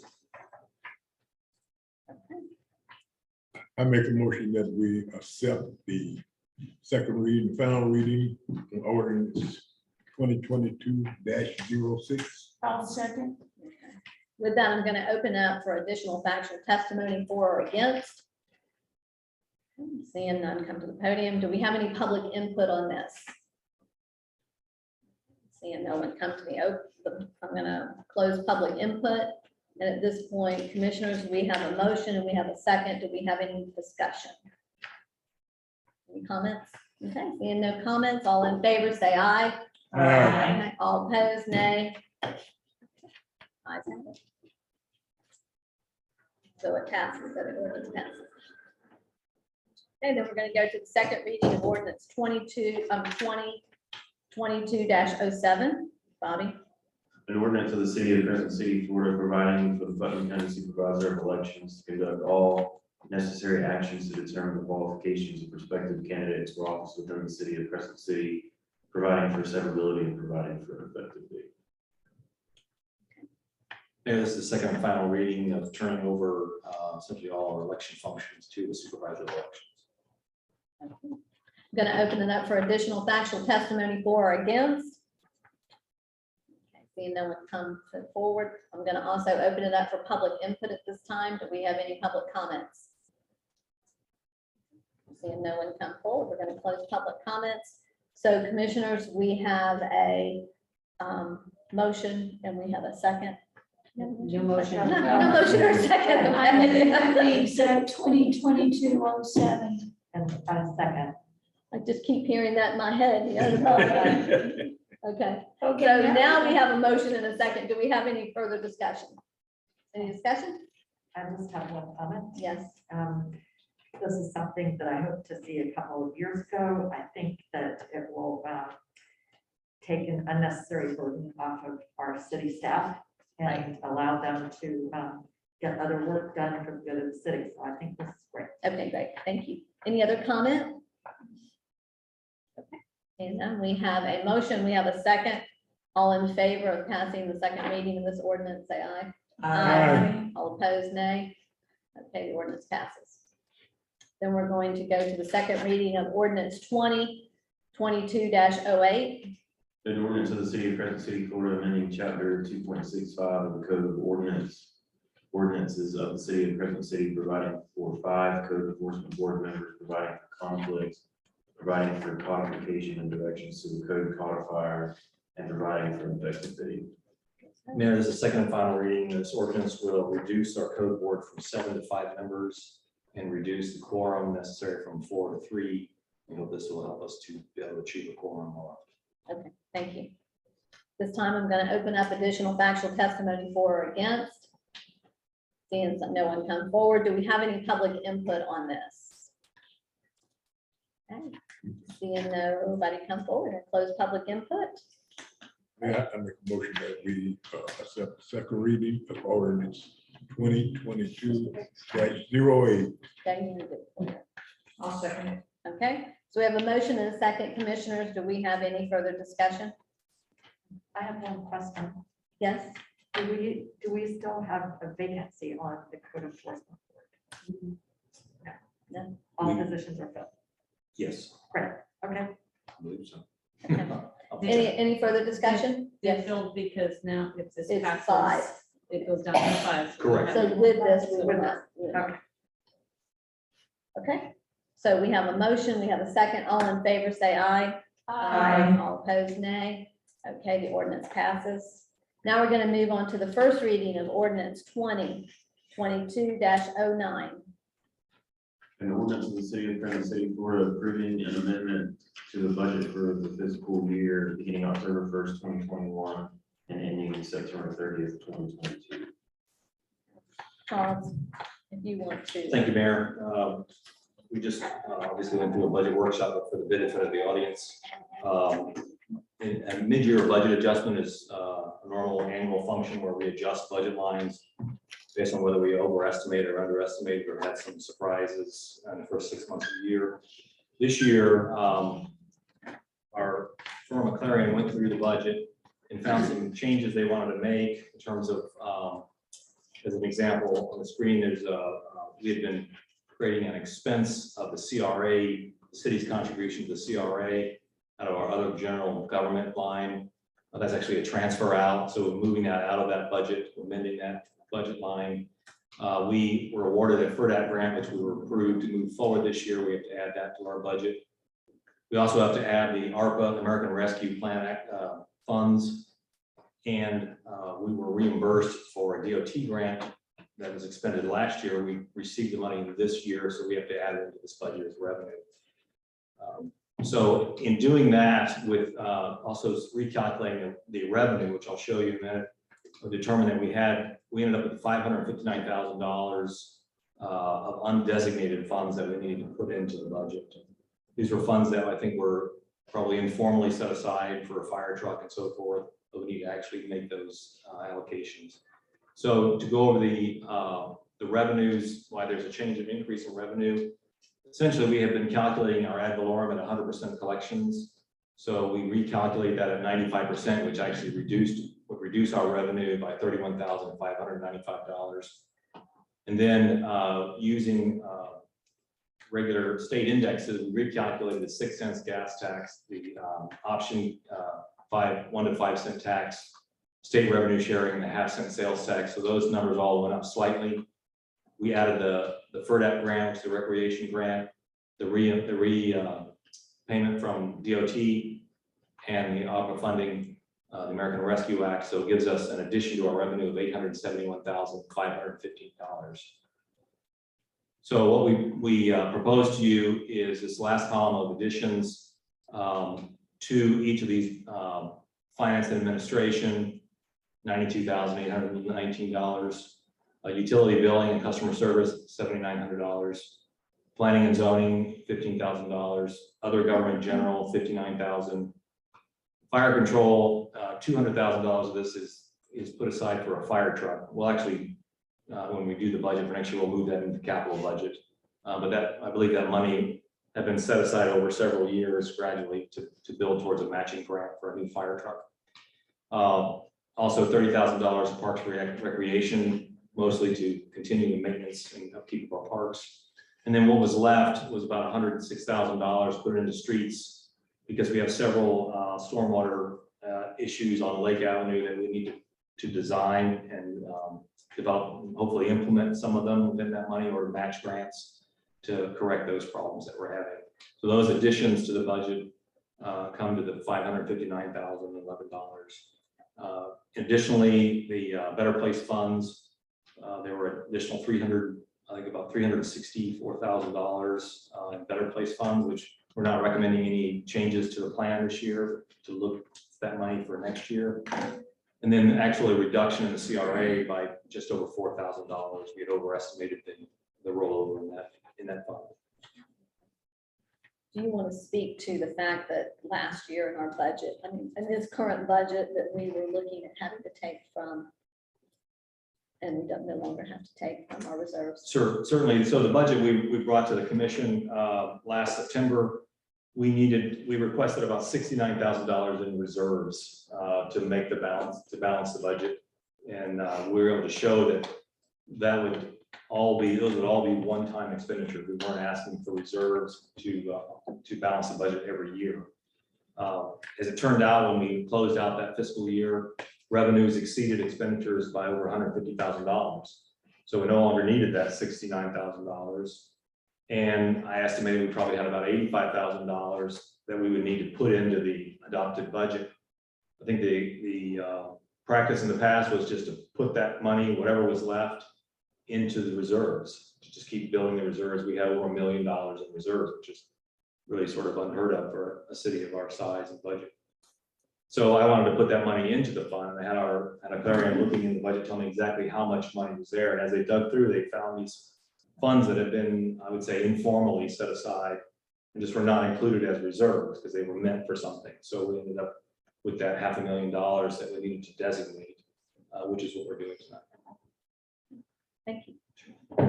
And with that, I'm going to open it up for additional factual testimony for or against, if we see any.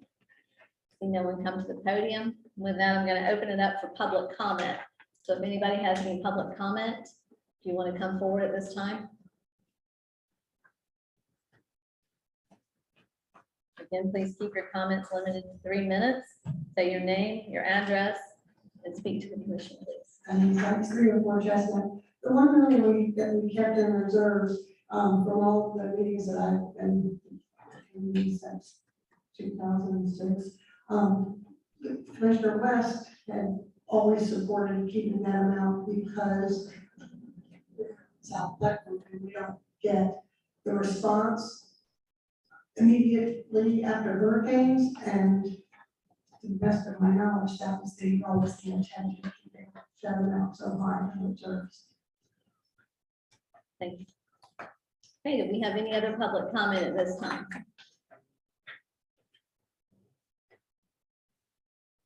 You can read it.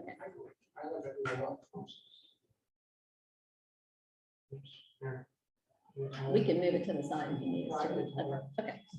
William Laurie, 505 Henry Avenue. My only comment was, I've noticed in the packets, we don't get, or there's no financial reports that are going out every month to commissioners, or it's not to the public.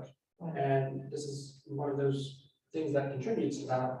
And I don't know what the status was. I know we had a change of your finance director and stuff, but it seems hard to me that you guys are able to run the city if you can't really see on a monthly basis what's going on as far as money spent. So I just. Okay, thank you very much. Do we have any other public comments? Input?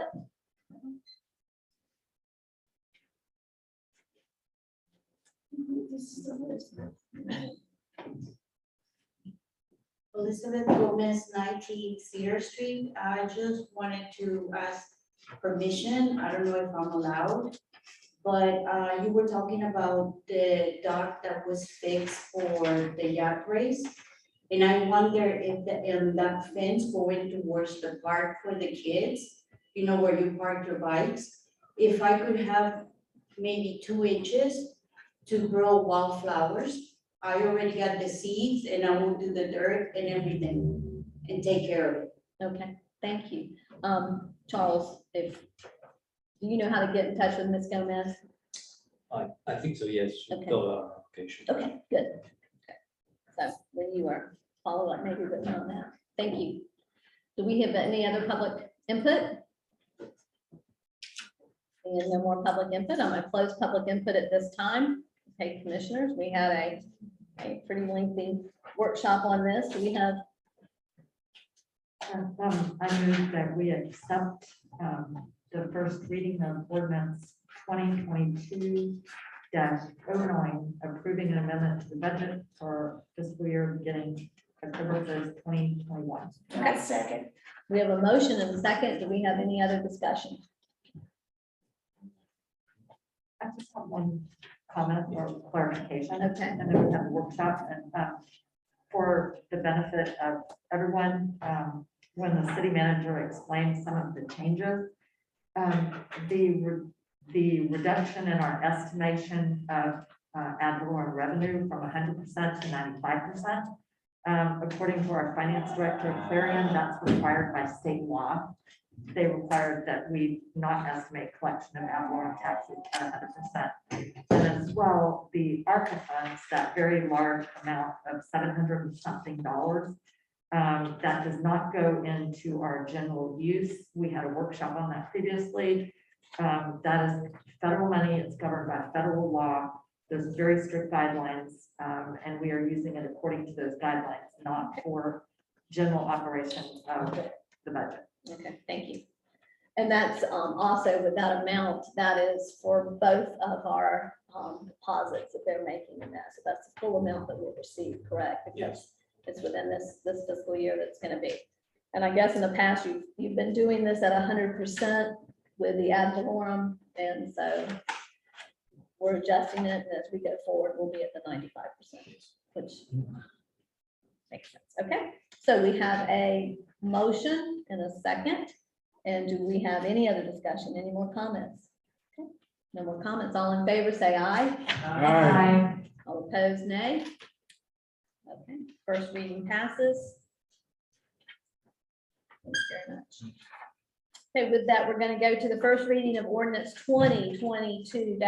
An ordinance of the city of Crescent City, Florida, amending section 14.9 of the code of ordinances of Crescent City as previously amended, providing for amendment to the permit requirements to allow motorhomes, travel trailers, and campers outside of the licensed parks or camps, providing for legislative funds and intent, providing for implementing administrative actions, providing for severability, providing for ratification of the prior acts of the city, providing for conflicts, providing for codification and directions to the code codifier, and providing for an effective date. Motion. Mayor, this item is coming before you. Had a discussion last month about allowing someone who's constructing a home or significantly renovating a home to occupy an RV. And the following language will be added.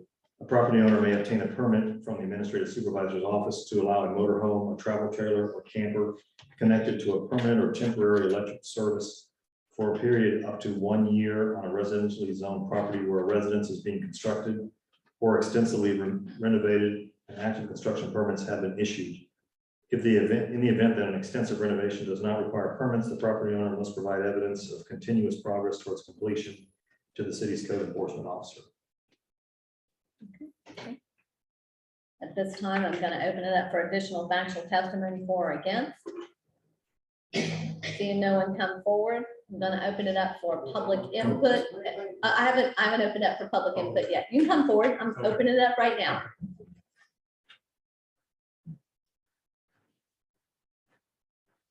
Christopher Coleman, 407 South Main Street.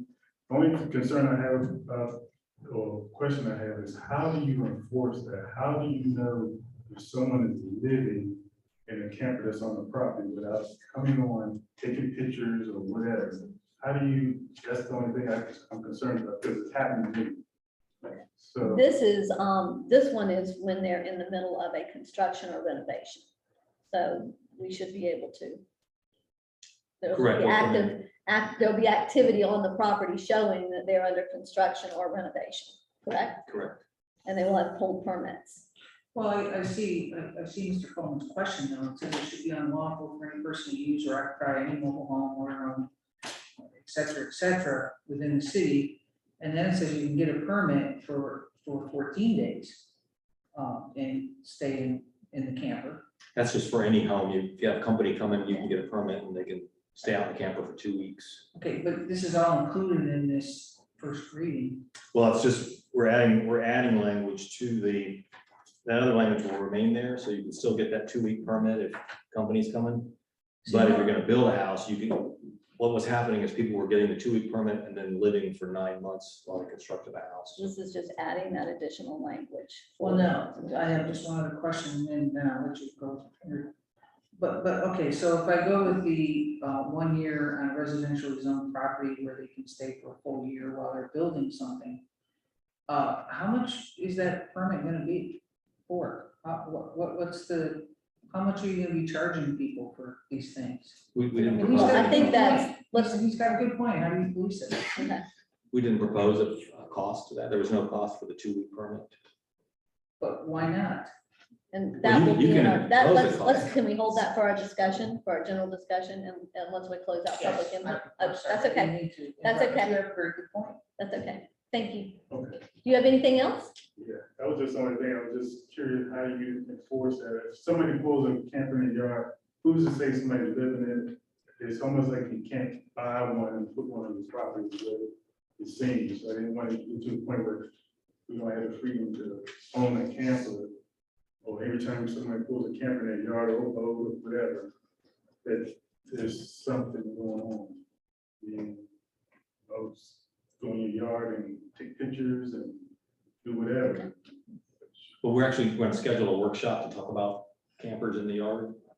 Probably in May, there'll be a workshop on that. Thank you. Thank you. Yeah. Oh, you want to speak Yeah, now? yeah. Okay, Commissioner Banks. But shouldn't we have, I don't think nobody should be creeping on somebody's land unless they go knock on their door and pronounce themselves, because somebody could get wasted. So I don't know who went on the property peeping, but they shouldn't do that. That's wrong. Yeah, they should come to his door and knock and pronounce themselves.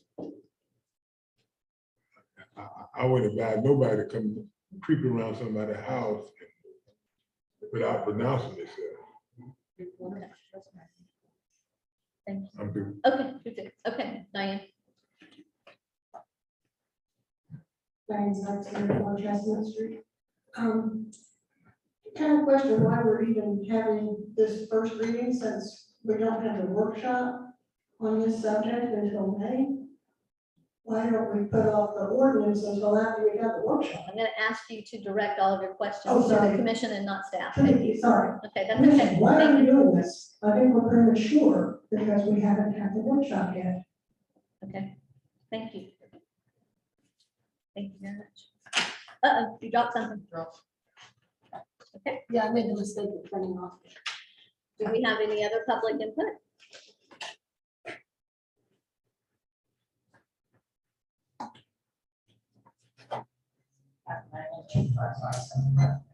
Well, people, I can understand wanting people to live on their property while they're building on it. I don't see it here, but I think I heard 1 year. These will have to be contained instruments, or they have to do with their water and electricity. Otherwise, I use a generator, and the noise is deafening. What about the people that live near it? You have to consider them first. From where are they going to empty their holding tanks? Because most of them only hold about 40 gallons of black water, if they're lucky. So they have to get rid of it somewhere, so they're gonna have to move it back and forth. So even if they have electricity hooked up there, I'm just saying, maybe ones. Okay. I can see where it could be a problem. Thank you. Thank you very much. Okay, do we have any additional public input? Diane? Diane?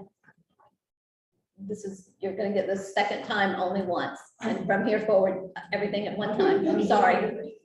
Thanks. I'm gonna give you some grace right now. Is anything being done about the people living in tents? That's off topic with us right now. I don't know. Oh, okay. Okay, thank you. Okay, do we have any other public input?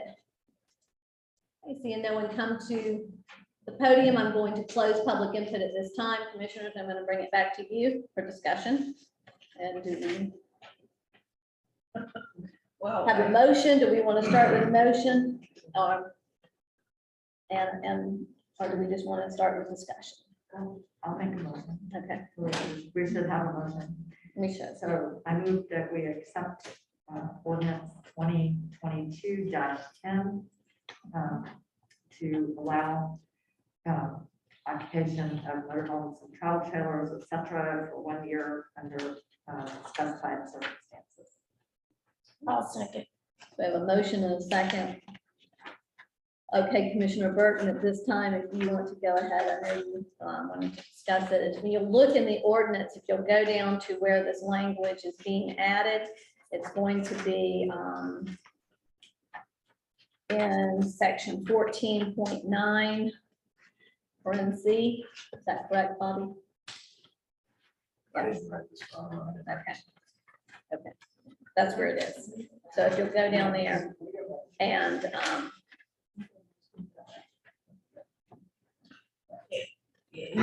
That's the question, okay, how much are you gonna charge these folks to hook up for a year? I mean, if they were to go to an RV park, they'd have to pay at least $35-40 a night to hook up and have electricity and hook up to have sewage. To do all those hookups, you know, costs money most generally. Very good point raised.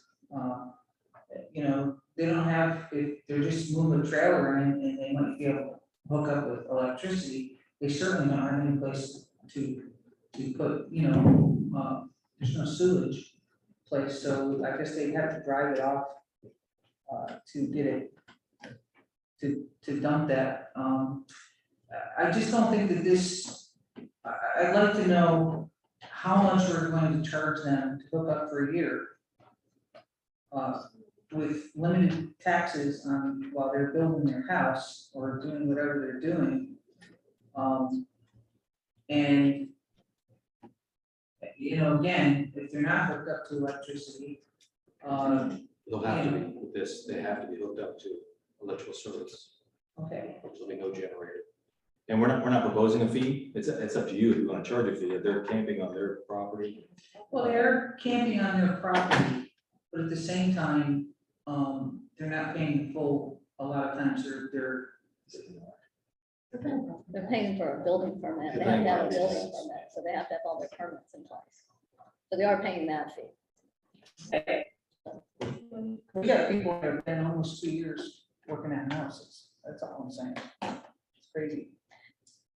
Go ahead, Commissioner Banks.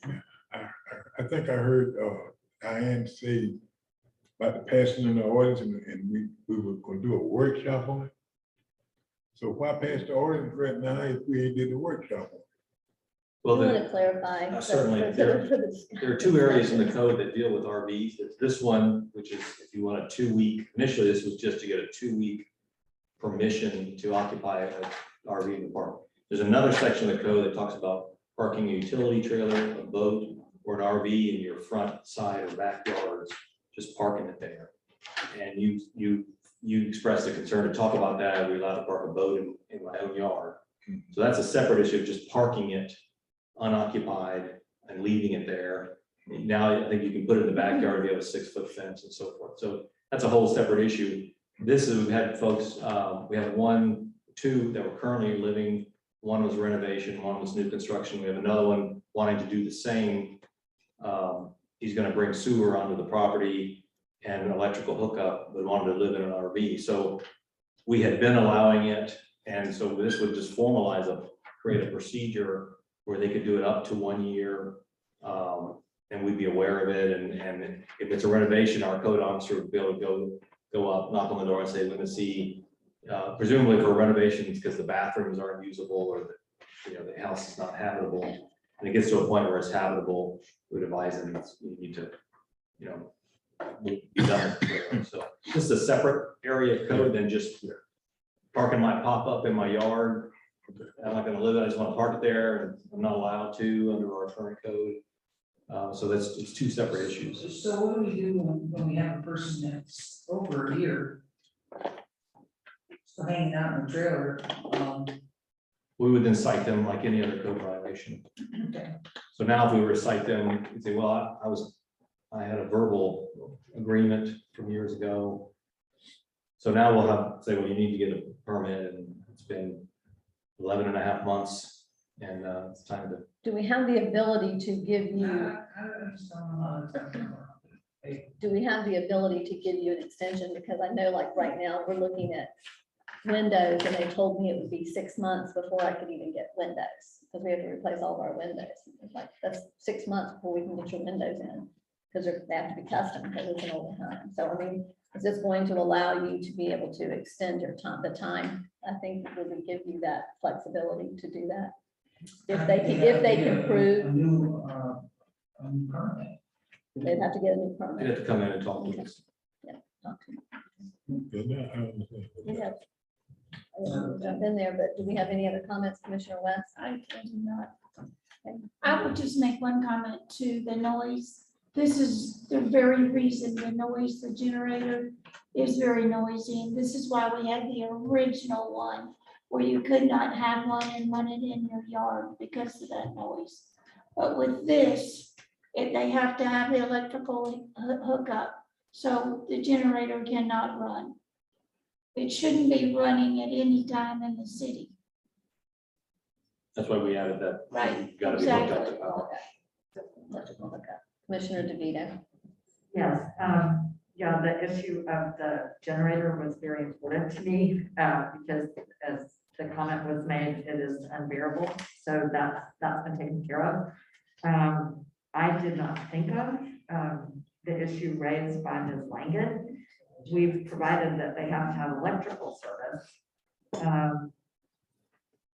Do we need to address sanitary sewer service? I mean, most of the people I've seen seem to have garbage accounts. You know, they seem to be taking care of the necessary services. Well, they would currently have to leave the site to go to a dump station. Behoove them, once their sewer connection is made, then they can hook into their residential sewer. I'm just saying, it seems like maybe we don't have to address sewer, because if they dump it on the property, that would be a violation of a different plan. Yeah. So that's illegal anyway, That's correct. to improperly vote. And then, in a way, I understand Commissioner Burton's concern about giving people permits and not having them pay maybe an administrative fee for the staff time. But my inclination is that we don't really need to charge people who are building or renovating a house. I mean, they're going to create more value. And to me, I think that we're better off rewarding that activity. I mean, the house that's being renovated 2 doors down from me really needed it. It's a benefit to the whole neighborhood. And as well, I understand there's a very nice new house that's been built on South Prospect Street, where the person's living in a trailer, and you know, that's adding to the neighborhood, and will add to, when he gets his occupancy permit, it will add to our tax roll. So I just don't really see the benefit of charging people for that.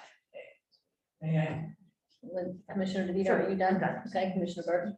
Well, and I think I agree to that to a point, but the person on South Prospect Street's been there for 2 years now. The person on South Prospect Street spent the first year without a sewage system, and he's planted in there. I mean, he has been in there. It's not like he's been pulling his trailer out. You know, he's been there for a long time. Okay, I thought that he tied in the beginning, that he tied into the sewer. That his- Just think about how long it took for that sewer system to be put in. It was a while before it was put in. And once it was put in, I'm sure he's tied into it now. I'm not saying that he's not. But all I'm saying is you just, maybe before we say they can be there for a certain amount of time, and not only do they need electricity, but maybe the sewer system needs to be put in as well, so that they can use it. I'm not sure how to do this, but I just think he's been there for almost, I don't even know how long, but a long time. 2 years. I'm gonna ask audience, I'm sorry, excuse me.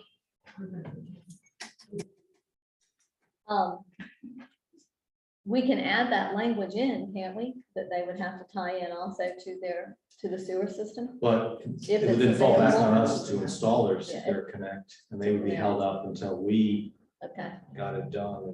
Well, do they need to provide you maybe with, I mean, if we need to, this is our time, if we need to do something with this language, that they give you a plan, a sewage plan, how they're gonna handle their sewage, so that you have that ability to know that and make sure that they're adhering to those. Like, I kind of feel like, as Commissioner DeVito alluded, that RV, there are state Yeah. laws regarding RV sewage and how they deal with it. And it'd be on them to comply with the sewage law, the laws governing. Okay. Mayor, Just so Commissioner DeVito. Mayor, I asked the city manager, lady, I can hear somebody talking back there. Please. Okay. I asked the city manager the question, aren't there laws on it? But I think that you raised a really important point, which is requiring some kind of certification so that we don't just kind of throw up our hands and look the other way. I think you have a very good point. If we're going to let people do this, they need to verify to us that they're going to do it the right way, and that would be one of the conditions of the permit. If they're not keeping to what they said they were going to do, then it could be revoked. I would hate to give people any kind of leeway or invitation to basically, pollute our waters, because that's what that is. Especially if you live next to somebody that's got a well or what, that's not good. So, yeah. We could add the language, the sewer system, and it says connected to a permanent or temporary electrical service in the city's sewer system. Or if you want to put in there, or, I mean, if they don't have, like you said, if When they they start don't, out, there'll be no connection, there'll be no connection. To provide assuming you. that there's they have to wait for their own septic system, if there's not going to be a sewer access. I mean, terrible skin in the game, I suppose, for. I reckon you better put that language in there, because the average person would pull in. Oh, that's right. I forget about I'm that. sorry, I know. The average person that pulls into a camper to a trailer, not to a trailer, but on their property, they got a temporary pole, the light company will run a temporary pole till it. But I think the main thing they're talking about now is sewage. And FPL request that you have a sewage tank when they run a temporary pole.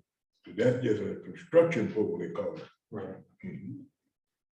So I reckon you better add some kind of language in there to provision the city that they protect.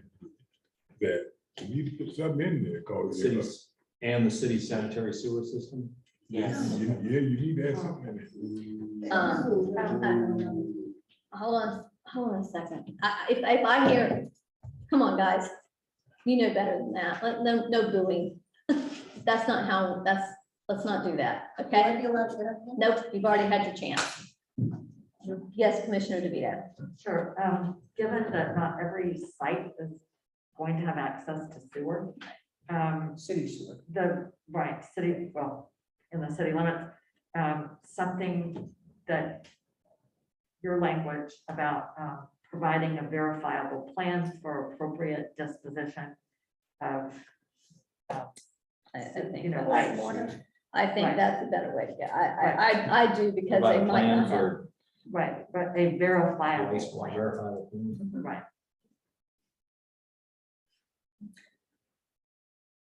Because it might be that they, that we might not offer. There's some areas in town that we don't offer. Yeah. No, but they sewer. just get their. Right, and they might not have their septic tank, but for example, can't they get a service to come and assist them if that's what they need? They do. So when they apply for the permit, they should be able to say how they're going to you know, appropriately take care of it. And I think with this language, this is why, in my opinion, we need this, because we're in a situation now where unfortunately we've had 4 city managers. We've got, during the time that we have a gentleman building on a property, we don't have any documentation, nothing in place. It was all verbal. And so Charles has no teeth to really do what needs to be done and to enforce this. And this will allow him to be able to say, this is the agreement, this is your permit, you know. I'll bring this for second reading of this language. I have one more question. Commissioner Drita. I didn't read it for this, but after the discussion, is this going to apply to people who already have these trailers? Are we going to require people currently living on their property and doing this? Will they all be required to come in? Does this Yes. take care of that? Yes.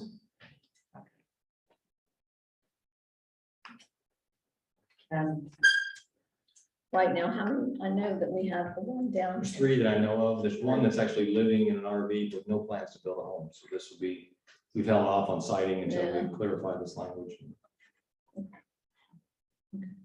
And the other ones, they moved theirs and they've got the large, so it looks like they're ready to do something down there on Palmetto. Yes. He has requested a sewer connection. Okay. So commissioners, do we have any other discussions, any other comments? Okay, we need to amend the motion. Do you want to amend your motion to include? Sure. I would like to amend my motion to include that in addition to just connected to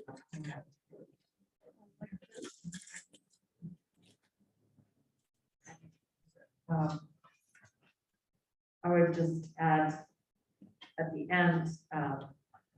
You could amend it just for Charles to add the language in relation, in regarding the, Sure. Disposing of black water. Well, so basically, the applicant must submit a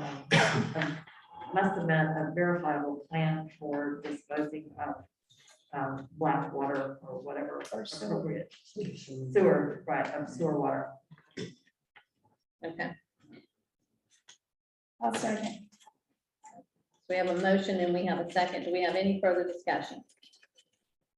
No further discussion. All in favor, say aye. Aye. All opposed, nay. Passes with the new language.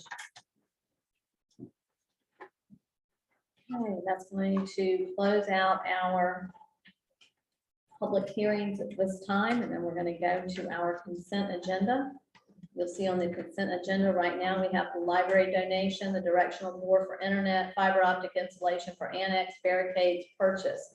If you have any of the commissioners need that they want to discuss any of those, we'll have to pull it off of the consent agenda. So commissioners. Yes, I would like to remove the barricades purchase from the consent agenda because I have a question about that. Okay, so we're going to move the barricades purchase off of the consent agenda and put it onto business items. Is that correct? Everybody good with However that? we wish to do it. Is that good, Charles? Yes. Put it on business items? This Okay. is, Okay, that's fine. Okay, so now our consent agenda will be the library donation, directional board for internet, fiber optic installation for annex.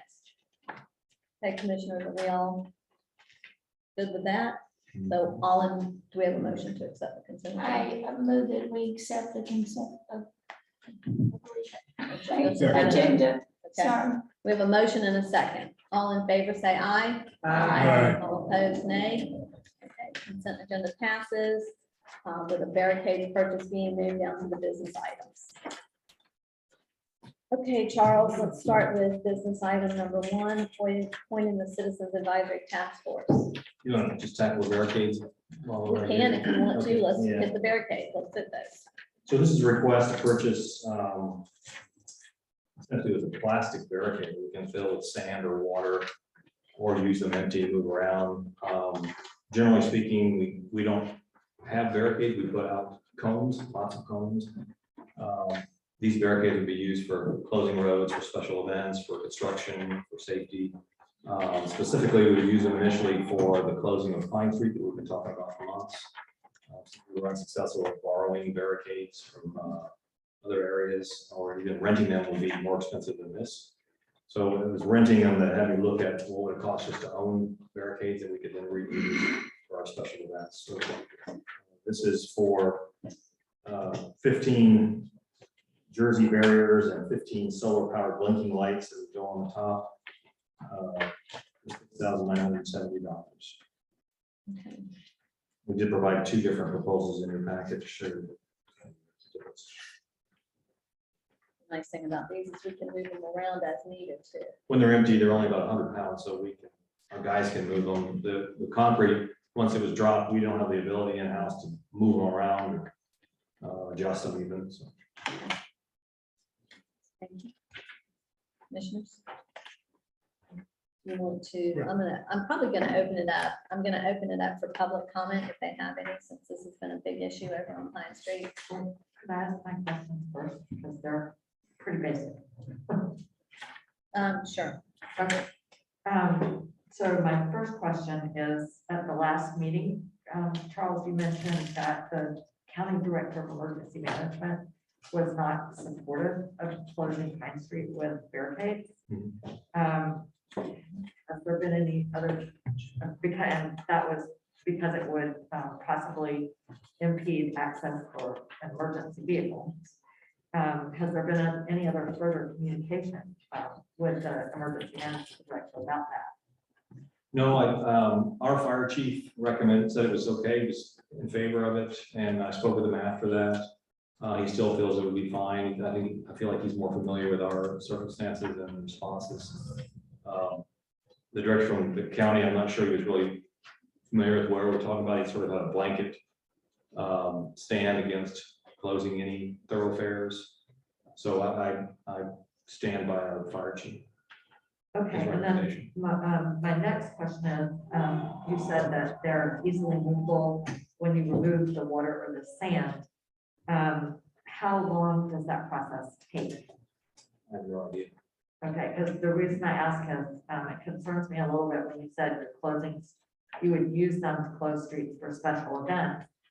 My street gets closed for special events, but usually they've used a Bob's barricade. So if an ambulance or something needs to get through, or a car has, if you need to provide access, someone can lift Bob's barricade and move it. Well, these would be empty in that situation where we may need to get an emergency vehicle through. We put them out empty. They're still 100 pounds. I mean, And they interlock, so it would still be a better than a wooden, like a sawhorse is what essentially wooden barricades are. This would be a 100-pound plastic solid object linked together, and then we could slide them out of the way and let the ambulance through. We wouldn't fill them with water if we felt it was a situation where we might need to move them quickly. Okay, those Okay, thank what you. I call technical questions. Thank you. Okay, at this time, I'm going to open it up. Do we have any public comments on the barricades?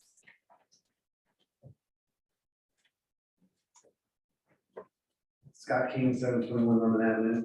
Yeah, this worked a lot better. We got to hear you first, then we could come up and talk. And I'd like to see us do that maybe all the time when we're reading these ordinances. Yeah, we don't have nothing to say till we know which way y'all are going, and then we can comment on that. Let's get these barricades, let's block Pine Street off. I think I suggested that last year. I know it was last year when I suggested that. So I get people stopping me on the street, very upset that, yeah, they voted that in months ago and they haven't bothered to do anything, is the opinion. So, yeah, let's get these barricades, let's fill them with sand and let's get them on Pine Street, please. Thank you very much. Okay, do we have any other public input?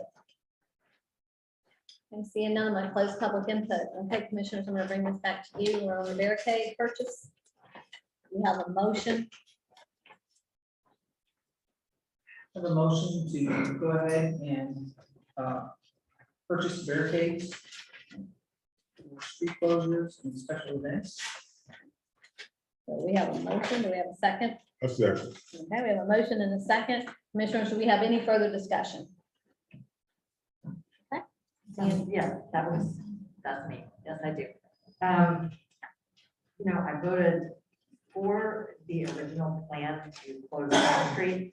Because originally, we were supposed to be getting barricades on loans from the county. And then the sheriff's office also said they could do it. I hate to hear people say that we weren't doing anything because we were trying to do this with no cost. So just so people know that. So, but also I have a concern that we're spending $6,970 for 15 barricades and blinking lights. My thought is if we need them for special events, we could probably use fewer. I don't have the same enthusiasm for this as I did when it was free, because we still have traffic calming needs.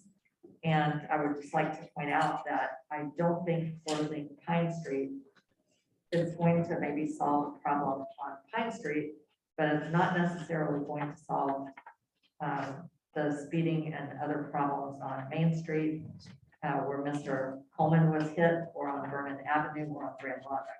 Okay, So thank you very much. And with that, do we have any further comments? Okay, seeing none, we have a motion to purchase these, and we have a second. All in favor, say aye. Aye. All opposed, nay. no, Ayes have it. Thank you very much. Approved.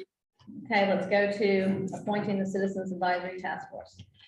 Thank you, Mayor. This item is for our community development block grant application. We get, I think it's 10 points for having a citizen advisory task force to really comment on the plan.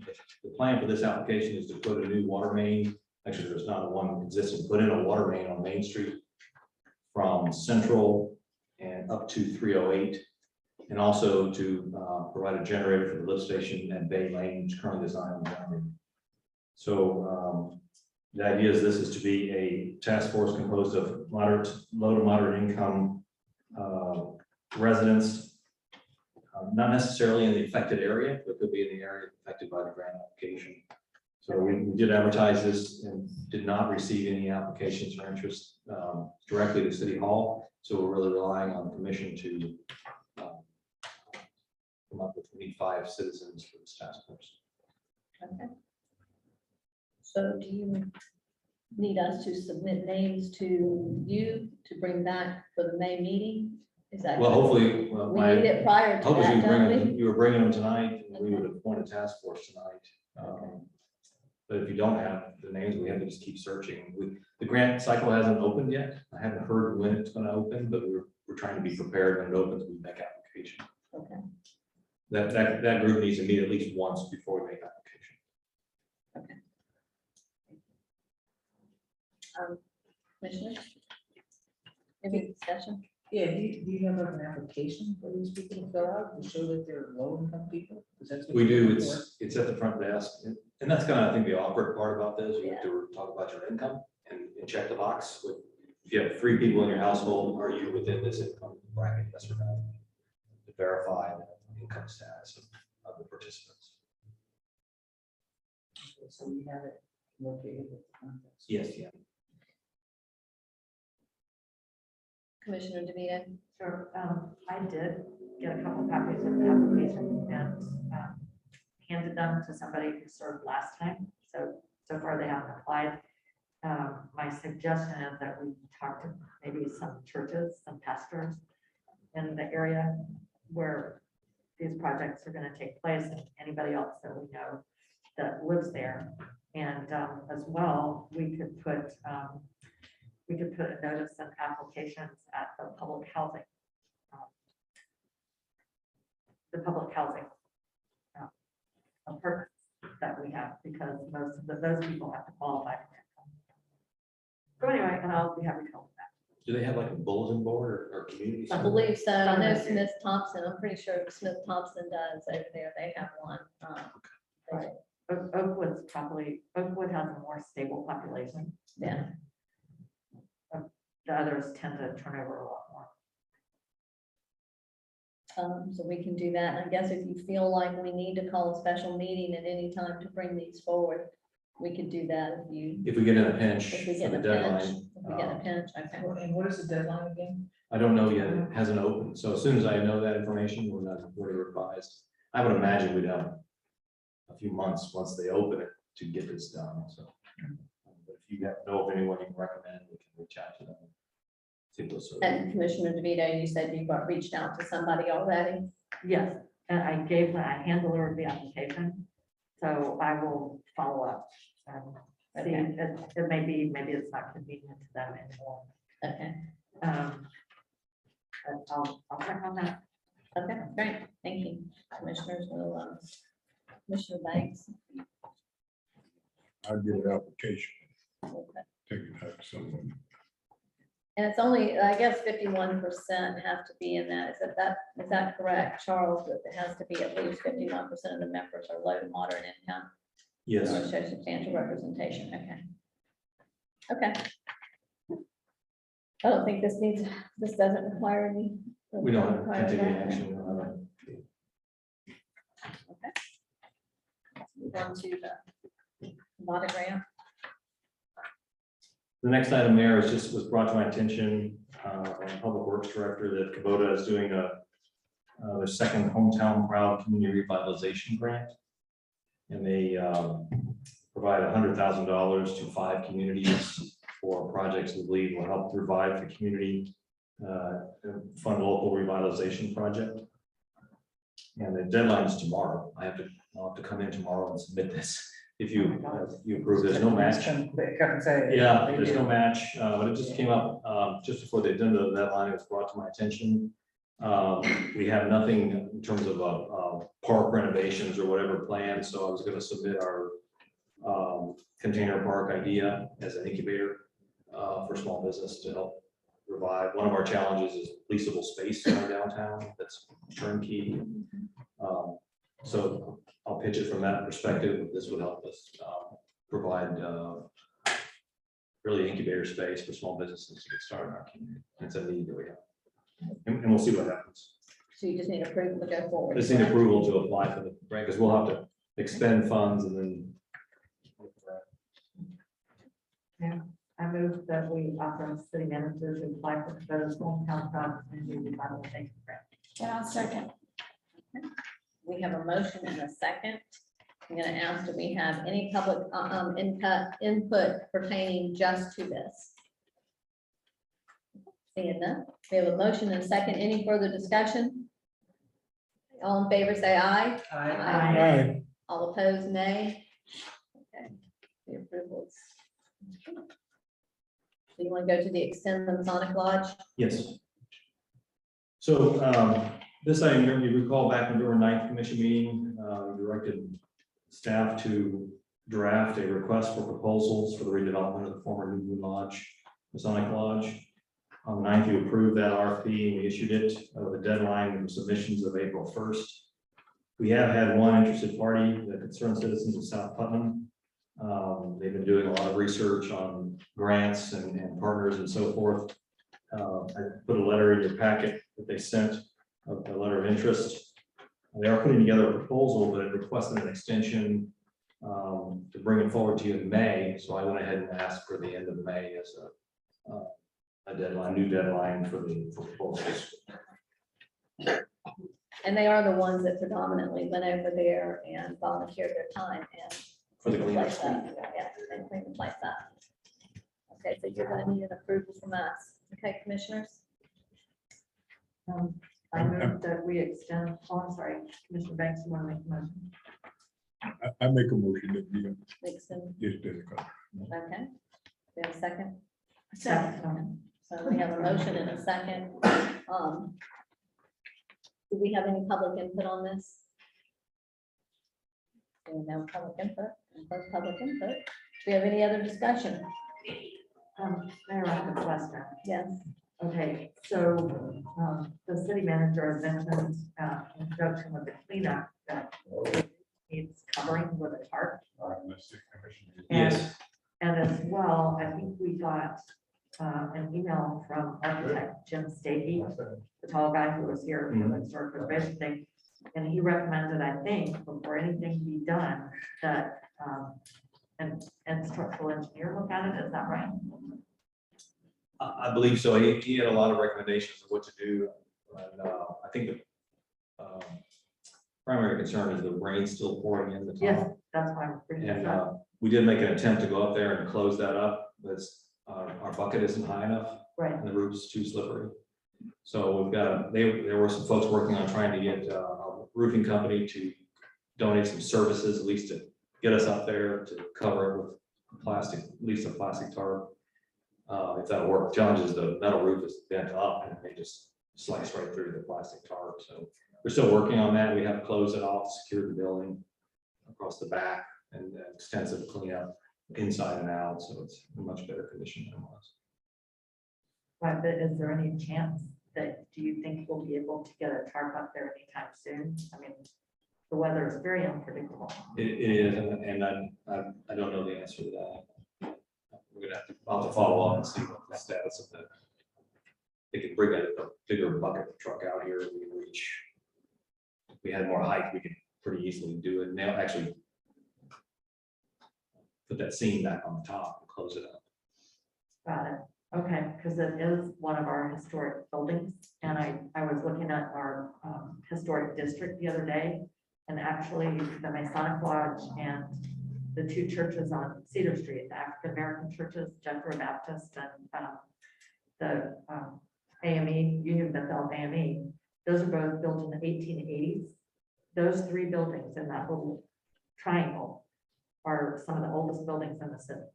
Yes. So I'm hoping we can keep the one on North Main together. Okay, so we have a motion and we have a second. All in favor, say aye. Aye. All opposed, nay. Okay, so passes. Want to go on to the next one? Here, the next item is the signs in our parks, and I put some verbiage in there. One thing that I guess I would request of you is typically as a policy board, you would decide on a policy that we shall have our rules posted at the park. And you would leave it up to staff to how we were to execute that, rather than getting into all the content. I think I've compiled your recommendations over the months and created these signs which are individual. Did get some good input from a resident, rather than say closed from 9 p.m. to 6 a.m. say open from 6 a.m. to 9 p.m. and the Lion Park rather than even Lions Park. So some editing of the text, but generally speaking, I think the signs are ready to go, and I just request your approval to implement. I so moved. Okay, so we have a motion of acceptance. Do we have a second? I second. We have a motion and a second. Do we have any discussion? Yes, Mayor, I was looking at this a little more closely, and it's my understanding there's the hours that have already been set by the city commission are not till 9 p.m. They're from 6 a.m. to dusk. There's a resolution. I believe it's posted on the sign in the utility department. And as well, when you look at our parks ordinance, there's new language that's added to these signs about no fires except in charcoal or gas grills or cookers. What the ordinance actually says is there's no fires or there's no grilling except in designated areas.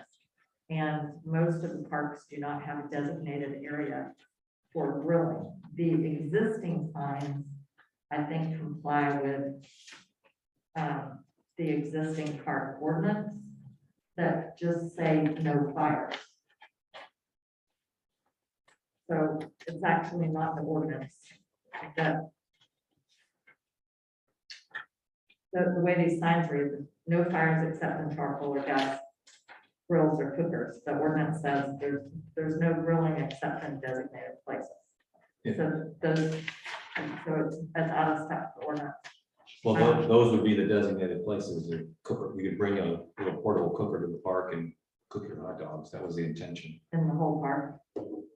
Anywhere in the park, I'm sure it'd be near the table. You set up a picnic and bring a little grill. Well, I have somewhat of an issue with that because it doesn't define it. And at least one park, some people drove in with big trucks and brought a cooker that was appropriate for 50 people for a special event. So I'm not in favor of just designating all our parks for charcoal and gas cookers. Don't see that. And then I think we should return it to the original language because some of the parks do have grilling. And I think some of the parks are just, well, I really don't think that's adequate because, for example, in a park where there's a play area, there's nothing to say that you can't. I think the ordinance does not allow us just to designate a whole park for grilling. Because for one thing, I think there's liability issues there. The parks have a lot of different activity areas and they're not all appropriate for grilling. So, for example, by play areas, by tennis courts, swing sets, near trees and bushes. I just don't think a generic bring a grill anywhere to a park addresses issues that we need to address and specifically. Okay, thank you. That. Okay, and then- any other comments? Yeah, and then I think there's a mistake on the sign that should be for Colbert Park, maybe. There's one that says City of Crescent City, Thomas Gilbert Park. I think that's supposed to be Colbert. Right. Correct. I look for a motion, please. We have a motion. We already have a motion.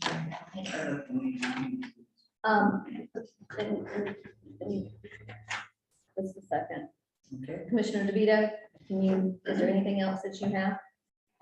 No, I need you I to. don't think the hours comply with the existing resolution, and I think there's a serious safety issue and just allowing The grilling. the grilling without any specificity. Okay, thank you. Charles, in most situations, do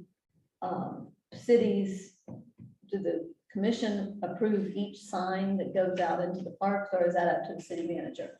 Based on the direction that's been given to the city manager? Typically, the policy be, we will post our rules in the park, and then it's up to the city manager to get the rules posted in the park. Okay. We're just kind of bogging down on the issue there. And I guess if we wanted to change the hours, I know we had that discussion, that dusk isn't the interpretation of. That was our discussion with trespassing, was Yeah. dusk. So my thought was, for instance, we have a lighted tennis court. So in the winter time, like, why would we have those lights if you can't use the tennis courts at night? We have a lighted, I think a basketball court. We just fix the lights on our basketball court. We fix the lights in our ball fields, and we wouldn't be able to use them. Okay. Even though they have lights in the winter. The So winter we gets dark would, at 4 o'clock. so we would have to change our park hours by, what do we have to do with the ordinance, Polly? Resolution. We do it by It just resolution? depends. If it was done by resolution, it'd be undone or changed by resolution, but it's done by ordinance. It's kind of. Does have to be ordinance. Okay, it says resolution. I looked it up. Okay. So we need to bring back a resolution. We have to bring back a resolution. And, we have a motion on the table and a second. I will tell you that my recommendation is that we give direction to the city manager and allow him and his staff to do these signs rather than us approve each and every sign. But the signs need to comply with the ordinance or with Well- whatever the resolutions and the park. And trust that the city manager would take care, would do that. So. And we wouldn't install these signs until we brought you back that resolution. If we, in fact, need to change the hours by resolution. we'll do that. So do we want to table this right now? That's what I would. Okay, That's so what I can would. we table this till the next meeting? We can. Okay, all right. Okay, so do I have a motion? Do you want to withdraw your I motion? move that You I want to withdraw your motion? withdraw my motion. Can we table this until our next meeting? Okay. Do I have a second to withdraw? I second. And Just the table board, it okay, to the next okay.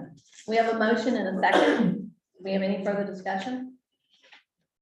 All in favor, say aye. Aye. All opposed, nay. So tabled. Yeah, the next item is a consideration of appointment to the Tree and Gardens Board. We had a vacancy. Don Melton has applied to fill the vacancy on the board. We actually have another vacancy has occurred. Mr. Spicer's term actually expired December, and we weren't aware of that and contacted him to want to renew. He's declined. So we'll come back to you next month with another appointment. But for now, Don Melton, her application is in your packet. She's requesting membership on the Tree and Gardens Board. Okay, commissioners, you have the application of Donna Middleton for the appointment to the Tree and Garden Board. I'll move that we appoint Donna Middleton to serve a term on the Tree and Garden Board. I'll second. Okay, we have a motion and second. Do we have any other discussion? Any discussion? Okay, do we have any? Excellent choice. Yes. And I bet she'll be out there helping plants and plants. I think she'd be out there helping plants and plants. Do we have any public comment on this? Okay. Seeing nobody come, we have a motion and a second. All in favor, say aye. Aye. All opposed, nay. And please thank Mr. Spicer on our behalf for his service. Okay, let's go next to the consideration of the annual tree plan. Now, this is the annual tree plan submitted by the Tree and Gardens Board for your review and adoption. The plan is to be proposed every year. We missed change in city management. I think the tree board was not meeting. I think we missed a year. So this will be, it's a slight update to the plan that was adopted. It's been concluded in your packet. And it's my recommendation, because it does impact the budget and so forth, that we workshop this with the tree board. You can talk about the different aspects of it. Your recommendation is that we not accept this tonight, but move it to a workshop. Just get it later on the agenda. We have a workshop scheduling, and to include that as a workshop. Okay. Mayor, I have some comments about that. Okay. Okay, so the tree board has been meeting, I think, since the beginning of this year. Is that correct, Charles? Haven't they met for several months? Since fall, that's the fall, I think we reconvened, and for the Arbor Day, for the tree city, we needed to reconvene the board. It was probably October. Right, so, and a couple months ago, the tree board met, and apparently they revised the prior tree plan, and there were some elements in there that Charles didn't think belonged. So he brought us that issue when we had a discussion, and the motion, we moved to refer the tree plan back to the tree board so they could take out the elements that didn't belong. And they've pretty much done that. I looked at the recommendations. I am very familiar with this tree plan because I helped write the first one, and that was accepted by the commission. And if you'll look on page 9, if y'all will do me the favor to look on pages 9 and 10. I know this is kind of a hard topic to get your head around, but the longer you spend with it, the more familiar you get. Most of these recommendations do not have a fiscal impact. For example, recommendation A, the city staff should receive annual training at the city's expense and best practices for tree maintenance. In the past, the city arranged with the county extension agent to provide training. And the current county extension agent, Julio Perez, is willing to provide training. In fact, he wants to come down and do programs both for our staff and for the general public. Okay. I'm sorry, can we keep No, going? yeah. Okay, so tree protection zones for heritage trees. This is already in our land development code for construction. It's been recommended for several years that we also make sure that the tree roots are protected on city property, because essentially when you don't, you're damaging the trees and you may have the significant expense of having to cut them down. Item D, wood chips, is about the only item that would have a cost.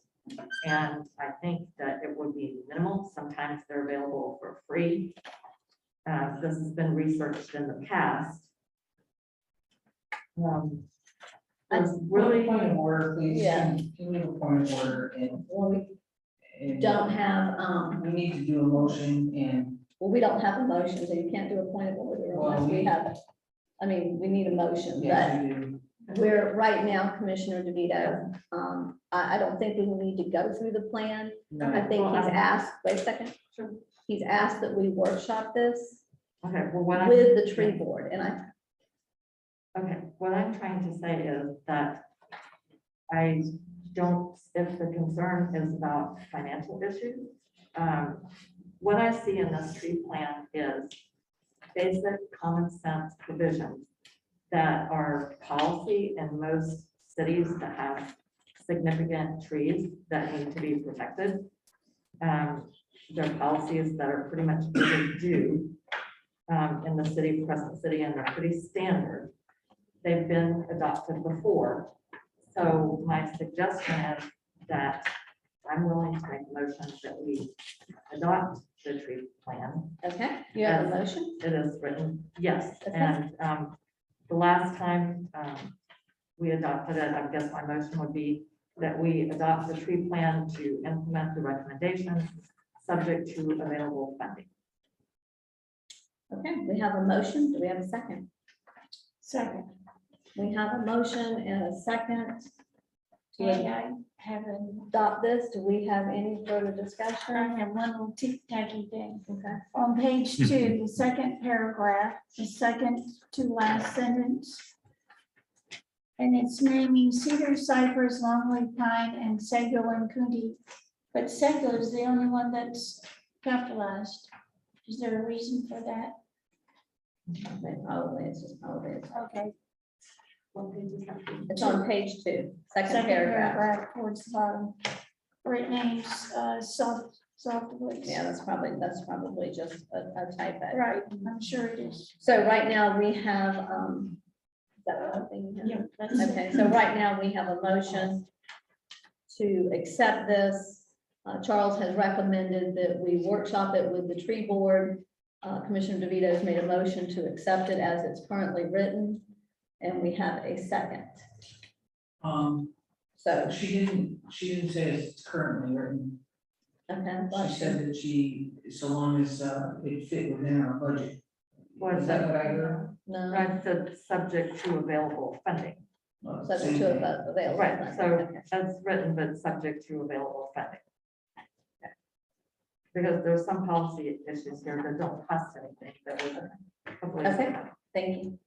I'm gonna, at this time, I'm gonna open it up and see if we have any public comment on this. Do we have any public comment? Please state your name, your address, speak to the Tracy commission. Eckhart, 109 North Prospect Street. I would urge the commission to go with, city manager's recommendation of workshopping it. Ms. DeVito wrote the plan, as she said. We've heard over and over about the wood chips and tree roots until we're just sick of hearing about it. So I think that it is, he's recommended that you workshop it, I think you should. Okay, thank you very much. Do we have any further comments, public comments? Okay, this time I'm gonna close public comments. Okay, commission, we have a motion and a second. Do we have any further discussion? I just would like to bring forward a couple of things. I sent this to the city manager today. An attachment to the report is supposed to be or a report by Advanced Tree Care, who are master arborists who've done work for the city before. And most of the recommendations implement items highlighted in their report that are needed to protect our heritage trees. They're very common sense. I'm gonna call for a point of order again, please. Okay, I'm ready to move on this. I personally think that we should workshop it. I think there's a lot of clarification that needs to be between the commission and the board, but we right now got a motion for acceptance. We have a second. All in favor, say aye. Aye. All opposed, say nay. Nay. Okay. Okay, motion fails. I'll make a motion to, actually go with the staff recommendation of conducting a workshop with tree and gardens board to plan. Okay. I'll second. Okay, we have a motion and a second. All in favor, say aye. Aye. All opposed, nay. No. Thank you. And I did hear something from the audience, and I'm going to say, if I ever hear the Lord's name taken in vain again, please don't ever do that in this room. Okay, thank you. With that, we are going to turn it to a workshop. Hey, Mayor, the next item is consideration of adding a second city commission meeting to each month. This item is to, there's been some talk about our 4 and 5 hour meetings. We have a tremendous amount of items that come on each agenda every month. It's very unusual. It's the only city I've ever served in where we meet once a month. So we've got to get everything on that agenda. And if something has to be delayed because we're not ready, it sets it back a month instead of 2 weeks. First and second readings take 2 months. So it slows our process. And the opportunity, I can't guarantee you, it doesn't mean 2 long meetings a month, but the opportunity would be for 2 shorter meetings a month and to expedite the business at hand. If something's not ready, for instance, we need to table something, it's coming back in 2 weeks instead of a month later. Okay, commissioners. I move that we add a second meeting in the month, so it'll be the 4th Thursday and the second, well, let's start the 2nd Thursday of the month. Our first meeting, our second meeting in the month will be on the 4th Thursday of each month. Okay, we have a motion and a second. That gonna be, we're When you gonna gonna start probably it? need some discussion. We need some He's discussion. saying he probably needs an Would ordinance, it- aren't you? That's my question. Our charter says that we have to meet at least regularly once a month. Once a month. I'm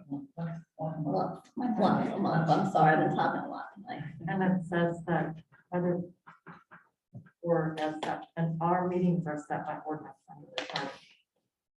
We'll bring back an ordinance. Do we feel, okay, let me ask you this, if we go to this 2 commission meetings per month, we need to set some we can set some parameters that Go ahead, man. on an as needed basis. There's parameters that can be set. Do you feel that if we were to workshop this meeting prior to, our meetings that would help and prevent us from having to go to 2 meetings a month? I think the volume of work wouldn't change. We just talk about it more.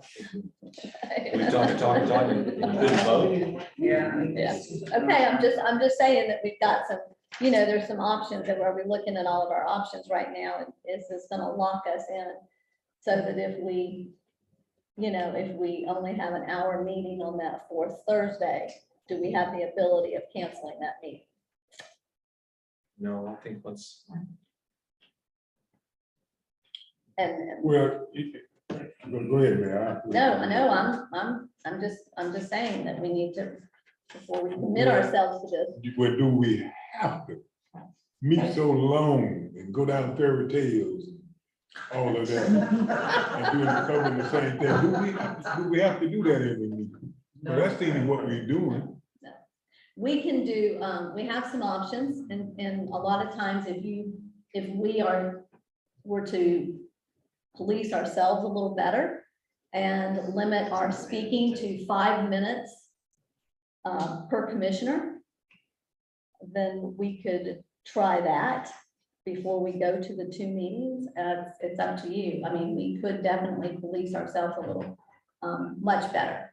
Well, keep in And mind, being more precise and have your thoughts prepared and on point. Yes, sir. well, we'll read this in May and June, So it'd be July. So it'd be July. Or we could have a second meeting in June, potentially, if it's approved on first and second reading. Okay. You've got some time to continue to consider this. But, you know, I agree with, Charles, I agree with her, and that, I think we need a second meeting. I think everything that we do now is just so dragged out that by the time we get to it, it really feels dragged out. It's like it's taken forever. And by the time we get to 9 o'clock at night, we're tired. Well, we're punchy. Yeah, we'll punch in. Yeah. And we've lost our audience Well, too. we've been here since 3 o'clock. Yeah, so. And he ain't coming to the. Now, you're saying that we need an ordinance to do this, is that correct, really? Or is it Yeah. the meetings are set by ordinance? That's what the charter says, yeah. Does that actually say that in the charter? Can you pull the charter up for us, Bobby? In the meantime, do we have any public comment on this? Yeah, I actually didn't get the same. I'll keep coming. I'm Scott. I'll allow you time. 721 Lemon Avenue still. You're gonna end up with 2 meetings that last till 11 o'clock if we don't make some changes and force some people to quit talking all the time. It's just that simple. We talk and we talk and we talk, then we go back and we talk about stuff that we voted on last month. Twice, I believe today, somebody called point of order, and it could have been done 5 or 6 times, maybe even more. So another meeting would be great, but if it lasts till 11 o'clock too, then we really haven't got anywhere. We have got to get the time frame that we are listening to commissioners down. I'm sorry, but there's just too much over and over. Thank you. I agree. That's why I recommended the 5 minutes. Yeah, no, I agree with 5 minutes per person. What do we I think need to that's do plenty to of time. make that, You would just have to basically, somebody's gonna have to, It has to be part of our rules. have to be a motion. all right, I move that commissioners have a total of 5 minutes per meeting total to speak. Okay, right now we already have a motion on the table. That's right, we do, and I'm going to I have to send rescind that, that, I'm yes. sorry, go ahead. I don't know why though, because if they don't need an ordinance, I don't know why we can't vote. I'm on still that gonna in 2 allow you meetings time to a speak, month. okay, Commissioner DeVito? We Just do give need me a to, second. we do. So you'd like me to take that off the table? Yeah. You have to, don't you? Well, no, she doesn't have to. You can just add that motion. We can have an additional motion after that we limit speaking time to 5 minutes per commissioner. Once we vote on the It two. was Commissioner two West meetings a who month. made the motion. Okay, I and thought it was. Commissioner And Burton Commissioner seconded. Burton, I thought it was, yeah. Okay. Right, okay. See, that's what I mean, we go so long. On one motion, doesn't do that, okay. All So right. Commissioner. I'll rescind my motion. But you don't have to. Keep in mind, you don't have to. Right now, we can go ahead and vote to go to 2 meetings a month. And then we can have an additional motion where we say 5 minutes per speaker. Per All right, commissioner. all right. Yeah, yeah, so you can't vote to go to 2 meetings, but you can vote to have. Oh, ordinance. And I'm sorry. ordinance. Yeah, ordinance. all right, yeah. So you need to amend that. Okay, I'll amend I the apologize, Bobby, motion. thank you. To move that we go to an ordinance for 2 meetings a month, the second and 4th Thursdays of each month. And I'll second. And, Oh, and you're gonna. and that we limit commissioners to 5 minutes total during each meeting for their comments. Without, in order that they to go over, it would have to be by majority vote. Right. Okay, and so if they go over the 5 minutes, it has to be allowed by majority vote. We do that, Bobby? You want the 5-minute part in the ordinance? Or do you want a You can do it. second? I don't know that you have to. She's directed you in her motion to do an ordinance for, and then she's also in that same motion has said that commissioners have 5 minutes per topic. You No, missed she it. didn't say for topic. I didn't say for topic, I mean, all night long, you've got 5 Oh, no, minutes. we can't. You tried to sneak that, she snuck that one in, didn't she? No, we can't do that. Cause see, We can't do that. the way this program is outlined, on the very tail end, they got the commissioners, Yeah. I reckon comments, Well, All that right, was do you time want to to recommend Okay, Just, we- let's be, amend it to 5 minutes per topic? yes, Yes. but let's just keep this simple and start with your first We're one. gonna keep it Okay. simple, folks. Okay, I want to see this. Go ahead. let's keep it simple. We're gonna start with your first one for the two, to have Okay. Bobby, direct Bobby to write the ordinance. Bobby, I make a motion that we direct you to write the ordinance for the change in meetings so that we have 2 a month. One first meeting will be the second Thursday of the month. The second meeting will be the 4th Thursday of each month. And the second one's at 6:02. They're both 6:02. I will second that.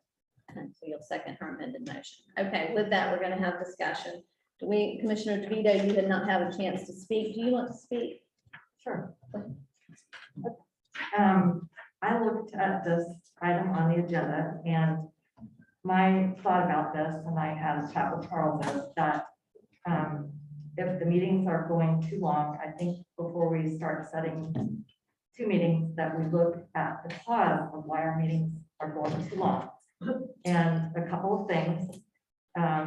One of the things that I said a couple meetings ago is that we need to be more strategic in what we take on in our meetings.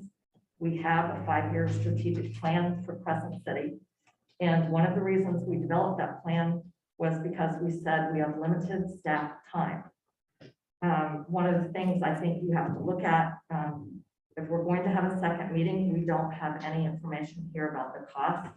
I believe there are costs for noticing and also recording. I think the way we've gone about this is a good example of how better preparation for our meetings would shorten our meeting times. And I would use the county as an example. For example, before this was brought to us, it would have been helpful to have before us that we needed an ordinance. We had a long discussion about whether we needed an ordinance or not. I think a more practical thing to do would be to follow those specific things that we could do to shorten our meetings.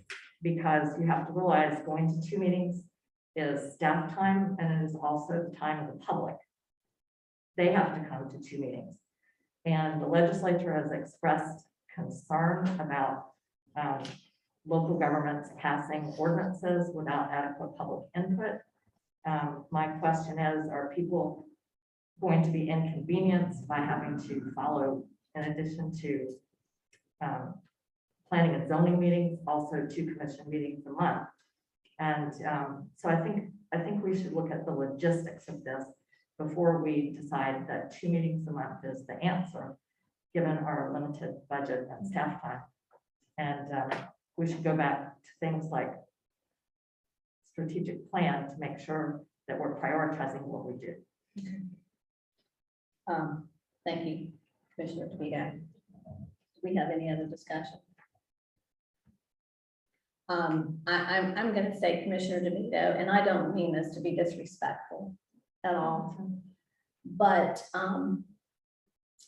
the last workshop we had today, the first workshop we had today, was an hour and a half, and you actually spoke 30 minutes of that hour and a half. You spoke 30 minutes of that hour and a half. And there's chuckles out in the audience. And again, I'm not trying to be disrespectful, but in these meetings, it becomes very, and this is the only time we can talk about this and be open and honest about that. And that's why I'm doing this, and especially as the chair, because I'm trying to be respectful and allow you the opportunity to speak for the amount of time that you want to speak. But I feel like you've taken advantage of that. And oftentimes these meetings go on and on because you have carried them on. Sorry, I'm not trying to be disrespectful. I'm being honest with you. And as a chair, you make it very difficult because I'm trying to be fair to all the commissioners. And you will oftentimes, rather than be on point, you will drag things out. And so that's what we're trying to accomplish here, is that we could be more concise, more on point. And I feel like, as far as the preparation, that Charles is doing the very best he can as far as preparing us. And you're getting, all of us are getting our packets well before any other city manager has ever provided you packets and given you time. And I know that because you've complained about that for the years I've sat in the audience and the years I've been up here. And he's trying very hard, and he is the stressor that it places on him to get that agenda out on that Thursday prior. And a lot of that's because he's concerned if he doesn't, you're going to be on him about that. And so I mean, it's kind of the elephant in the room, but it needs to be discussed. And me as the chair, I'm just telling you that a lot of this is because of the amount of time that's taken in discussions. Okay, could I please respond to that? Absolutely. Okay. First of all, my questions are because the information has not been provided to us. I worked very hard preparing for these meetings. We do not get our packets as early as we did under our prior city manager. And there's a lot in the packet, and there's not everything that we need. At the budget meeting today, we scheduled 2 hours for that budget meeting. I asked questions. I didn't hear anyone say, including the finance director, that they weren't good questions. The memo did not explain a lot of things. And for example, when we had the workshop on the interlocal agreement with the county, the memo that the city manager prepared was a good start, but it had almost none of the information that we needed, and nobody from the county was there to address it. I put in probably 6 to 8 hours preparing a set of questions that Charles got answers to that greatly helped us. I am doing my best to help us make good decisions and have the information before us. I regard what you have just said to me as pretty much a personal attack. If you're not willing to look at how we can make these meetings better, then I think we have a problem. And I would like to point out to you that in the past year, we have had, I don't know, I think I'm the only commissioner that reads the minutes and finds Oh, corrections. come on, don't do that. Don't Sorry, do that. Yeah, be careful. Be very I said, careful. and finds corrections. We have had 2 ordinances come before us that were wrong. One ordinance had to be sent back to the next month because it said the city of DeLand. And it was passed on first reading and no one said anything. The second ordinance was the one to provide the more automatic senior exemption, and that ordinance was wrong. And I brought it to the attention of the city attorney and the city manager. No one else read it and found it. So I do a lot of work to prepare for the meetings. I have a long history of being staff in public meetings. And I think that if we work together, we can do a better job. And again, there are specific instances where if we had better preparation, we waited to bring something to the agenda until it was ready. And I've discussed this with Charles. And we had staff confer and come to their conclusions before the meeting.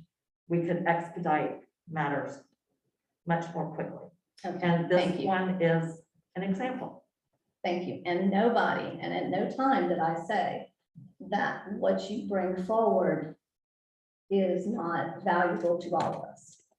I did not say that, but you can bring those issues forward in a more concise way and to help move these meetings along. And, you know, and as far as us reading, please don't ever don't ever accuse us of not preparing ourselves for these meetings. A lot of times what you want added into those minutes, because I've read those minutes, Charles has read those minutes. A lot of what you added is items that you have stated and you want your statement put into the meeting, into the minutes. So with that, we're going to go back to this. I'm going to close this out. We've got a motion. We have a motion and we have a second to go to 2 meetings a month. All in favor, say aye. Aye. All opposed, nay. Yay. No. Okay, ayes have it. The ayes have it. So Bobby, if you would prepare that ordinance, commissioners, keep in mind that we have a first reading. And so if at any time we decide that we don't want to do that, this is not locking us in at this time. Okay, Question. yes, sir. Okay, if we have 2 meetings, if we're gonna have workshops, 2, Sometimes we're gonna have a workshop. And also, I have a question about this. I noted if we're choosing the 4th Thursday, I believe that runs into Thanksgiving and Christmas. We'll have to adjust that. We'll adjust that accordingly. It's not uncommon to cancel those months. Yeah. Other communities have the same conflict. They canceled the November meeting. That was what I was gonna say, why not cancel those months then? Do we need to put that in the ordinance that is possible to cancel second meeting? I don't think, Bobby, as you prepare it, you can give us your recommendations in that. And then we also have that we limit the, did somebody want to do the motion, or are we leaving that alone about limiting 5 minutes per item per commissioner? Unless, now, and keep in mind that we need to be flexible with this, so that if they do ask for more than 5 minutes, that they would have to ask the commission would have to have a majority approval. How are we gonna track that? She is, unfortunately, but that's how that's done. 5 timers? No, With 5 No, minutes. no, just one time. As each timer can. Because each commissioner can only speak at one time. 5 minutes per item? Per Per item, commissioner. per item, Item, yeah. Per item. per item, yeah, we can't say 5 minutes for the whole meeting, we'd be done at 6:30. Maybe we could say 5 minutes, maybe we could say 5 minutes per meeting. I don't see that, I don't see how we could do that. But I, kind of take offense. I do a lot of preparation for these meetings, and I know all of us do. And it just seems as though, I'm not sure why Commissioner DeVito does not feel that we do. We really do kind of take this very serious, and we are getting the packets early enough to go through. And we do. We know where we're at when we sit down. We know, at least I know where I'm going with each and everything that's in this packet before I sit down. So, kind of take offense to that all the time. Okay, Mayor, yes, sir. let me ask you, city manager, do we have to stack and manage, the meeting, in many situations as we put on it? We do can not. leave some less important things off. Yes, sir. It gives us that opportunity because there's another meeting that month. So we can No, I'm talking about, we just stay with one meeting. stay with one meeting. Well, we could slow down what we're doing, unless it's something like a block grant that has a deadline. You could really, There's just a lot of things that have not been done through the years that we're trying to catch up with catch up right with now. and to go forward, and we've got to get some of this stuff cleaned up so that we can go forward. And I just want to say, just because we're going to 2 meetings, if we can catch up, which I really feel we can change the ordinance back to 1 meeting a month. I mean, nothing is set in stone for the remainder Bobby's of our going, lives. really? So I don't know why it can't be that you establish an ordinance that you can have call a second meeting. I was if you gonna need say, to. I don't know I why was there just would gonna be say any that, legal reason Bobby, why can you do it to give us the flexibility that if we feel we need to for that month to call a second, we have the ability to call the second. I was gonna The say the second same meeting. thing. Do we need to change that request to as needed? As you, I as mean, you. I could just do it Okay. and then bring it back. Yeah, when you write an ordinance and you research that and, We just want to make sure that it gets done. You know, calling a meeting and having to go to a meeting is two different things. You know, it's kind of like, okay, you have to go to a meeting because it's the second meeting of the month. Or you stand there at the first meeting of the month and say, well, I'd like to call a special meeting, and then we have to vote on it. And I just find that people, if they can kind of not go to it, probably won't. That's just human nature. And we do have a lot to do, and everything that we're doing right now is kind of dragged out.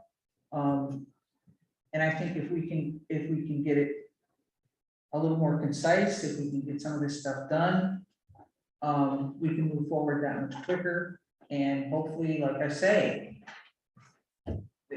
you know, I mean, human nature is that if you're gonna call a meeting, most people don't really want to do that.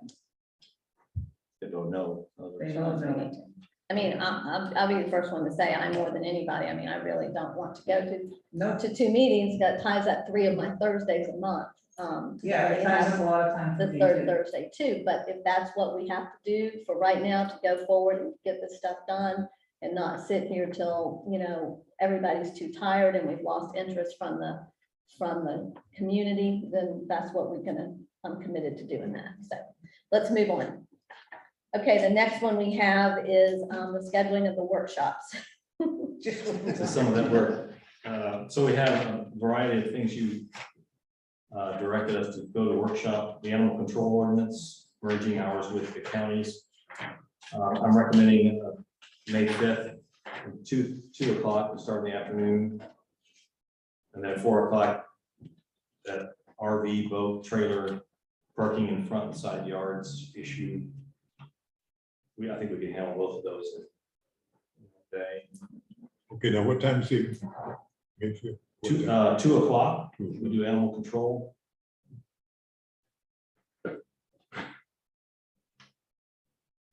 And 4 o'clock,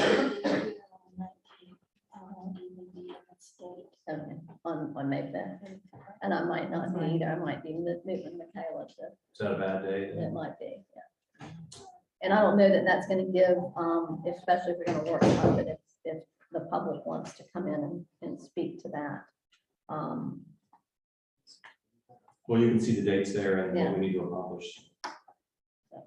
May 12th, I'm fine with that. That's a Thursday, correct? That's the regular meeting Thursday. Thursday, okay. So That would that's, be, so that'll be before the regular meeting on Thursday. but that would be like today. I think I've heard comments that this has been a long day, so I don't know if you want to do that. We need to get it done. And then May 26th, I'm good on May 26th. Should be good on May 26th. Is that before Memorial Day weekend? Yeah. It is. Mayor, if I may. Yes. That is the Thursday before Memorial Day weekend, and I have travel plans that are already set for that weekend. Okay. And about the plane here. And that you're gonna have to coordinate too with the tree board, so that's something. Well, that's their regularly scheduled meeting Oh, it is? Okay. So we would do the workshop with them. with them at 1 o'clock, okay. On the 26th, Mhm. May 26th. What about the I mean, we're never gonna get a date that works probably with all of these. with So all the of 5th these is no dates. good, you said? Possibly, and I Sounds think like that's a 2 of you are little not available. too on the 5th. soon. Right. Yeah, So that it's not gonna be May the 5th, right? no, sir. No, And Commissioner DeVito has an issue on May 26th.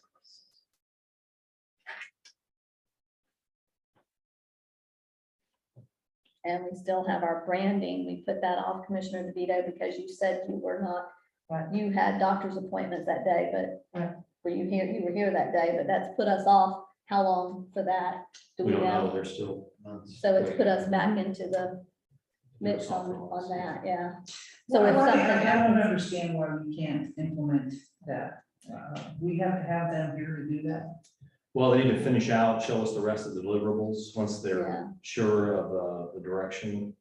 And they book months in advance, so when we cancel, it throws it off. You know, it makes me feel bad because I voted to allow Commissioner Vito to go to the doctors, but had I realized that Jesus was gonna take months to, I think that should have been explained a little bit better. Because otherwise we would have a forum and to move it forward. I don't think Charles realized that at the time either, though. I mean, he knew it would be maybe Well, a I feel couple bad of about weeks, this because but it's not only holding us up, but it's holding up the history, the women's club, it's holding up everything that is involved right now with Crescent City that needs us to move forward with our new branding. It's holding up Crescent. And I feel like I'm part of that, and I feel like I was duped, which I don't like either, but it's just, I really wish I would have realized that that was going to be the result. So anyway, I need to apologize to everybody, because I do feel bad that I held that up. So anyway. that's okay. So we could look at Tuesdays for these workshops? Yeah, they don't have to be on a Thursday. If the 5th doesn't work, would the 3rd work, No. The third will not work. or the 10th? The 10th should work. That'll work for me. The 10th should work, yeah. That's for what now, the. Would May. be the May. animal control and RV boat trailer parking. Alrighty. So the 10th works. On the 10th, May. May. At 2:00. 2 o'clock. And so we're including RV boat trailer parking also. That'll be at Yes. 4. Okay, now that meeting on 10th of May gonna be at 4 o'clock, right? 2:00. 2 o'clock. 2:00, and the second one's at 4, so we'll have 2 that day. And then on May 12th, we'll have the special events ordinance. We can If that workshop still that, works. and that's prior to our commission meeting. So is everybody good with that? Everybody will be in town for that, okay? We're gonna do that. May 26th, we've got, Commissioner DeVito will not be here for that. I guess we need to look at another date for that. What about the 19th? I'll be out of town on the 19th. Okay, the 17th? That's Tuesday? that whole week. Yeah, whole week. The National Main Street Conference. Yeah, he's out. Of May we're talking about. Yeah. Could be the Okay, the May. 24th, Yeah. May 24th That would be okay with me. What about you, Lisa? May for the 24th. tree plan. I'm good with May 24th. No. And that doesn't have to be 1 o'clock then, it can be whatever you choose. She said, places Right. said no. Charles can't do the week before. I can't do the week of Monday, the 23rd. Okay, that pushes us into June with the tree plan. Well, could we, let's see, what else? You don't know if the tree board can make it those days. Yeah, we don't know if we're gonna. So the tree board should just go ahead and have their meeting. Yeah, they can go Regular ahead and have a Yeah. meeting, a regular meeting.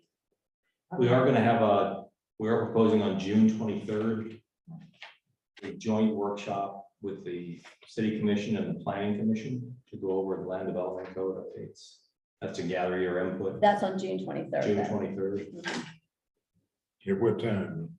6 p.m. Who's that with now? That's with our planning consultant. It'll be a joint workshop with the planning and zoning commission and the city And commission, that's June 23rd. June 23rd at 6 p.m. I just remember if we're going to 2 meetings a month, that's also going to be a commission meeting. Well, it'll still be only, we won't have that second reading yet. Okay. Okay, now, May the 10th, Actually, we could have a second reading. right? Yes, May the 10th May the 10th, at 2 o'clock. 2 p.m. May the 12th at 3 o'clock. I'll tell you what, you get that all figured out, you let me know. And then Charles, when you get back with us, I mean, we don't have to vote on this as far as a workshop. Don't believe we have to vote to have the workshop. You can just give us For the the tree dates. plan. Yes, June 23rd is at 6. That's 6 Yes. p.m. So if you'll get back with us on that. So right now, we're gonna go ahead, commissioners, we have May 10th and May 24th. We want to vote on that. I'm sorry, May May 10th and May 12th, May Yeah. 10th and May 12th. Right. Okay. We've got two of them knocked out. All Okay, right, I so move that our next meetings will be May 10th, 2 p.m. animal control ordinance. And for the RV boat trailer parking in front and side yards. okay. And then on Thursday, May the 12th at 3 p.m., special events ordinance. And then at 6 p.m., our regular city commission meeting. And then June 23rd, commission and the planning consultants at 6 o'clock. That the planning consultants and the board.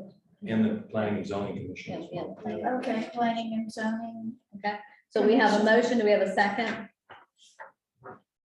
Okay, I'll second it so we can kind of move on. Okay, motion and a second. All in favor, say aye. Aye. All opposed, nay. Okay. So moved. And Charles, just get back with us after you look at the tree plan, please. Okay, at this point in time, I'm gonna close out the regular meeting, and we're gonna open up the CRA. Would we like a 5-minute, can we take a 5-minute recess while you get ready? So I'm gonna have a 5-minute recess. We're gonna re-adjourn at 9. 9:05. 9:05. We can't go. Yeah, 9:05, 9:05.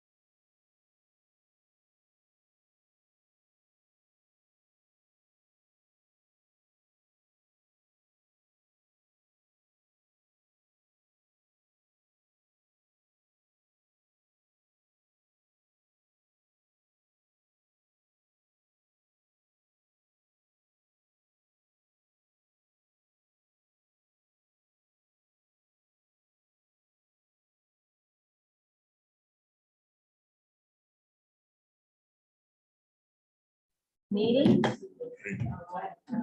And we're going to, open up our CRA. Thank you, Mayor. This first item is consideration for a redevelopment grant for 324 Central Avenue. If you recall back in December, I brought you a proposal for a new grant program, which would be targeted at specific buildings in the downtown area to really begin fixing up and dealing with our existing building stock. We look for more development and so forth. It's important. I look at it like we're taking care of what we have as we're wanting more. So the first item coming up is this building at 324, the barber shop located there. And you can see the picture, I showed you a while back some renderings of what replacement of that awning would look like. To replace the overhang and put an awning along the edge. This is some pictures of the damage. You can see the awning, the overhang is rotted along the edge, and in fact, it's at risk of collapsing. So it has to be at least removed. So we're proposing to, I put the proposal in your packet for Neil Armstrong Roofing to do the overhang for $1,850 and Sunshine State Awning to do the awning, the edge for $1,162 for a total grant award of $3,012. Okay. So you're asking for approval of this grant. Motion to go ahead and approve the grant award of $3,012 for 324 Central Avenue. I'll second. Okay, we have a motion and a second. Commissioners, do we have any discussion? I have a couple of questions. Okay. So it's not clear to me, I think we have a total of about $50,000, a little more than $55,000 that we're proposing to spend right now. Yes. So, and how much is in that total budget item? That line.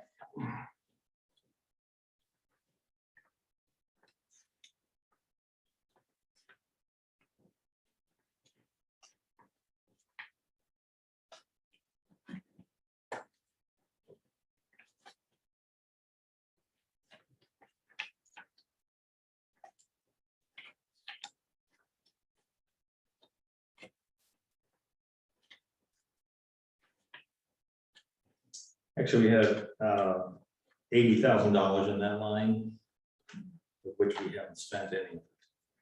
Okay, so that would leave us roughly $30,000 to assist another property. Be 3,100. Okay. 31,000. I'm sorry, No. please take your question. I'm saying, if we fund all three of these requests from the CRA grant line right now, how much would that leave for the balance of the year? What percent would we be funding? Well, whatever the difference is from minus that $80,000. Okay, so we'd be spending maybe about 55,000 today. Potentially. And we come due with more, we put a bulk of the money in repair and maintenance, which we've been doing, but if we see that we need the money this year in grants, we'll shift it over. Okay, and then it's not clear to me when I looked at the program that you presented to us that we're doing. The program seems to say that the property owner arranges for the work to be done and gets reimbursed. Is that correct? No, we'll pay the vendors directly. Okay, We'll arrange for the work to be done. If the property owner were to do any work themselves, then we would reimburse them for materials, but not for their labor.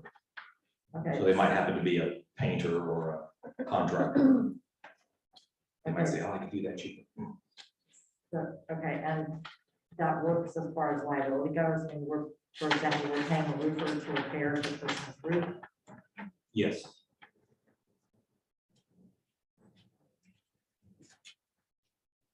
And there's no liability issue there. I mean, if there's an issue with the contractor, where do we fall? Well, the contractor will be an insured contractor. Be just like if we were contracting for the, for the city and he To do Injures work on their own himself, house. Yeah. Right, but this is property owned by a third party. Okay, just asking. What was my understanding, Bobby? It would not be, because he would have to have. He would He'll have to be fully yeah, licensed. have to be insured, fully licensed bonded. and insured, and bonded. And so if he got injured over there doing that with a third party, we don't own the property, we're paying for it from a liability standpoint. Well, let's just be realistic, from a liability standpoint, they're probably gonna sue us anyway. That's what, so when somebody asks me if we Yeah. get sued for it, yes, whether they're gonna win or not, it's a whole nother story, and probably they would not win in that. They would not have a claim in a situation like that.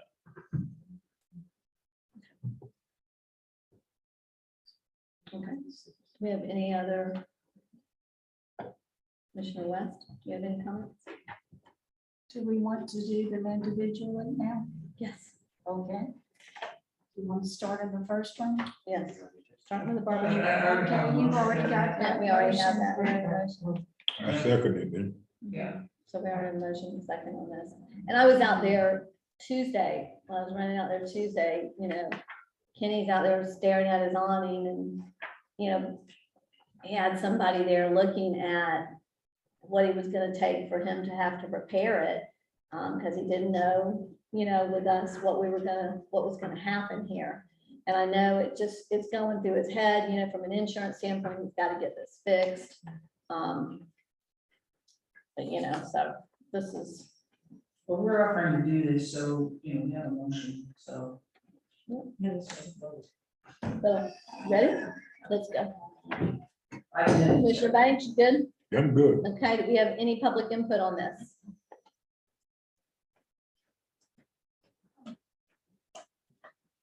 I just have a question, why is the city paying to insert private property? Thank you. Part of our redevelopment grant program for our CRA, And just to clarify, the city's not paying for this, the CRA. the CRA, yeah. We have money, the CRA is willing to redevelop and invest, that money is to reinvest in your. Back into your Yeah, community. into to your redevelop. community to just make it better. Yeah, no, I it was just a question, why the funds are coming out of Okay. CRA? We have a motion, we have a second. All in favor, say aye. Aye. All opposed, nay. Thank you, Mayor. The next consideration is for redevelopment grant for 306 Central Avenue. This is a really great building. It has a classic retail front with a recessed entry, beautiful display windows. I'm looking at this building really for future use because I showed you in a previous presentation how that building could actually redevelop in depth, developing outside, you know, multiple tenants. And it's a very narrow building, so it's really only one tenant wide. What we're focusing on today is to redevelop primarily the front facade, paint the entire building, but particularly the front facade. And to repair the woodwork around the glass. That's kind of amazing, that glass is staying in place. Put a new awning on it, and then in addition to actually cover this side with stucco, so it's uniform and attractive. And then to put a new roof, as you can see, what happens here is the rust from the roof coming off just would damage the new paint. So the idea is to save this building for future use. I think it's gonna be an awesome contribution to our building stock. It's a great design, very classic commercial architecture. And my recommendation is to, the way the grant breaks down is to pressure wash, paint, stucco the east side, and remove and replace the front store glass for $28,500.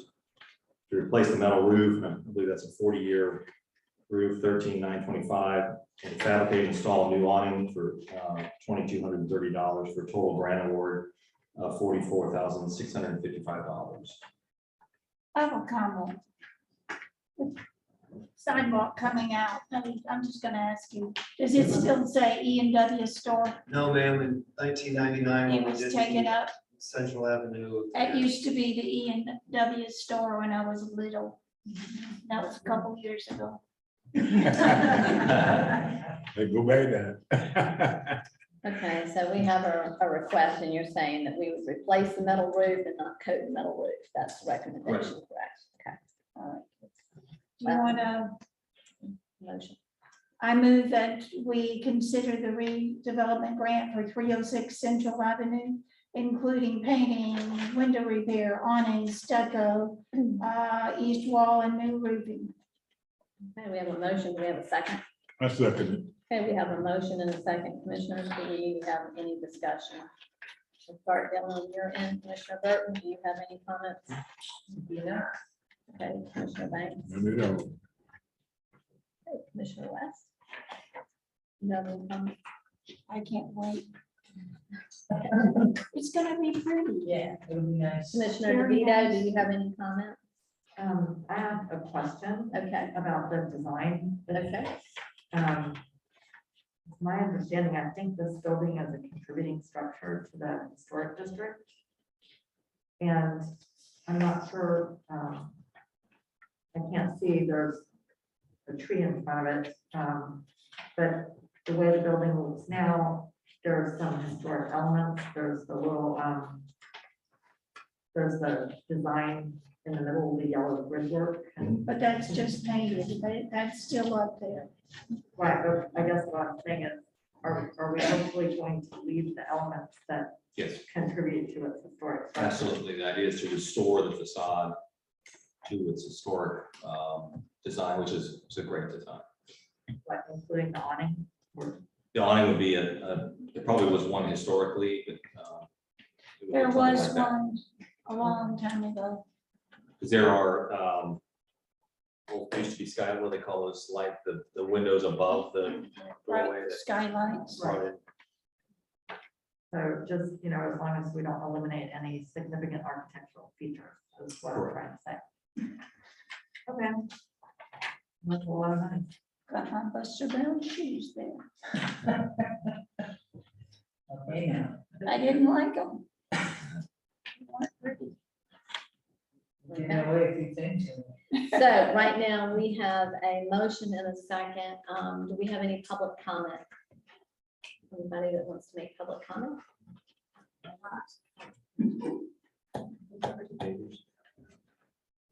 Tracy Eckhart, 109 Prospect Street. This is a wonderful program. The money's there. That's what it's for.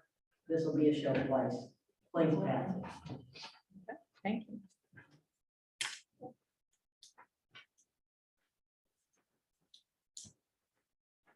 Ryan 255 South Pleasant. I noticed that you only gave one price.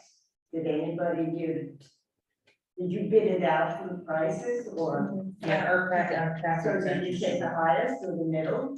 And who is doing it? And how come we don't do anything on, what do you call it, 17?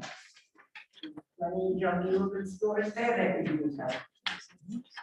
Thank you very much.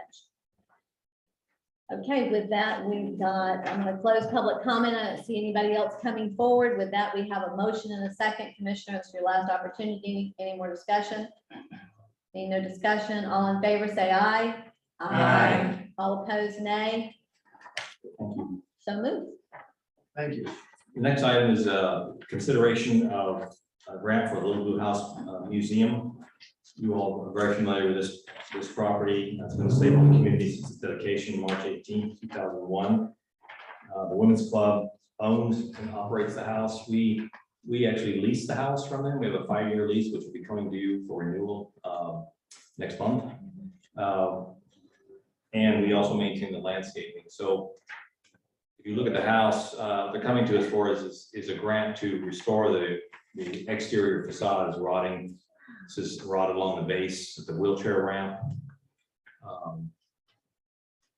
On the other side with the air conditioner, the water splashing up has caused the siding there to rot. So part of the replacement of not only the siding, but build a little roof over this to prevent that from occurring again. Here's some examples of the paint is chipping and peeling, and there's additional rot. So the proposal is to replace the rotten wood, to scrape and prime and paint the entire structure for a total grant award of $6,700. And this is coming out of our North CRA, where the other one came out of our Central CRA, is that correct? This is, I'll have to double check, I believe it's in the central CRA. It's still in the Central? Yeah. Okay, Commissioners?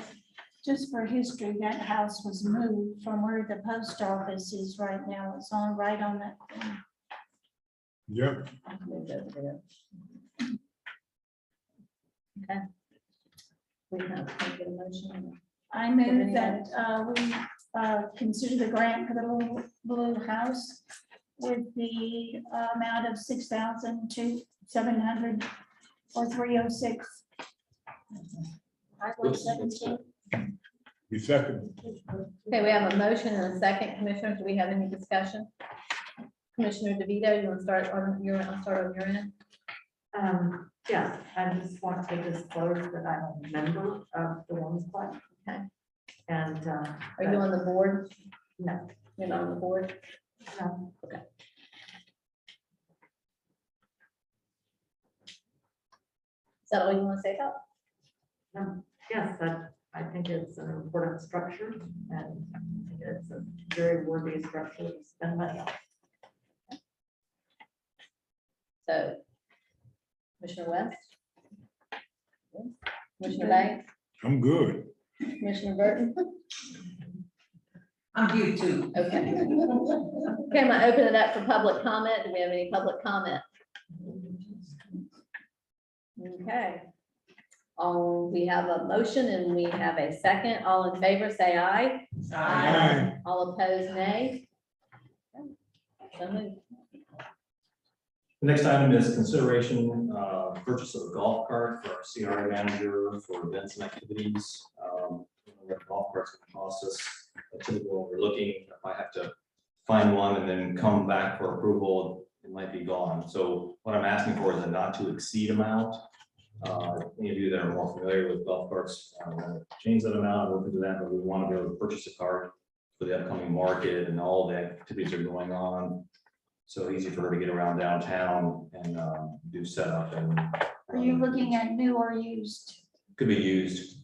For $5,000, chances are it'll be. It's gonna have to be Right. you. Yeah. Make sure you have good batteries. Just make sure you have good batteries. Guarantee. Yeah. We're hoping to find one that has a flatbed, or we can put a flatbed on the back so we can carry stuff for the event.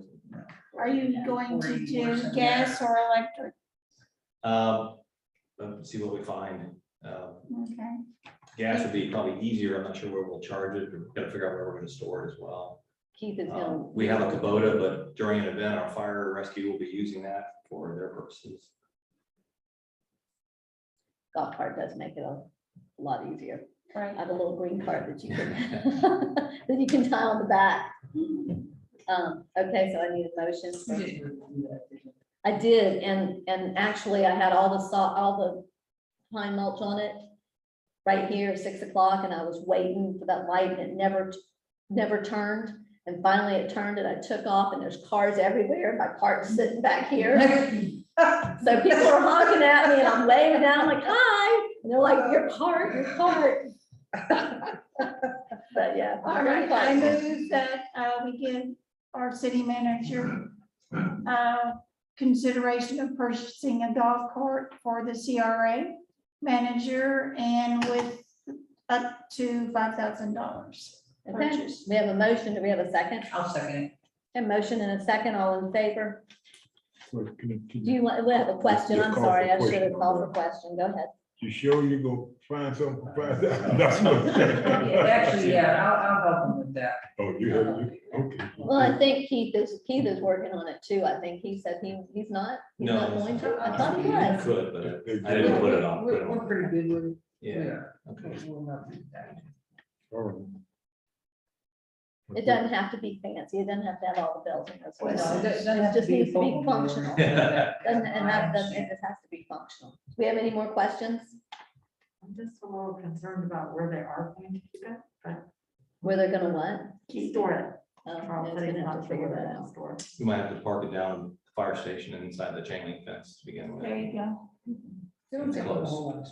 And you know, too, you might talk to Erwin, he might let you put it in there, or like you said, at the fire station, Yeah. you know, lock it up. If not, you can put it in my garage, I'll just use it on Do Saturday. we have any public comment on this? Okay, no public comment. Any other comments, Commissioner? No. Okay, we have a motion and a second for purchase of a golf cart not to exceed $5,000. All in favor, say aye. Aye. All opposed, nay. Okay, so moved. Next item is consideration purchasing a pressure washer or washers.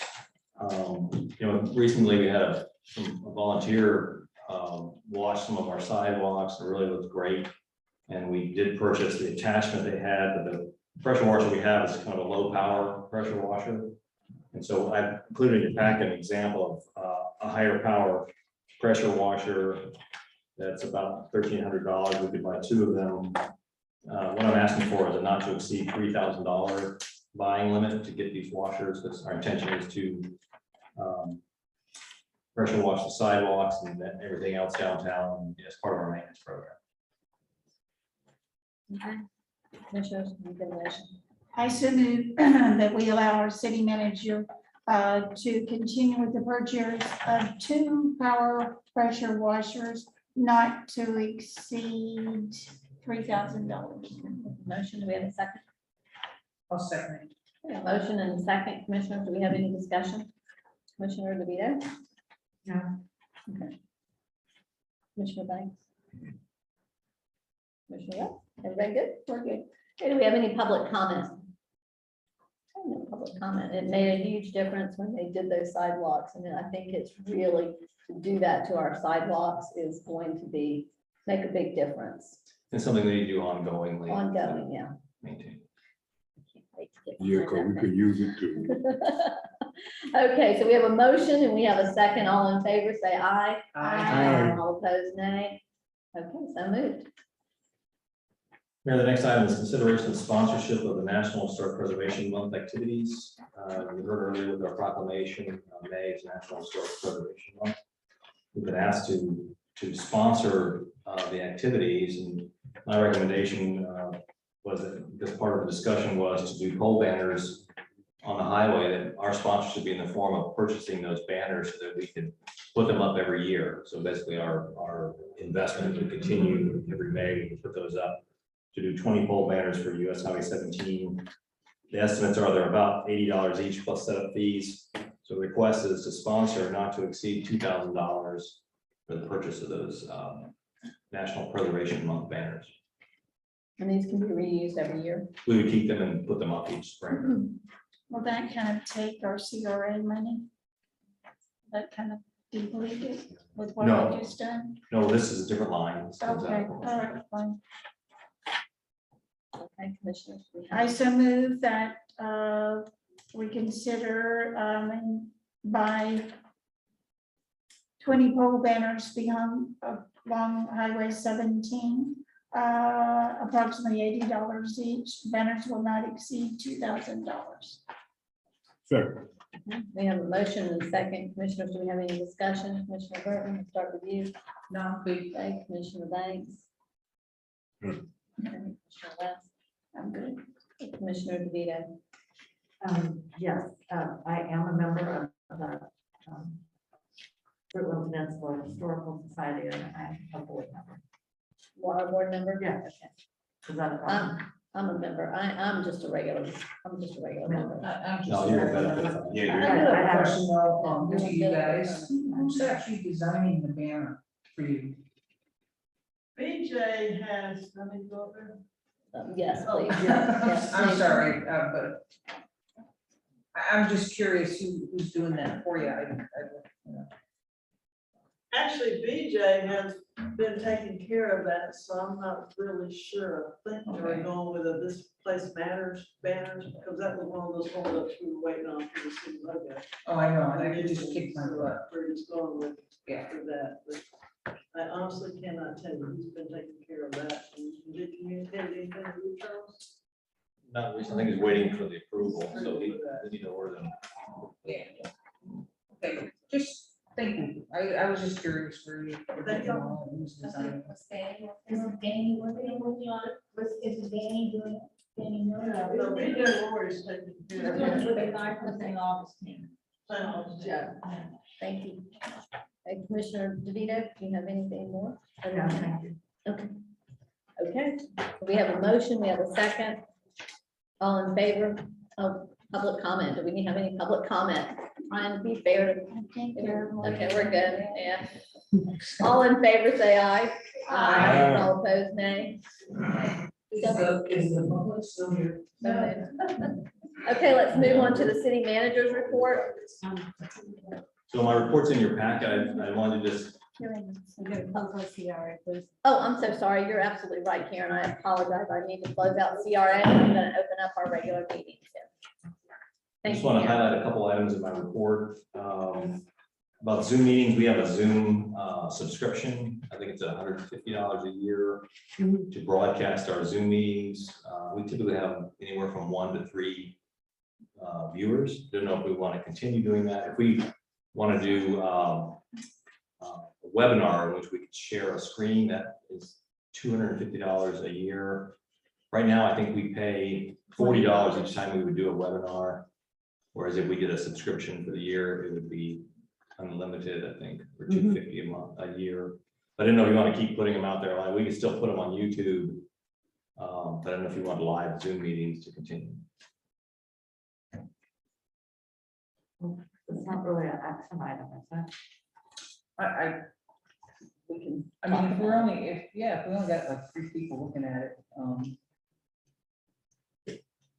let me ask Karen. Karen, how are you doing your minutes? Are you doing that with the Zoom meeting or? I do both. I use both, actually, and sometimes I go on, YouTube. If I can't understand what's going on with my recorder, I jump on Zoom. And if I still don't understand it, then I try to go over to YouTube where it's closed captioned. And then I can decipher which words are not coming Let up. me ask you, it's $150 for the whole year? Yes. And it just automatically goes into YouTube and. No, it has to be transferred over to YouTube. It has to be transferred over to YouTube. Yes, ma'am. So I'm just trying to wonder if it's worth it to you, any way that we do this, or do you have a recommendation? I mean, my recommendation was to Charles when we talked about it. My recommendation was, we're doing webinars, and the webinars are, we're paying $149 a year for unlimited regular meetings, but now it's $40 extra for each webinar that we have to do. So if we have to bring in somebody into Zoom, yeah, it's an extra $40. If you do 249, it's unlimited. Okay. Yeah, and with you the get webinar, I see. whiteboard, and you can Zoom anybody in you need to Zoom in for a special meeting or. So $100 more a year annually. Yeah, but it's up to you, because like he said, when we get in 3 people, it's your call. How often are we using a webinar to bring people in to talk to? Well, think back, the last time was the homeless advocate. The homeless. We may end up doing our branding that way. Yeah. If we can't find time for them to come, they may come on Zoom. And are we using Zoom possibly for Clarion, for example, to talk to and for possibly even our little planning guy there, so that they don't have to make a trip over or. I don't know, I'm just guessing, because do you need it or not, I guess is what I'm wondering. Well, I think we probably keep the Zoom subscription for other Zoom things that we do, but I don't know if you want to keep broadcasting these meetings live. I don't think that's necessary, but that's why I asked you if you got anything out of it or. It's totally up to you. I mean, sometimes I use it, sometimes I don't bother.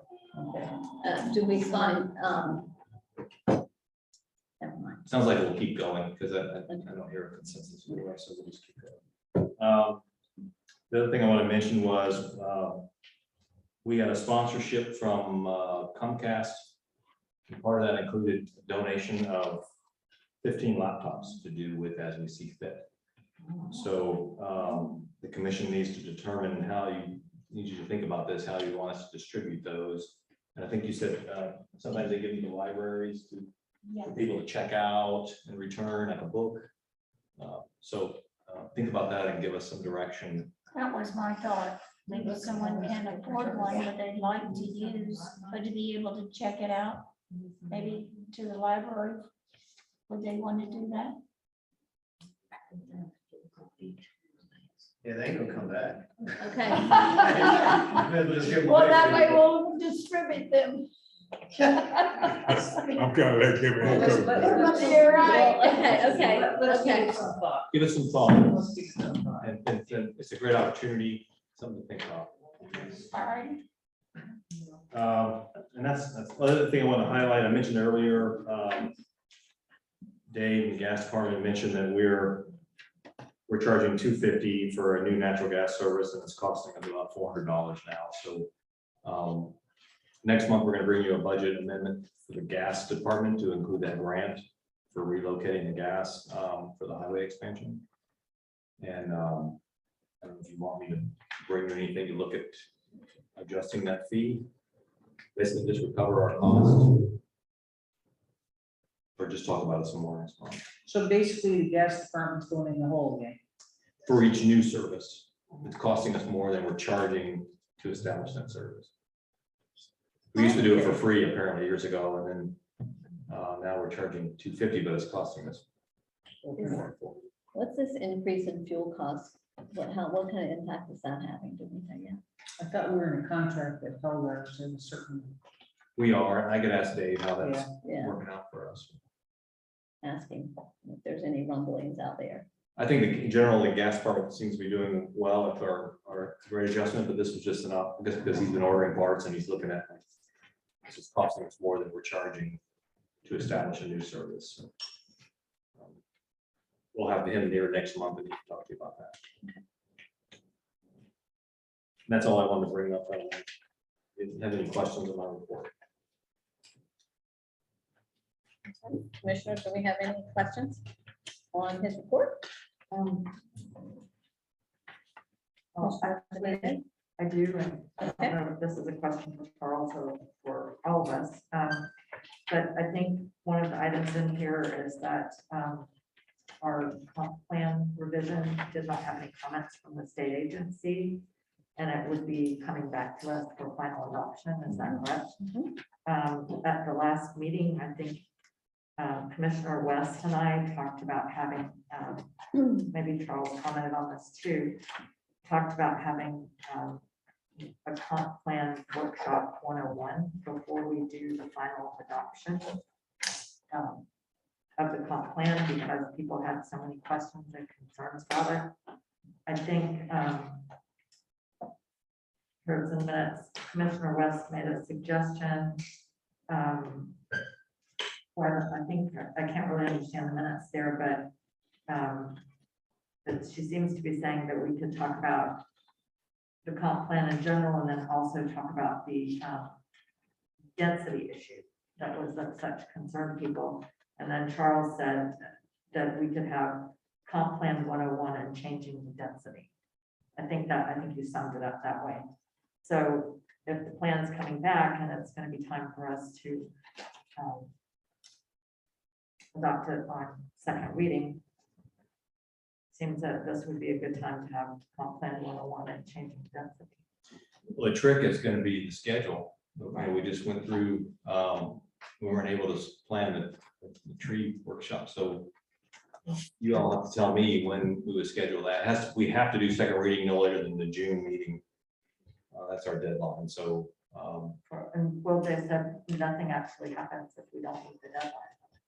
Well, no, if you look at the letter, we have 180 days from notification to adopt the comp plan, to do second reading. So we have, I think, till the end of June. So that June meeting would be our last possible, unless we have a second meeting. Did we not have, was that not a workshop with Mark gave kind of the one-on-one on the comp plan? Did we not already have that with the residents? I thought when we were going over the comp plan, remember we asked Mark to come in and he kind of gave an overview and explained the comp plan, We did. the 101. Because I even remember referring to him and saying 101 on the comp plan. So do we? getting from the residents that we need another workshop? The issue was the density in a couple of neighborhoods. Some of the residents were upset over The future land use. future land use is right, but we needed to go ahead and get it in. And the idea is we could come back to it when it was sent back and work with, on that density. When is the planning and zoning, when is their next meeting? We have a meeting this month, next week. The agenda went out today, Okay. That's not, so that doesn't that give us enough time. They also have a May meeting, correct? May 19th. May 19th, okay. The only reason I'm asking that is because rather than bring Mark over, an additional time, maybe we could have it prior to that planning and zoning meeting. We could, or Workshop. if there's nothing else on the agenda, could be the meeting. It could be the meeting. One want to attend, we could do a joint. Okay. We don't know, we keep hoping we'll have the final site plan and Moonshine Acres. Yeah. Take a while. That'll be a long time. So that's the trick of that is when do we do it? Right, well, it would seem to me that to shoot for the May, the date of the May planning and zoning meeting, either to combine it or as the mayor suggested to have it earlier when the planner is already coming over. And that would be a good timing. We could, I schedule him in the evening, and his hours here being just a workshop. Yes. And so that anyone who wanted to come, actually, and I think Commissioner West said this, and I think we said the same thing, that there's a lot of good stuff in the comp plan and we never really look at it. It would be good to do that. So like, you want to have it on I'm out of town the week of the 19th, and you're out of town the following week. Correct. So that kind of takes out May, puts us into June. June 2nd. That's the agenda deadline. We would be passing it on the 9th. I won't be here June 2nd. I'll be at the meeting.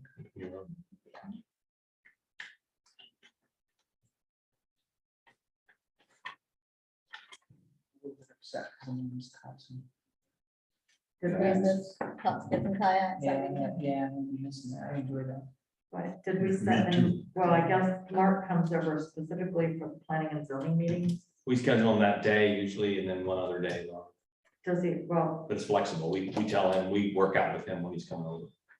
Well, we've Right. got the May 12th. We're doing the May 12th special events. We're doing May 10th too. I mean, we could do, I don't want to put that on top of all that. May is full. we could do, what about Tuesday the 7th? June. June. Right, that would be 2 days before our June 9th meeting, and that's the last, June is the last month we can adopt it, Charles. We need to adopt it in June because our meeting falls very early in the month. We'll Right. Be later, the special meeting. You want to try for the 7th? Oh, I would say so. I'll check with his availability.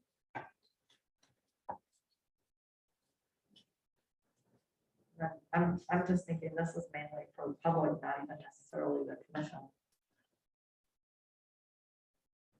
So we're looking at June 7th, you think? June 7th, we're looking at really a public workshop on kind of the fundamentals of comprehensive planning and how the future land use could be amended Right, how you would. if on a large scale. How you would downsell, I think, wasn't that? right? Yeah. Okay. That's a maybe. I mean, it should be. Do you have any other questions? Any other What comments? time? But I don't know where 6? it's at. 6 No. o'clock. You want to do it 6, 5? Well, it's for the public. 5, Right. 5 o'clock. 5:30?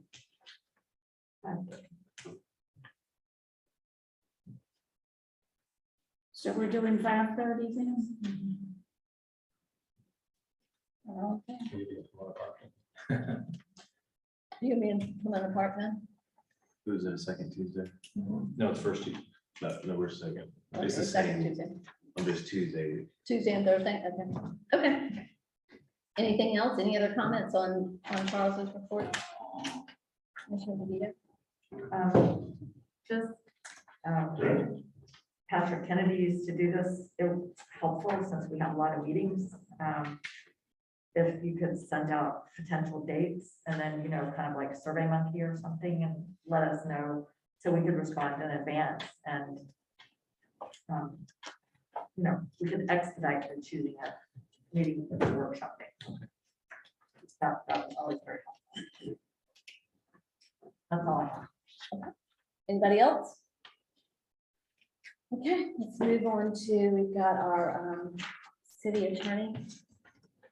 I just have one thing. I was asked by the mayor to look into the status of the investigation into the alleged sunshine violation involving the Crescent City Police Department.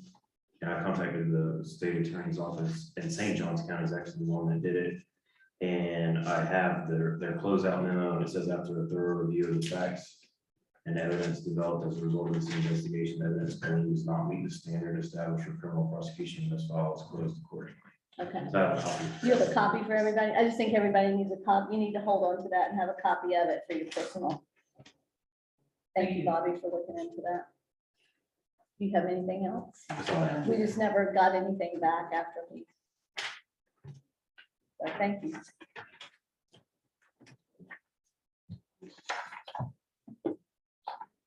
We're done?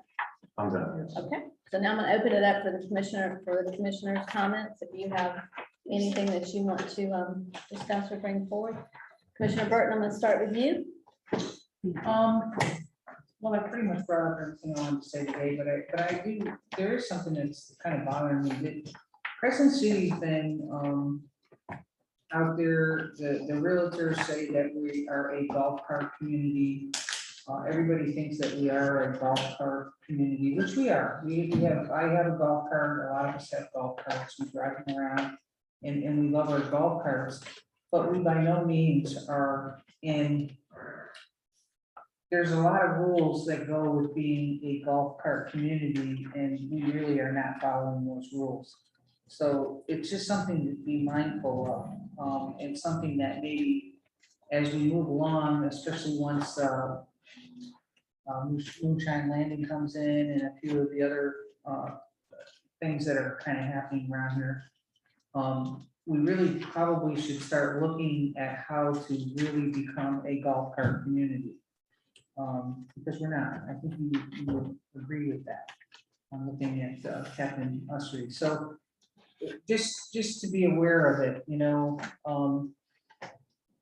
so I tried 4 years ago to try and help us along with the golf cart community by getting with FDOT, and they laughed at me, and they laughed at me for trying to get some crosswalks on 17 and stuff. But if we get as many people coming in here as we think we're going to with our special events, and we're going to be having more golf carts and things like that, we really need to start looking at some kind of plan to make that kind of happen if we can. So I just thought I'd bring that up. So. I agree. That's a good idea, because for Mona Park, I really see how uniform there. They really uniform. Yeah. Come all the way down, you know what I'm saying? Oh, yeah. Willaca, but Willaca is a golf cart community. They are officially a golf cart community. Yeah, but it takes, you've got to have a few things in place to be an official golf cart community. We are not there yet. So just for our awareness. I agree. Another workshop. I see another workshop coming. I'll be looking into it a little bit, so Okay. I'll put that together. Commissioner Banks, I'm good. you're good. Commissioner West, anything? I'm that good. You're good. Hey, Commissioner DeVito, you have anything you want to bring up? I do, thank you. Thank you for recognizing me. I have a couple of issues. One is the grant that we are getting, the CDBG grant or whatever for paving of roads made me think of a particularly bad road that's right off, I believe, Oakwood Avenue, Holly Lane, where that's where Marcus Hardy used to live, and Kenyatta, I believe, still lives there. Can that still live there? Right, it's listed as a private road. It's in very poor condition, and I would like us to investigate what would be involved in making that a city road. I mean, it's very close to Oakwood. It's very difficult for the residents. I think they have inquired before, and I've touched base with them about, are they interested in this? And I think if it can be done without too much cost to them, because, and I even think, I remember Marcus Hardy saying, when he lived there, he couldn't apply for any grants for his road because he was a commissioner or whatever. But anyway, it presents a very poor appearance when you see it from Oakwood. And it's very difficult for the residents. So I would like us to look into what would be involved in the city taking that over. They would have to deed it to the city. The owner would have to deed the road to the city. Right, but I'm saying to Charles and whoever in the city, could they, I mean, would we want to pursue that? I mean, that would take the commission's approval, correct? And You'd have then, to agree to accept the land. right, so I think there must be a process. Taking over a road, a private road. Basically, we would take on the burden of maintenance and, yeah, I drove by there, it just looks like a driveway to a house. It Well, but there's. looks like private property, you go in there, I guess it is private property, but Well, there's 4 houses on the road. Some of the homeowners, when they bought, did not even realize it was a private road because Crescent City has dirt roads. It's kind of gravel and clay. And anyway, 3 of the 4 property owners are definitely interested in. One of them's a rental, the far one next to Kim, that's a rental. Right, the other 3 are very interested. So to me, That's because the first step is they're gonna have to agree. They're gonna have to agree to give it to us first. So if they're not even in agreement, then. And it's gonna take all Yeah. all 4 of them. Right. So if it's a private See if road, they there's- have an ownership in it. So they're gonna be giving us their interest in it, if we even want to accept that. I think where some of that problem is right there at the front where it meets Oakwood. yeah, So maybe that's something too that we could look at if we, you know, if any of that part of that's our easement, because that's really where the problem is right there at the very front. I mean, they have problems throughout there, but it's right there at that very front. We need to let them guys, you know, if it's a private property, they really kind of take care of that area themselves. And, you know, before we start doing private roads for people, and this isn't to sound mean, we have a lot of dirt roads that are city roads that need help. Grove Street is where you are up there and around that whole bend. And I mean, there's about 6 roads that we really need to repave and take care of here in the city. So I mean, I understand their dilemma, but I think that they have to do a little more homework for themselves. I think what we have to be cognizant of is that when we do that, what are we opening ourselves up to? Because you also have Ronnie Lane, which is right there also, and Ronnie Lane is also a private road, and it has some major issues on Ronnie Lane, So, I mean, if you'll look, I guess, Commissioner DeVito, you want Bobby to look into it and. well, I would kind of want to know what the process is, because typically when these places are developed as private roads, it's the homeowners down the line who suffer and they pay taxes like anyone else. It's not like these are exclusive enclaves of wealthy people. These are just regular average homeowners, and it's possible if we took ownership of the road, that then they could get in line for improvement grants that would help them. I think they expect it like right away. You know, Yeah. the road in front of my house is private. Yeah. Mhm. So, I mean, it's a mess. Yeah, it is a mess, but when people get on these private roads, they need to understand they do own them, they do have to maintain them. That was part of it. So Bobby, I guess if you would just get the process so that Yeah. Commissioner DeVito can, is that good, Commissioner DeVito, so that you'll know what to go back to them with? Obviously, they've spoken, one of the, or all of the residents have spoken to you about it, so. Well, I've spoken to 2 of the 4 homeowners and or property owners, and one of them has talked to the 3rd property owner. Okay, So, or they could come in and meet with Charles themselves. or they can do that too. Probably the best thing for them to do is for them to come in there and meet with Charles. I would recommend them come in and talk to Charles, but before Charles, just so he knows, got his ducks in a row too, so Bobby can look into it. Right, and then the second item I have is, we were talking about how to shorten our meetings, and there are 2 things that were handed out to you. One is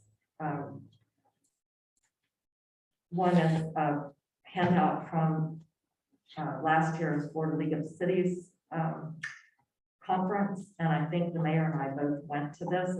The title is Navigating the Council Manager Relationship, and it outlines responsibilities of council members, responsibilities of managers, just talks about the nuts and bolts of being effective and efficient.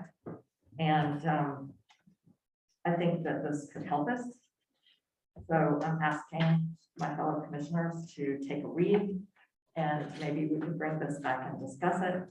And then the second is a resolution from the city of Newport Richey, sorry, that sets aside, that sets out the rules and procedures, and particularly decorum, and how council members can work amicably together. So to me, these go very well together. And I think that they can help us a great deal. And then the last thing I want to say is, normally I'm known to be a concise and organized person, but I am becoming less organized in my speech. And Mayor, I'll have to share this with you. A number of people have asked me, people that I don't know particularly well, about why the mayor is frequently annoyed with me. And I am asking your consideration that no matter what your personal feelings are, that during the meeting, you not interrupt me or snap at me or admonish me, and just give me the courtesy of letting me speak, because it is starting to affect my ability to even speak in a meeting, and to do so without fear of being interrupted or snapped at and held up to derision. And it's not good. I ask to be recognized before I speak, and I do my best to be concise, but being snapped at constantly and having people ask me why the mayor is angry with me is starting to take effect. So I'm respectfully sharing that with you. Okay, thank you. Thank you.